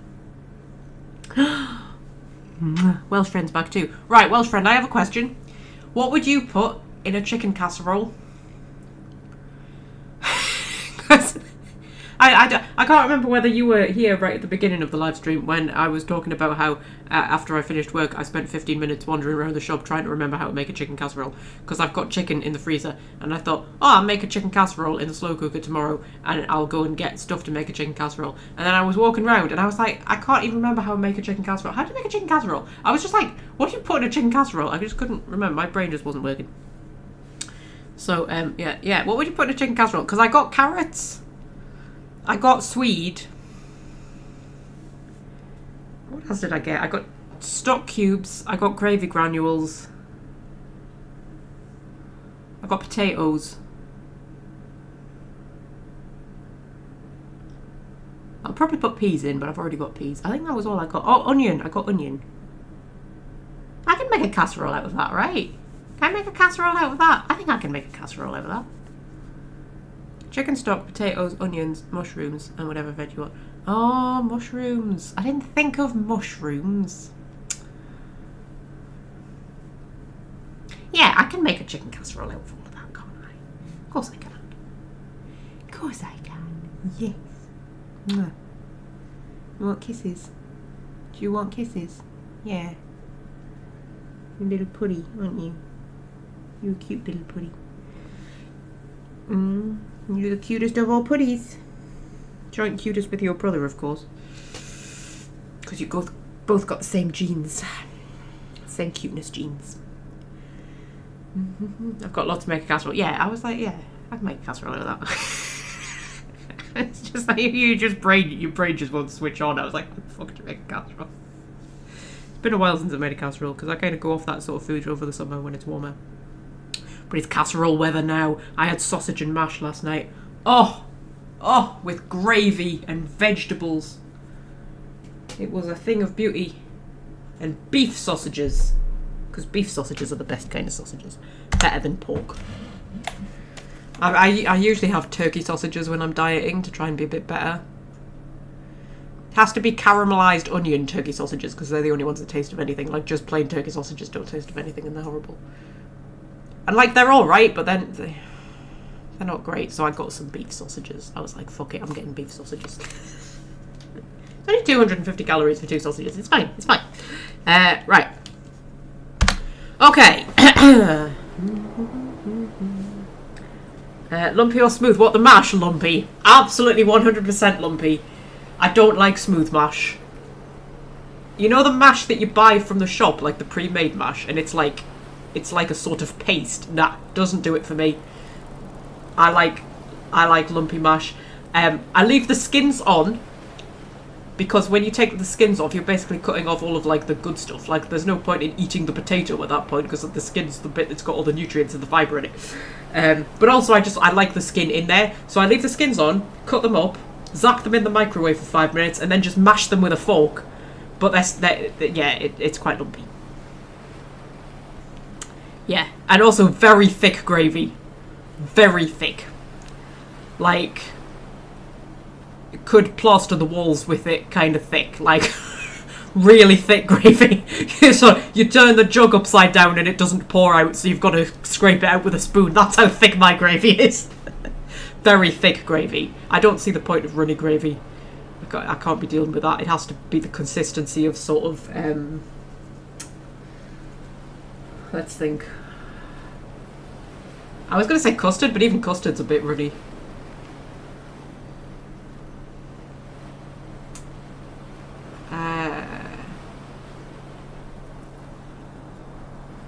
I don't know what I don't know what I can compare the thickness of my gravy to. It's very thick though. It's like I don't know. It's very thick. Very thick gravy. Like the gravy thick. Stab the spoon up in it. Yeah, that kind of thick. It's sort of like 4 parts gravy and 1 part water. That's how thick my gravy is. Proper thick gravy.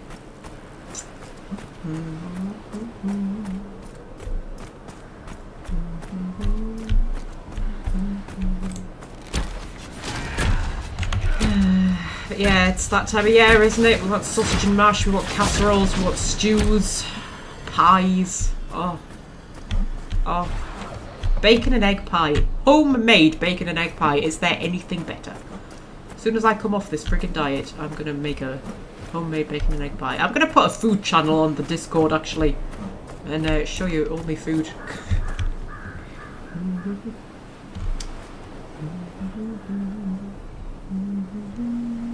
Like wallpaper paste, yeah, exactly. That kind of consistency. That's my kind of gravy.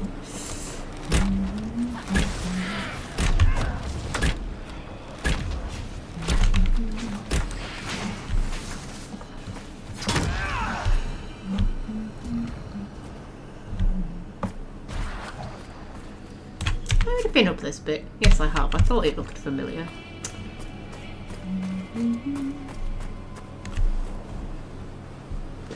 Never done bacon and egg pie. Thought that was a quiche. Well, I do quiches as well. But I mean, the pie is just a quiche with a lid on it, to be fair.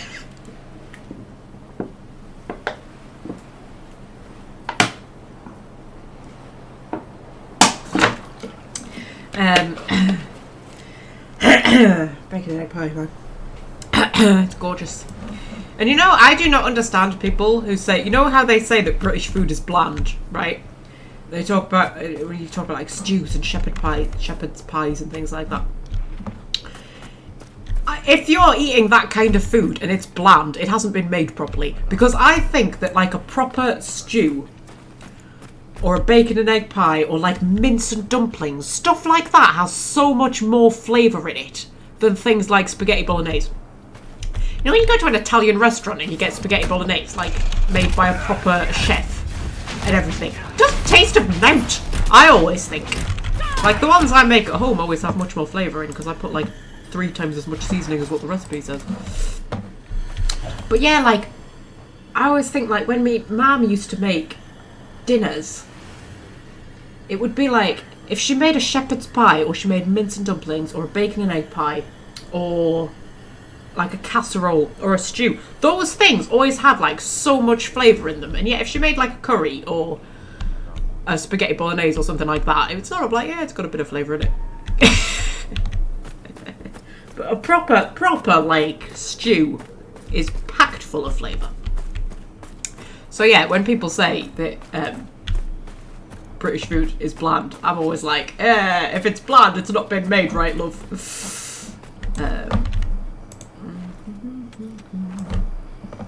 Bacon and egg pie is packed full of flavour as well because of the way you cook the bacon with the onions and stuff like that. It goes really like caramelly and sort of like salty but caramelly, but not like salted caramel. But you know what I mean?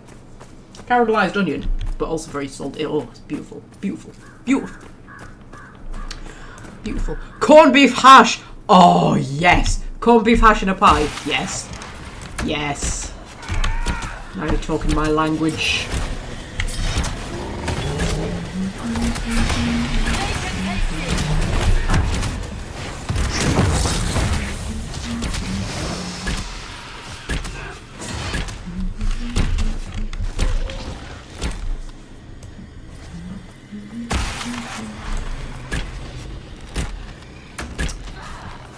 These days people equate flavour with spice, yeah, I know.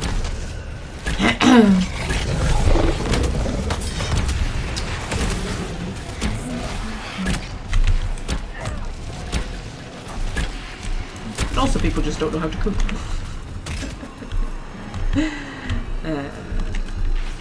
I mean, I agree that like when you buy like a ready-made shepherd's pie or something like that, they are very bland and tasteless because, you know, it's a ready meal. But if you make a one properly, the amount of flavour you can get. Mince and dumplings was always the thing. I always thought mince and dumplings had like the most flavour in it of anything.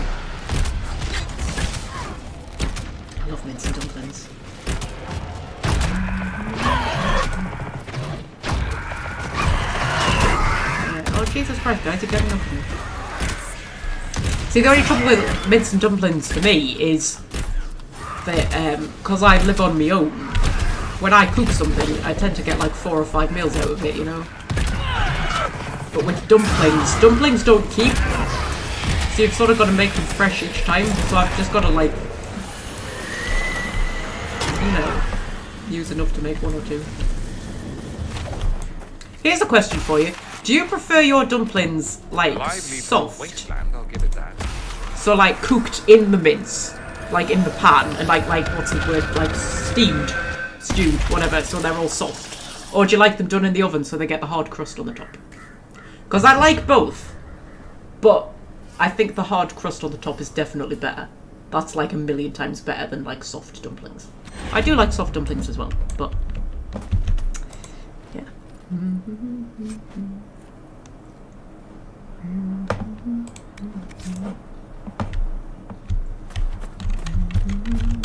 If you're doing a thickish stock, you need to add pearl barley and lentils to thicken. Fuck, I don't have either of those. I've got oats. My mum always used to add oats to things to thicken it, like soup. If she was doing a soup or like a stew or something, she would add oats to thicken it. It used to make the soup go really nice, actually, if you put oats in a soup.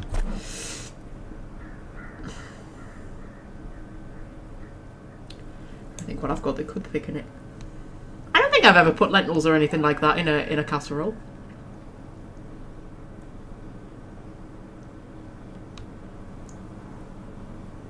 Put gravy granules in, that would thicken it, wouldn't it? It would just be chicken and gravy at that point. That's kind of what a casserole is.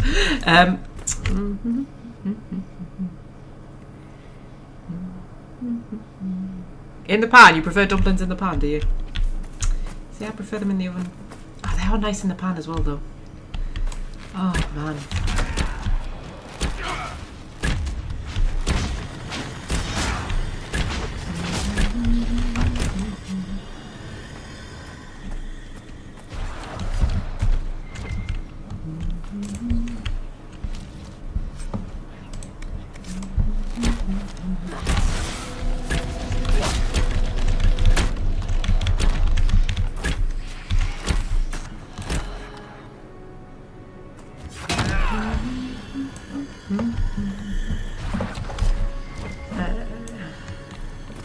What other food could we talk about?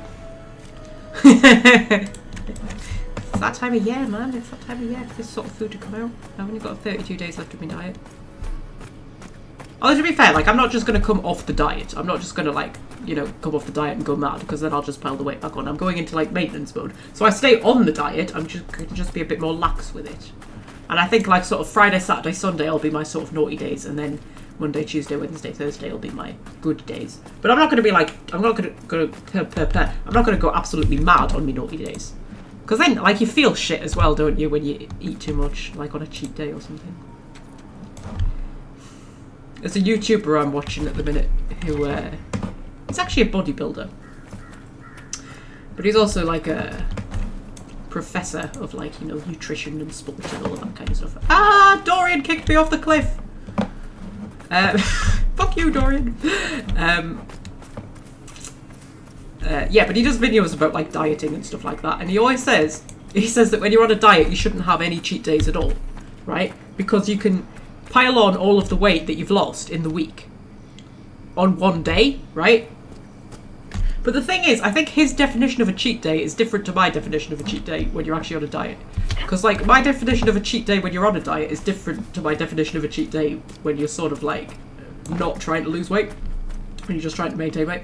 So, like, he was saying, like, you know, you can be really good all week and then you have a cheat day and you eat, like, 3 pizzas. And I'd be like, who the fuck is eating 3 pizzas on their cheat day? Like, my cheat day is having a Kit Kat with my cup of tea when I get in from work. That's a cheat day when I'm on a diet. Like, I'm not eating 3 friggin' pizzas. Because you just feel like shit, don't you? And also, I think when you've been dieting for a few weeks, you don't want loads of food anymore. It sorts your appetite out. And you get to the point where you don't actually want to overindulge. You might want chocolate or cake, but you don't want, like, to eat an entire share-sized bar of Galaxy chocolate. you know, because you just kind of get used to it. But yeah, I thought it was so funny when he was talking about that, because he was saying you shouldn't have cheat days when you're on a diet, and he was like, you could do, you know, if you eat like three pizzas and a whole cheesecake, and I was like, whoa, hang on a minute, love. 3 pizzas and a whole cheesecake? That's not a cheat day, that's an emotional breakdown. Like, oh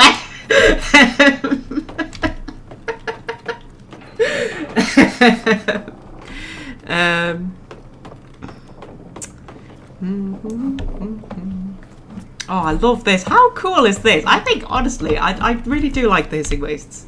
Oh, imagine sleeping here. I mean, I'd be scared that I'd roll off and die, but, like, you know, it would be cool, right? It's so cool. I used to look forward to KFC when I was dieting, then I had it was such a disappointment. Yeah, you go off that type of food, don't you? Like, I don't really eat pizzas anymore. Because I genuinely don't enjoy them that much anymore.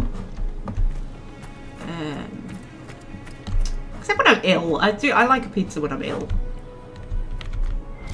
But that's mostly because it's just quick and easy to do and very filling. You know when you've got a cold and you get that kind of like bottomless pit sort of hunger where you just feel like there's a void in your stomach and you just need to fill it with something dense and stodgy. Pizza's good for that.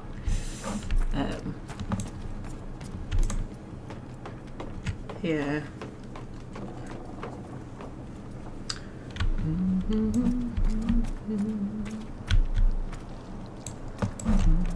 I think these are these rocks that we could see in the distance that I kept saying we can get to those rocks. I'm sure these are the rocks.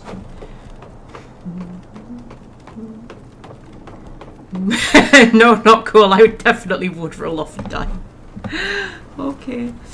To be fair, so would I probably, because I toss and turn a lot. Do you know that there are some people who have only one side that they sleep on? That's mental. Also, there's a thing I could blow up. I don't know why I can shoot at that. I'm assuming it's flammable or something. Yeah, but that came up when I was getting my piercing. Because he was like, which side do you want it on? And I was like, that side. And he went, right, which side do you sleep on? And I was like, both.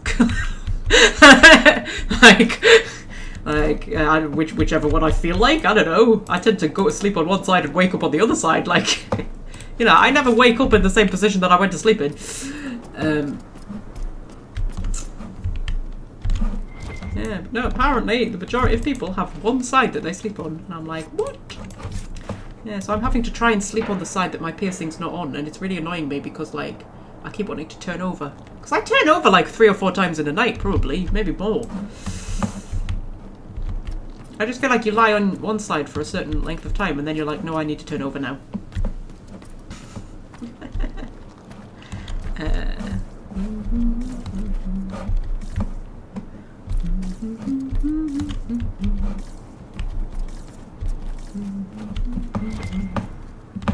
To be fair, one of the cats would probably push me off that one. Would probably happen.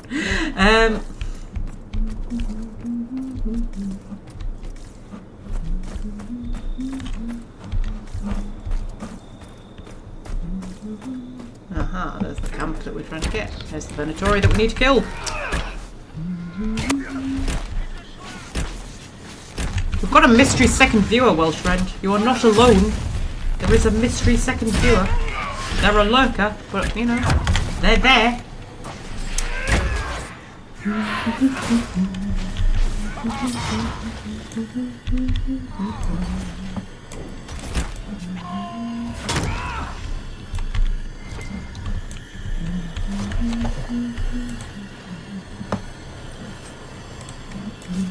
I'm impossible to sleep with. I lock the duvet and the bed. Hope you got used to sleeping on 18 inches of mattress with no duvet before we got separate beds. Yeah.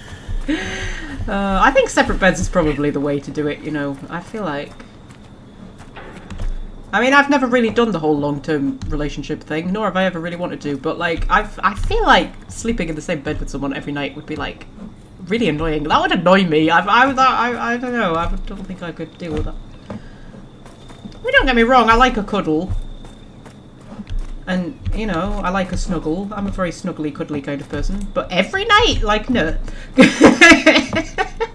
Don't piss me off, that would. I'd be like, no. That's the last of them here. This would make a good lookout post. Oh, we've got quests and things. Venatory orders. We are close to unearthing the secrets of the old dwarfs buried here. The Elder One will doubtless be pleased with our success, but be vigilant. While our work has gone well, the Inquisition and their false herald are seen travelling towards the wastes. Travel together and go armed. Kadash may have no magic other than the anchor, but the damnable rogue has eluded... I'm a damnable rogue! Has eluded death more times than can be natural. We cannot allow the Inquisition to take this place from us. If you are pressed, retreat to our main camp behind the Sunstop Mountains. Extra guards will be posted. The Elder One will prevail. Overseer Julex. Julex, like the paint. No. Is Durex the paint? Or is it Julex the paint? One of them's the... One of them's the paint and one of them's the condoms. I can never remember which way round it is. One of them's the paint, right, and one of them's the condoms. Which one's which? Durex is the... Which one's anyway. Sketch of Colossus Tomb. Okay.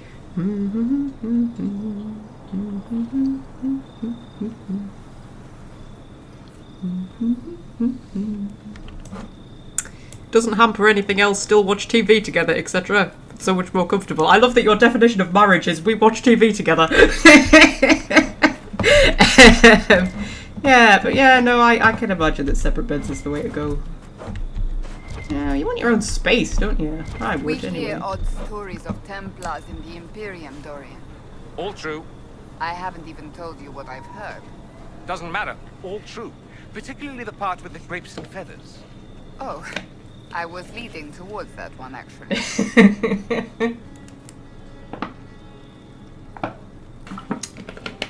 One of my favourite bits of banter, that.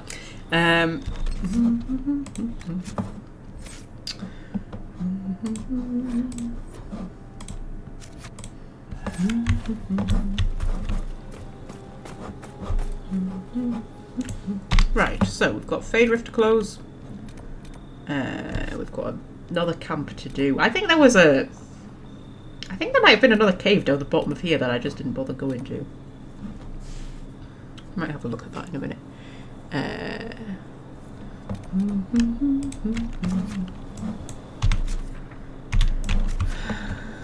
Yeah, I don't even know if I could ever live with anybody else, you know. Inquisitor. I don't know. I genuinely don't know. I think about it sometimes. I don't know. I'm sort of like... I mean, they'd have to be somebody pretty fucking exceptional for me to even consider it, to be fair. But, like, I don't know. There's rocks falling on me. I think I've come to the conclusion that, like, whichever path you go down, whether you decide to be, you know, free and single your whole life, or whether you decide to go down the kind of long-term commitment, marriage, etc. kind of path, you sacrifice something either way, don't you? It's about trying to figure out what you can most easily live without, I think. Seriously, it's just raining rocks on me. And I don't know. Yeah.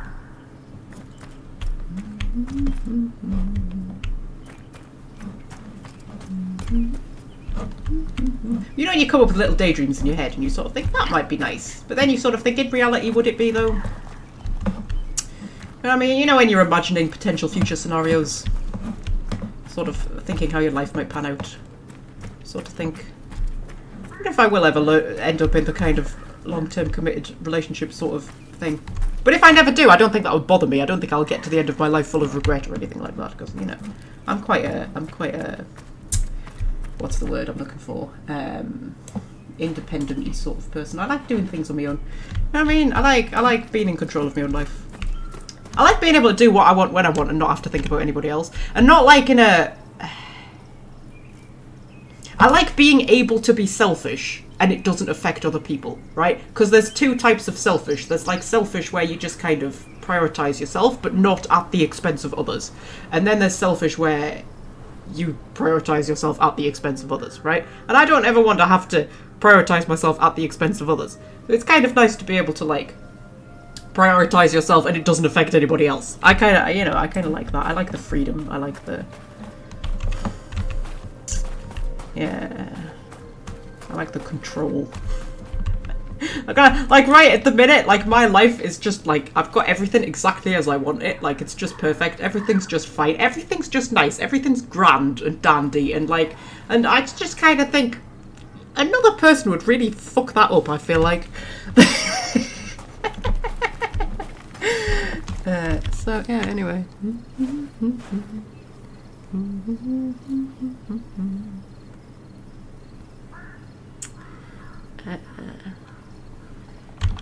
So yeah.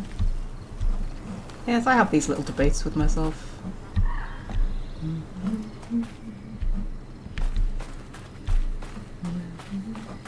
But I mean, it's never going to become relevant unless I actually, you know, meet a potential someone. And to be fair, nobody that I've met so far in my life is anywhere near good enough. So I think I've just got impossibly high standards. But that's alright. Because I'm kind of fine with it. You know, I'm fine with being on my own. Like, some people aren't. Some people need to be with someone. You know what I mean? And I think that's how they end up jumping into questionable situations. Whereas I'm not like that. I'm quite happy on my own. Like, see, because I like doing things on my own as well. Like, going places on my own and stuff like that. You know.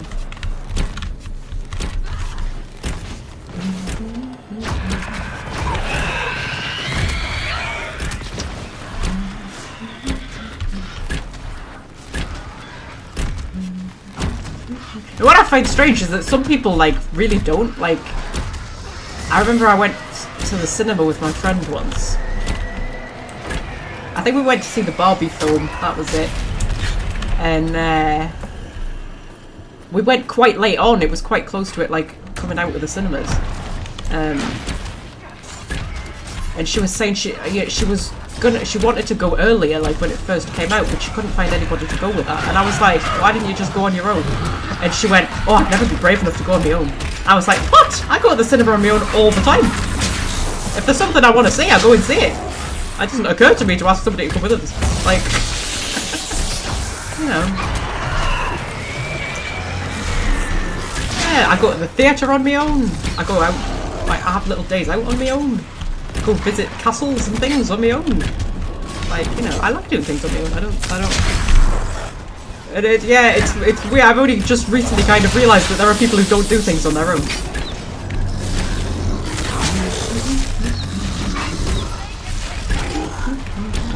I mean, I like doing things with other people as well. Certain people. You know, I'll go to Starbucks and have a coffee on my own. I'll do that, that's fine.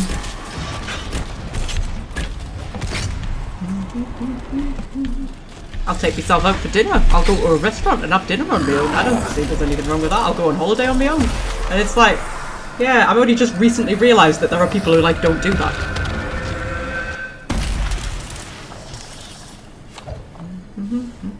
And one of my mates, she was talking about her mother. She said her mother wants to go on holiday, but she's got nobody to go with her. And she feels a bit funny about going on her own. And I was like, just go on your own, man. Going on holiday on your own's great.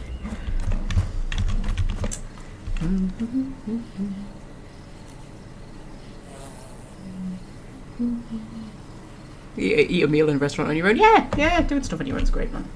And I sometimes like, I think when you go to something, like if you go to like a show or something on your own, I think it's nice being around people who don't know you, but you're all kind of at the same thing, so you obviously have some kind of shared interest, and you often get talking to people. And I kind of like talking to people who don't know me, because there's sort of like, there's no consequences. Do you know what I mean? It doesn't matter what they think of me, they're probably never going to see me again. It takes a lot of the pressure off, and I actually find, I in many ways am more comfortable around strangers than I am around people who know me, in many situations. Yeah, I think it's kind of nice being in an environment like that on your own, where you can just kind of like, you know, get talking to people and stuff like that who don't know you, and, you know, who you probably never have to see again if you don't want to. Like, there's something nice about that. I love doing things on my own.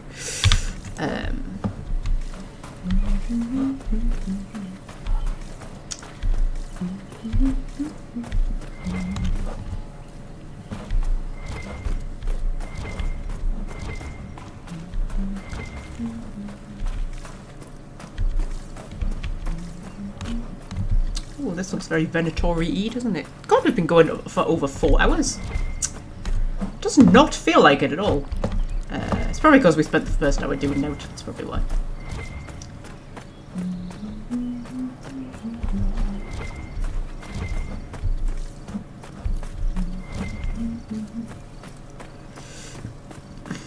Hello, people. Would you like to be shot in the face with an arrow? Because you're going to be either way, so you may as well just embrace it.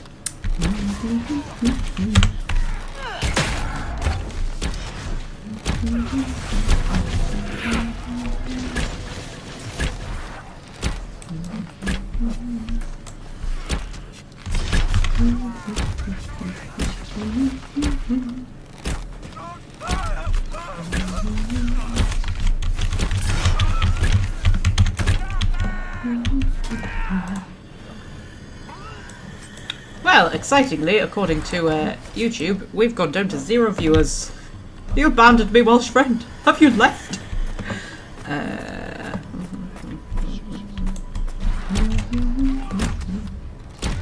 Sitting there saying, well, you know, you've just said you don't mind doing things on your own, so just thought I'd leave.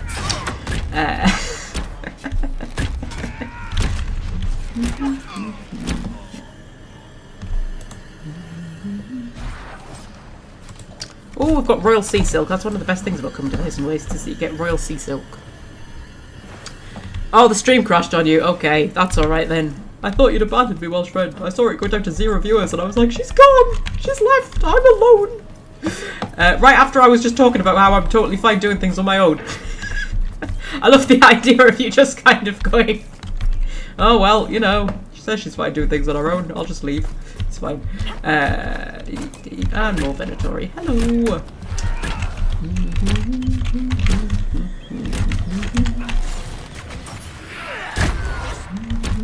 Oh god, these guys are so flippin' annoying. You know what? I'm using my super ability on them. I don't care. Just deal with them. I can't be arsed with it. There we go.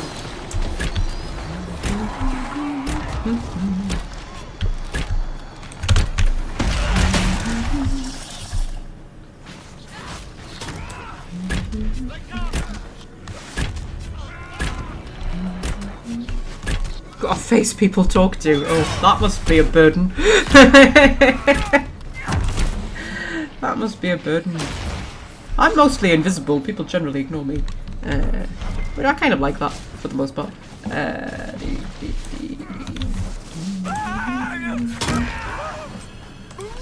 Yeah, Royal Sea Silk. Yeah, one of the best things about coming to the Hidden Ways is you pick up Royal Sea Silk off people. You can craft amazing stuff with Royal Sea Silk. Annoyingly, the bloody Black Emporium hasn't turned up. And I'm sure I've got all the DLCs installed, so the Black Emporium should have turned up, but it hasn't. And that's really flippin' irritating, because you can buy Royal Sea Silk and dragon scales and all of that kind of stuff, dragon skin, and all that kind of stuff to craft with at the Black Emporium. But it hasn't turned up, because there's a finite amount of that sort of stuff in the game, and that's like the best crafting stuff. It's like dragon bone, dragon skin, dragon webbing, I want to say, and Royal Sea Silk are like the best things to craft with. But there's a finite amount of it, and I don't think there's sort of enough of it in the game to craft armour for everybody. Even with the Black Emporium, because he only sells a certain amount of it, he doesn't sell like a limitless amount of it. So, you know.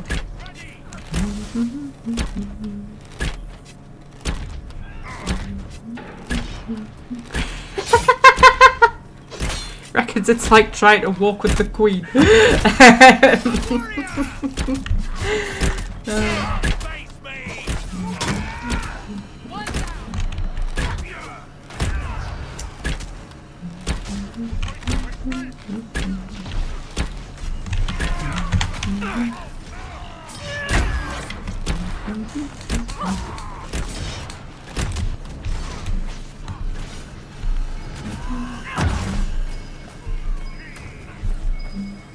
I'm gonna let them finish the fight. I want to find whatever it is that's thinking. Oh, it's a bottle. Of course it's a bottle. Oh. Why are we collecting bottles? I don't want to collect bottles. Collecting bottles is boring. I want to collect exciting things. Oh, have you not killed him yet? Where is he? Where's he gone? Is he over there? Is he running away like a coward? Did I shoot him in the face?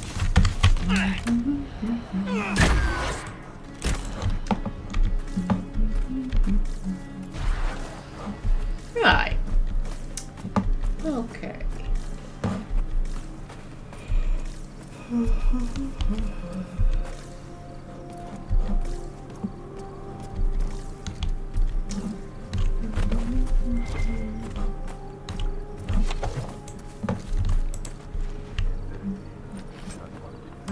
I can hear whispering. Venatory whispering.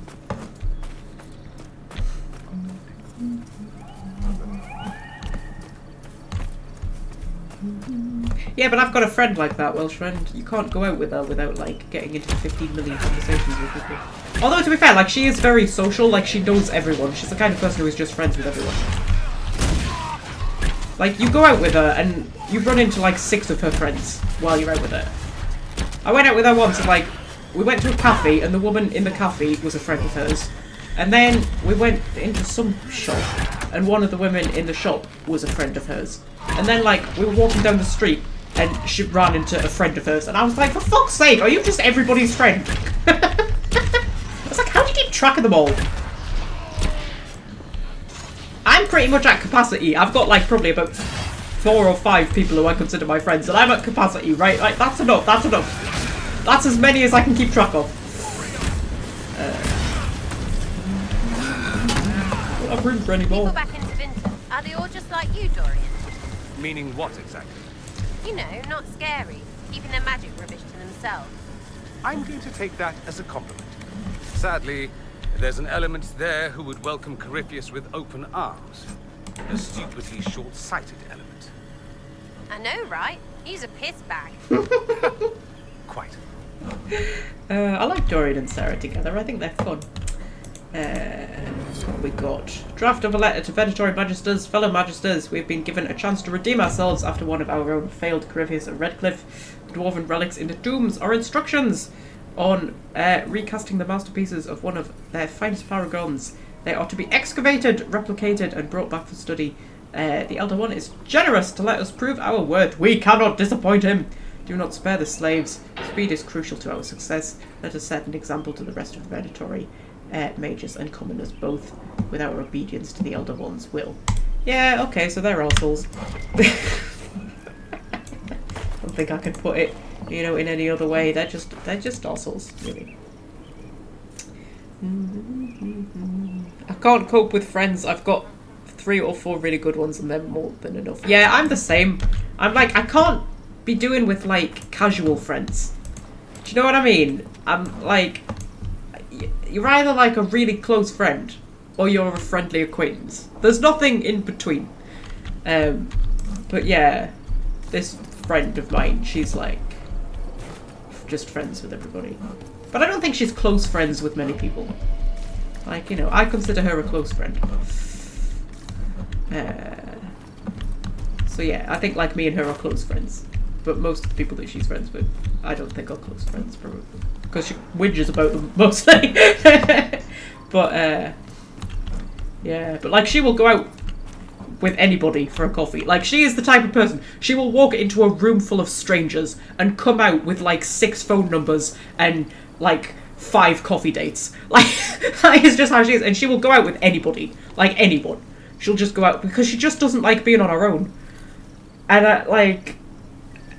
It's weird because like sometimes our husband works away, and if our husband's working away for the week, he'll be gone for like a day, and the next day I'm getting messages from him saying like, do you want to come round for a cuppa? Because I'm really lonely.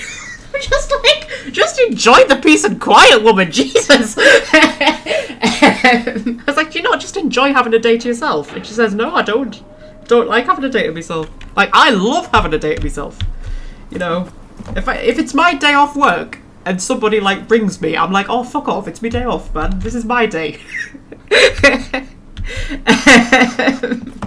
You know, but yeah. But she's just that kind of person. She just doesn't like being on her own, and she would rather like be with anybody than be on her own. Whereas I'm like, the only people I want to be around are people who I like really want to be around. I don't get any joy out of being around people just generally. Do you know what I mean? There's only very specific people I get any kind of joy out of being around. Newbie's here! Hello, newbie! How old is she? What? My friend? 37, I want to say? 36, 37? Something like that.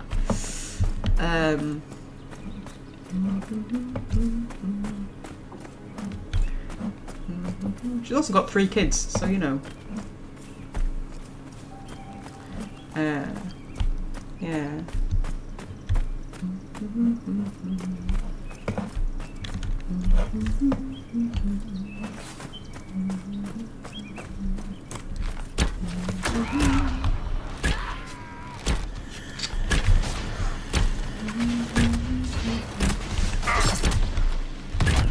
I'm a member of a very small Discord and I pretend to be offline sometimes just so they'll stop handing me. Is that our Discord she's talking about, do you think? No, we don't hound people on our Discord. Our Discord is mostly just me and Fred talking to each other. That's what the Magpie Discord is. Mostly just me and Fred. And occasionally Viral Effects pops up and comments. But that's okay.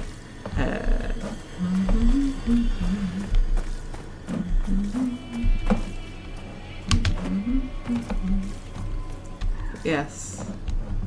I think one of the reasons why I don't do social media is like I would just find it too stressful. But like sometimes I think about going on Facebook just because like the work lot have a group chat on there. I mean, me and my like friends have a group chat on WhatsApp, right? But the work lot, when they're organised like nights out and things like that and stuff, they've got a group chat on there. And obviously because they all talk to each other on Facebook, they sort of forget about me, which is understandable, I don't take it personally. But like if they're arranging something, and sometimes I'll hear about it like 2 days beforehand, and they'll be like, oh, you coming to this thing? And I'm like, what bloody thing? And it's like, oh shit, nobody told you. But it's just because I'm not on Facebook. And also like, you know, you get a lot of like work gossip and stuff like that goes on Facebook. I mean, quite often my mates like send me stuff that's going on Facebook, you know, funny things.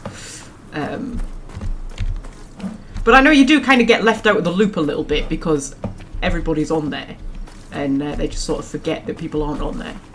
So I sometimes think about it, but then I'm like, no, I'd find it way too stressful to, you know, to have people, like people just have access to you. Like, no. Like, you know, the only people who can contact me are the people who have my number. And not many people get my number. And I think that's kind of the way I like it.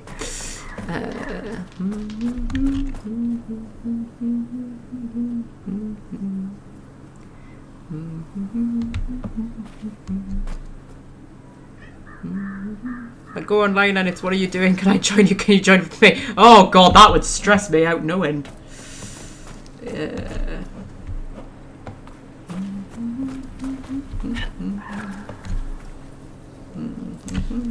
Have I been over that way yet? I don't think I've been over that way yet.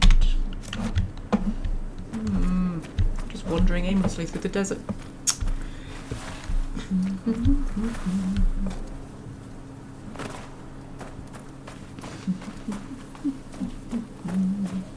Plus, of course, all the managers are on Facebook, and they tend to contact people through Facebook when they're trying to like get them to come in for shifts and things like that. Trying to get them to come in for overtime shifts. So they can't contact me to try and get me to come in for overtime shifts. So, you know, like, yeah, there's benefits to not being on Facebook.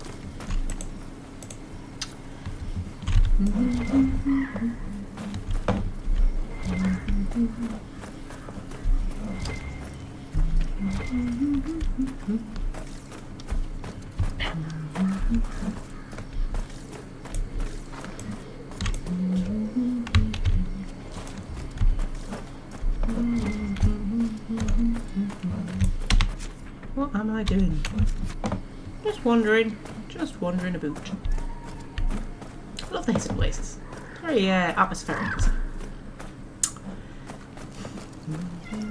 Oh, there's a putty.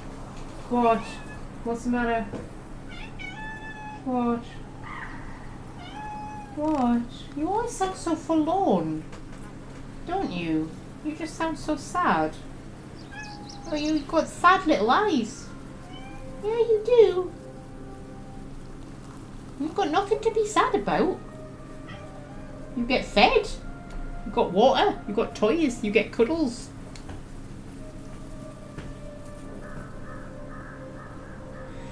Anyway. Oh, there's Pride Demon wandering around there. Lovely. Should we go and deal with the Pride Demon? He's guarding a stone thing. That might be important.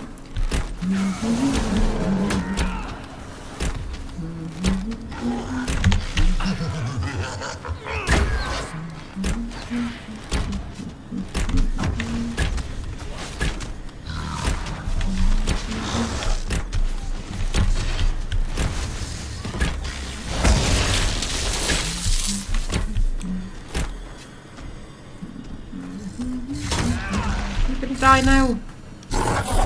You're gonna die now. One of the Venatori gambled that he could bargain with a demon. Made sloppy work of it too. Blood-spotted Venatori diary. The entries in this diary alternate between an elegant, well-rounded script and a slanted scroll. I never expected to find such tranquility here. No nattering crowds, no drifts of refuse. I should have been born in the country. I am only disappointed to learn I am here to verify translations, a drudge's work, but in the evenings there is time for my own studies without distraction or fear of being branded apostate for my readings. It's time to rise to my capabilities. The Elder One has bound spirits far beyond what I thought a mage could manage. We speak of him becoming a god, but surely he cannot be considered mortal any longer. What steps must a man take to become such a being? It is an excellent question. To bask in his glory must be enough, and yet, I cannot let the curiosity go. What is a god? I always find this in like fantasy worlds when things are like trying to become a god. Or when something is a god and they're like, oh, it's a god. It's like, what's a god? How do you define a god? What's a god? Like, Corypheus says he wants to become a god. Like, what is a god?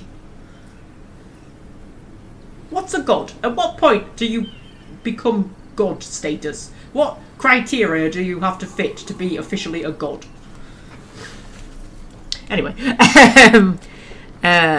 Does the Elder One take power from demons? I've learned much about their summoning and binding. I was surprised to find so many I recognise from the circle among the Venatori. But they talk freely of rites and rituals forbidden in the Imperium. They offer such power for so little blood. But I must not rush, tempting as it is. For have I not grown in skill and measure? I cannot draw attention to myself. We will leave after we unearth these dwarven relics, not stay to practice binding the Fade's denizens to our will, even though it would be so easy here in a place where the veil has grown so thin. I am tired of this fear of harm I may do to myself, fear of letting opportunity slip from me. I must leave it behind. Binding a demon of higher power is dangerous, yet my skills have grown, but what else will show the others what I'm capable of, what I can offer? I'm a mage of the Imperium, and I will claim my birthright. The spirits through the veil will see my power, and they will kneel, or I will make them. Okay, so he went a bit mental bananas. From the diary. Good books are not found in shit places. Okay, words of wisdom from Sarah there. I don't think you get promoted to god, you either are or you aren't. Yeah, but what makes you a god?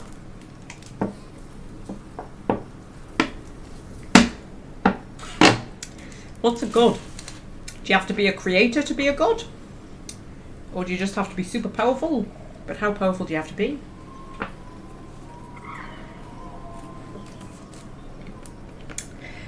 The thing is, I think, quite often, once something is proven to exist, at that point, people are like, well, it's not a god, it's just whatever. So, maybe that's it. Maybe you have to, maybe your existence has to be in doubt for you to be a god.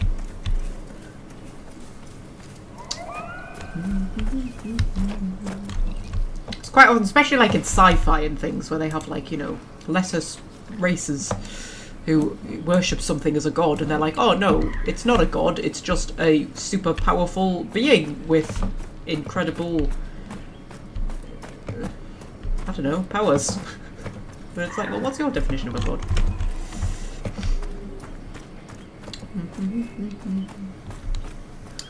It's like when they go, it's not a ghost, it's just an imprint of the person left behind. Yeah, that's a fucking ghost. What's your definition of a friggin' ghost?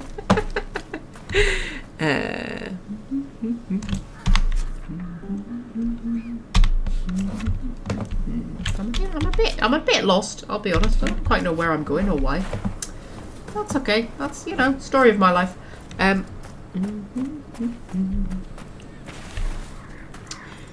God knows, never met one. Oh, or have you?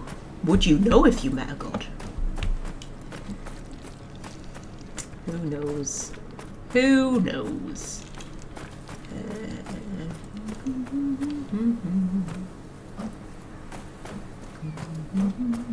Oh, look how dramatic that is. So dramatic, man.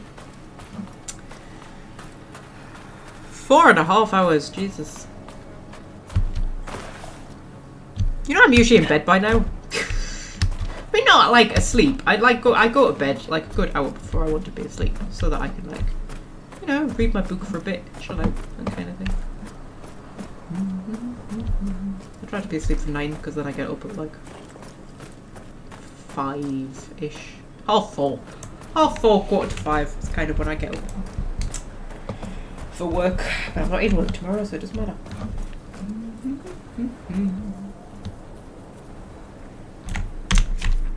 Yeah.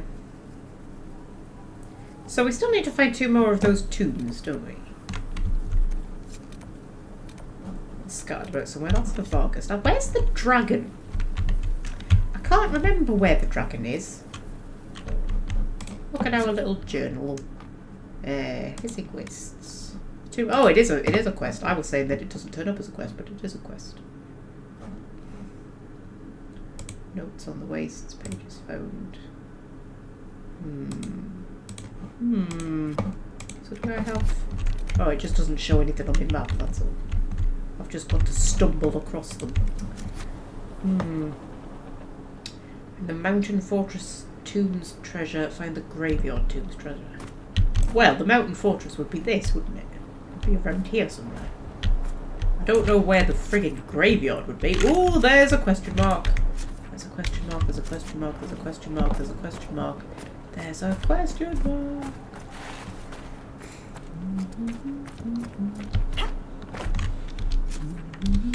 It's like that way somewhere.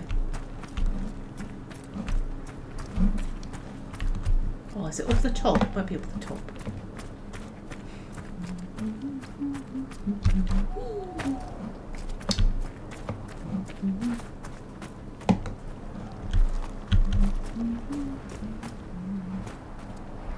See if we can find this question mark and then we might call it a day.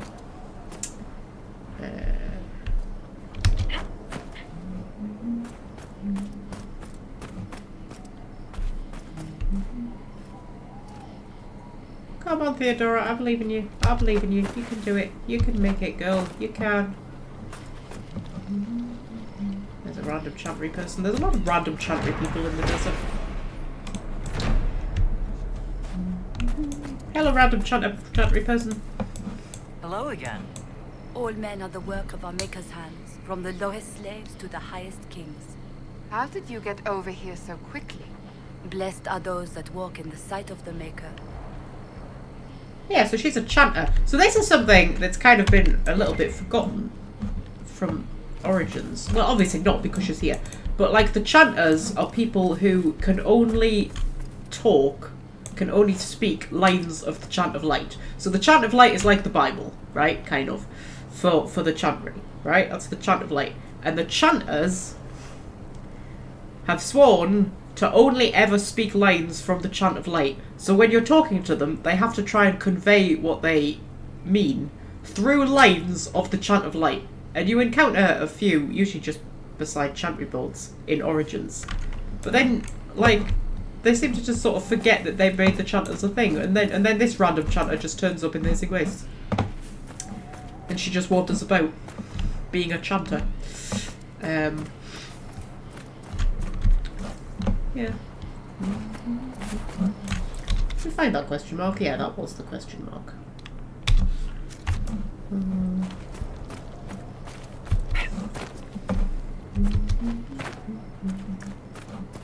Oh, we've got all those little maps though, haven't we? Which are meant to be telling us where the tubes are. Oh, I can't be arsed looking at them. I'll have to use my thinky brain. I don't want to use my thinky brain. It hurts. It hurts to use my thinky brain.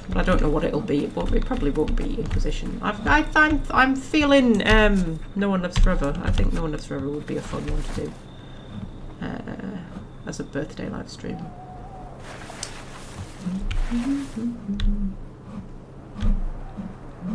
Aha. Unlocks over here somewhere.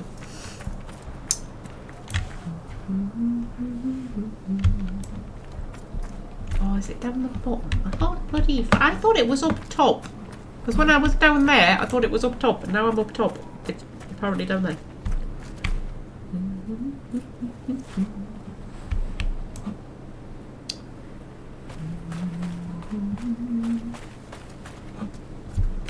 It's our camp, isn't it? Yeah. It's all me frenzies over there.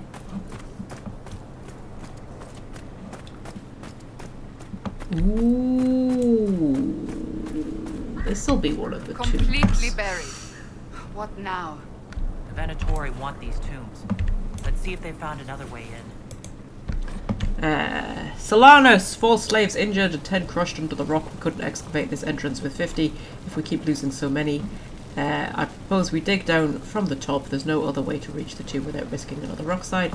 Leave this note for the others. I must inform the others here about our reduction in labour. So that'll be the bit up top then. They went in from the top. Yeah, we'll claim that. And we'll loot the thing. And then I think we will call it a day.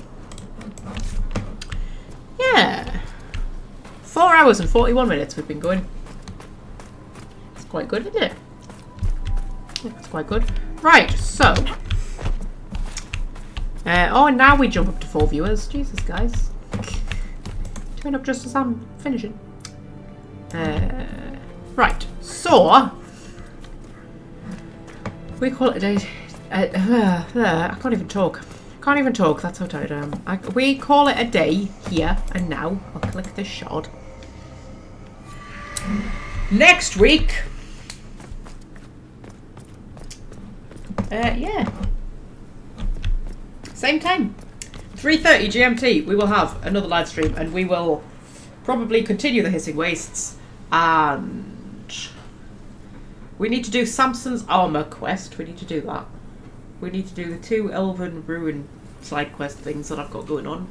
We need to kill the rest of the dragons. I think that's our checklist before we go and do the Arbor Wilds. We'll do the Arbor Wilds, we'll do the end game. Then we'll do the Descent DLC, we'll do the Frostback Basin DLC, and we'll do the Trespasser DLC. By that point, it'll probably be Christmas, to be fair. we might get it all done before Christmas. Possibly, if we're really lucky. Christmas isn't that far away. I've only got 2 paydays before Christmas, you know. 3. Next week's payday, and then after that, there's only 2 paydays before Christmas. Isn't that terrifying? That is the most terrifying thing. Anyway, yes. So, yeah. Saturday, 3:30 GMT, normal time. We shall be back. We shall frolic about doing some stuff. But until then, my darlings, I shall say farewell to you.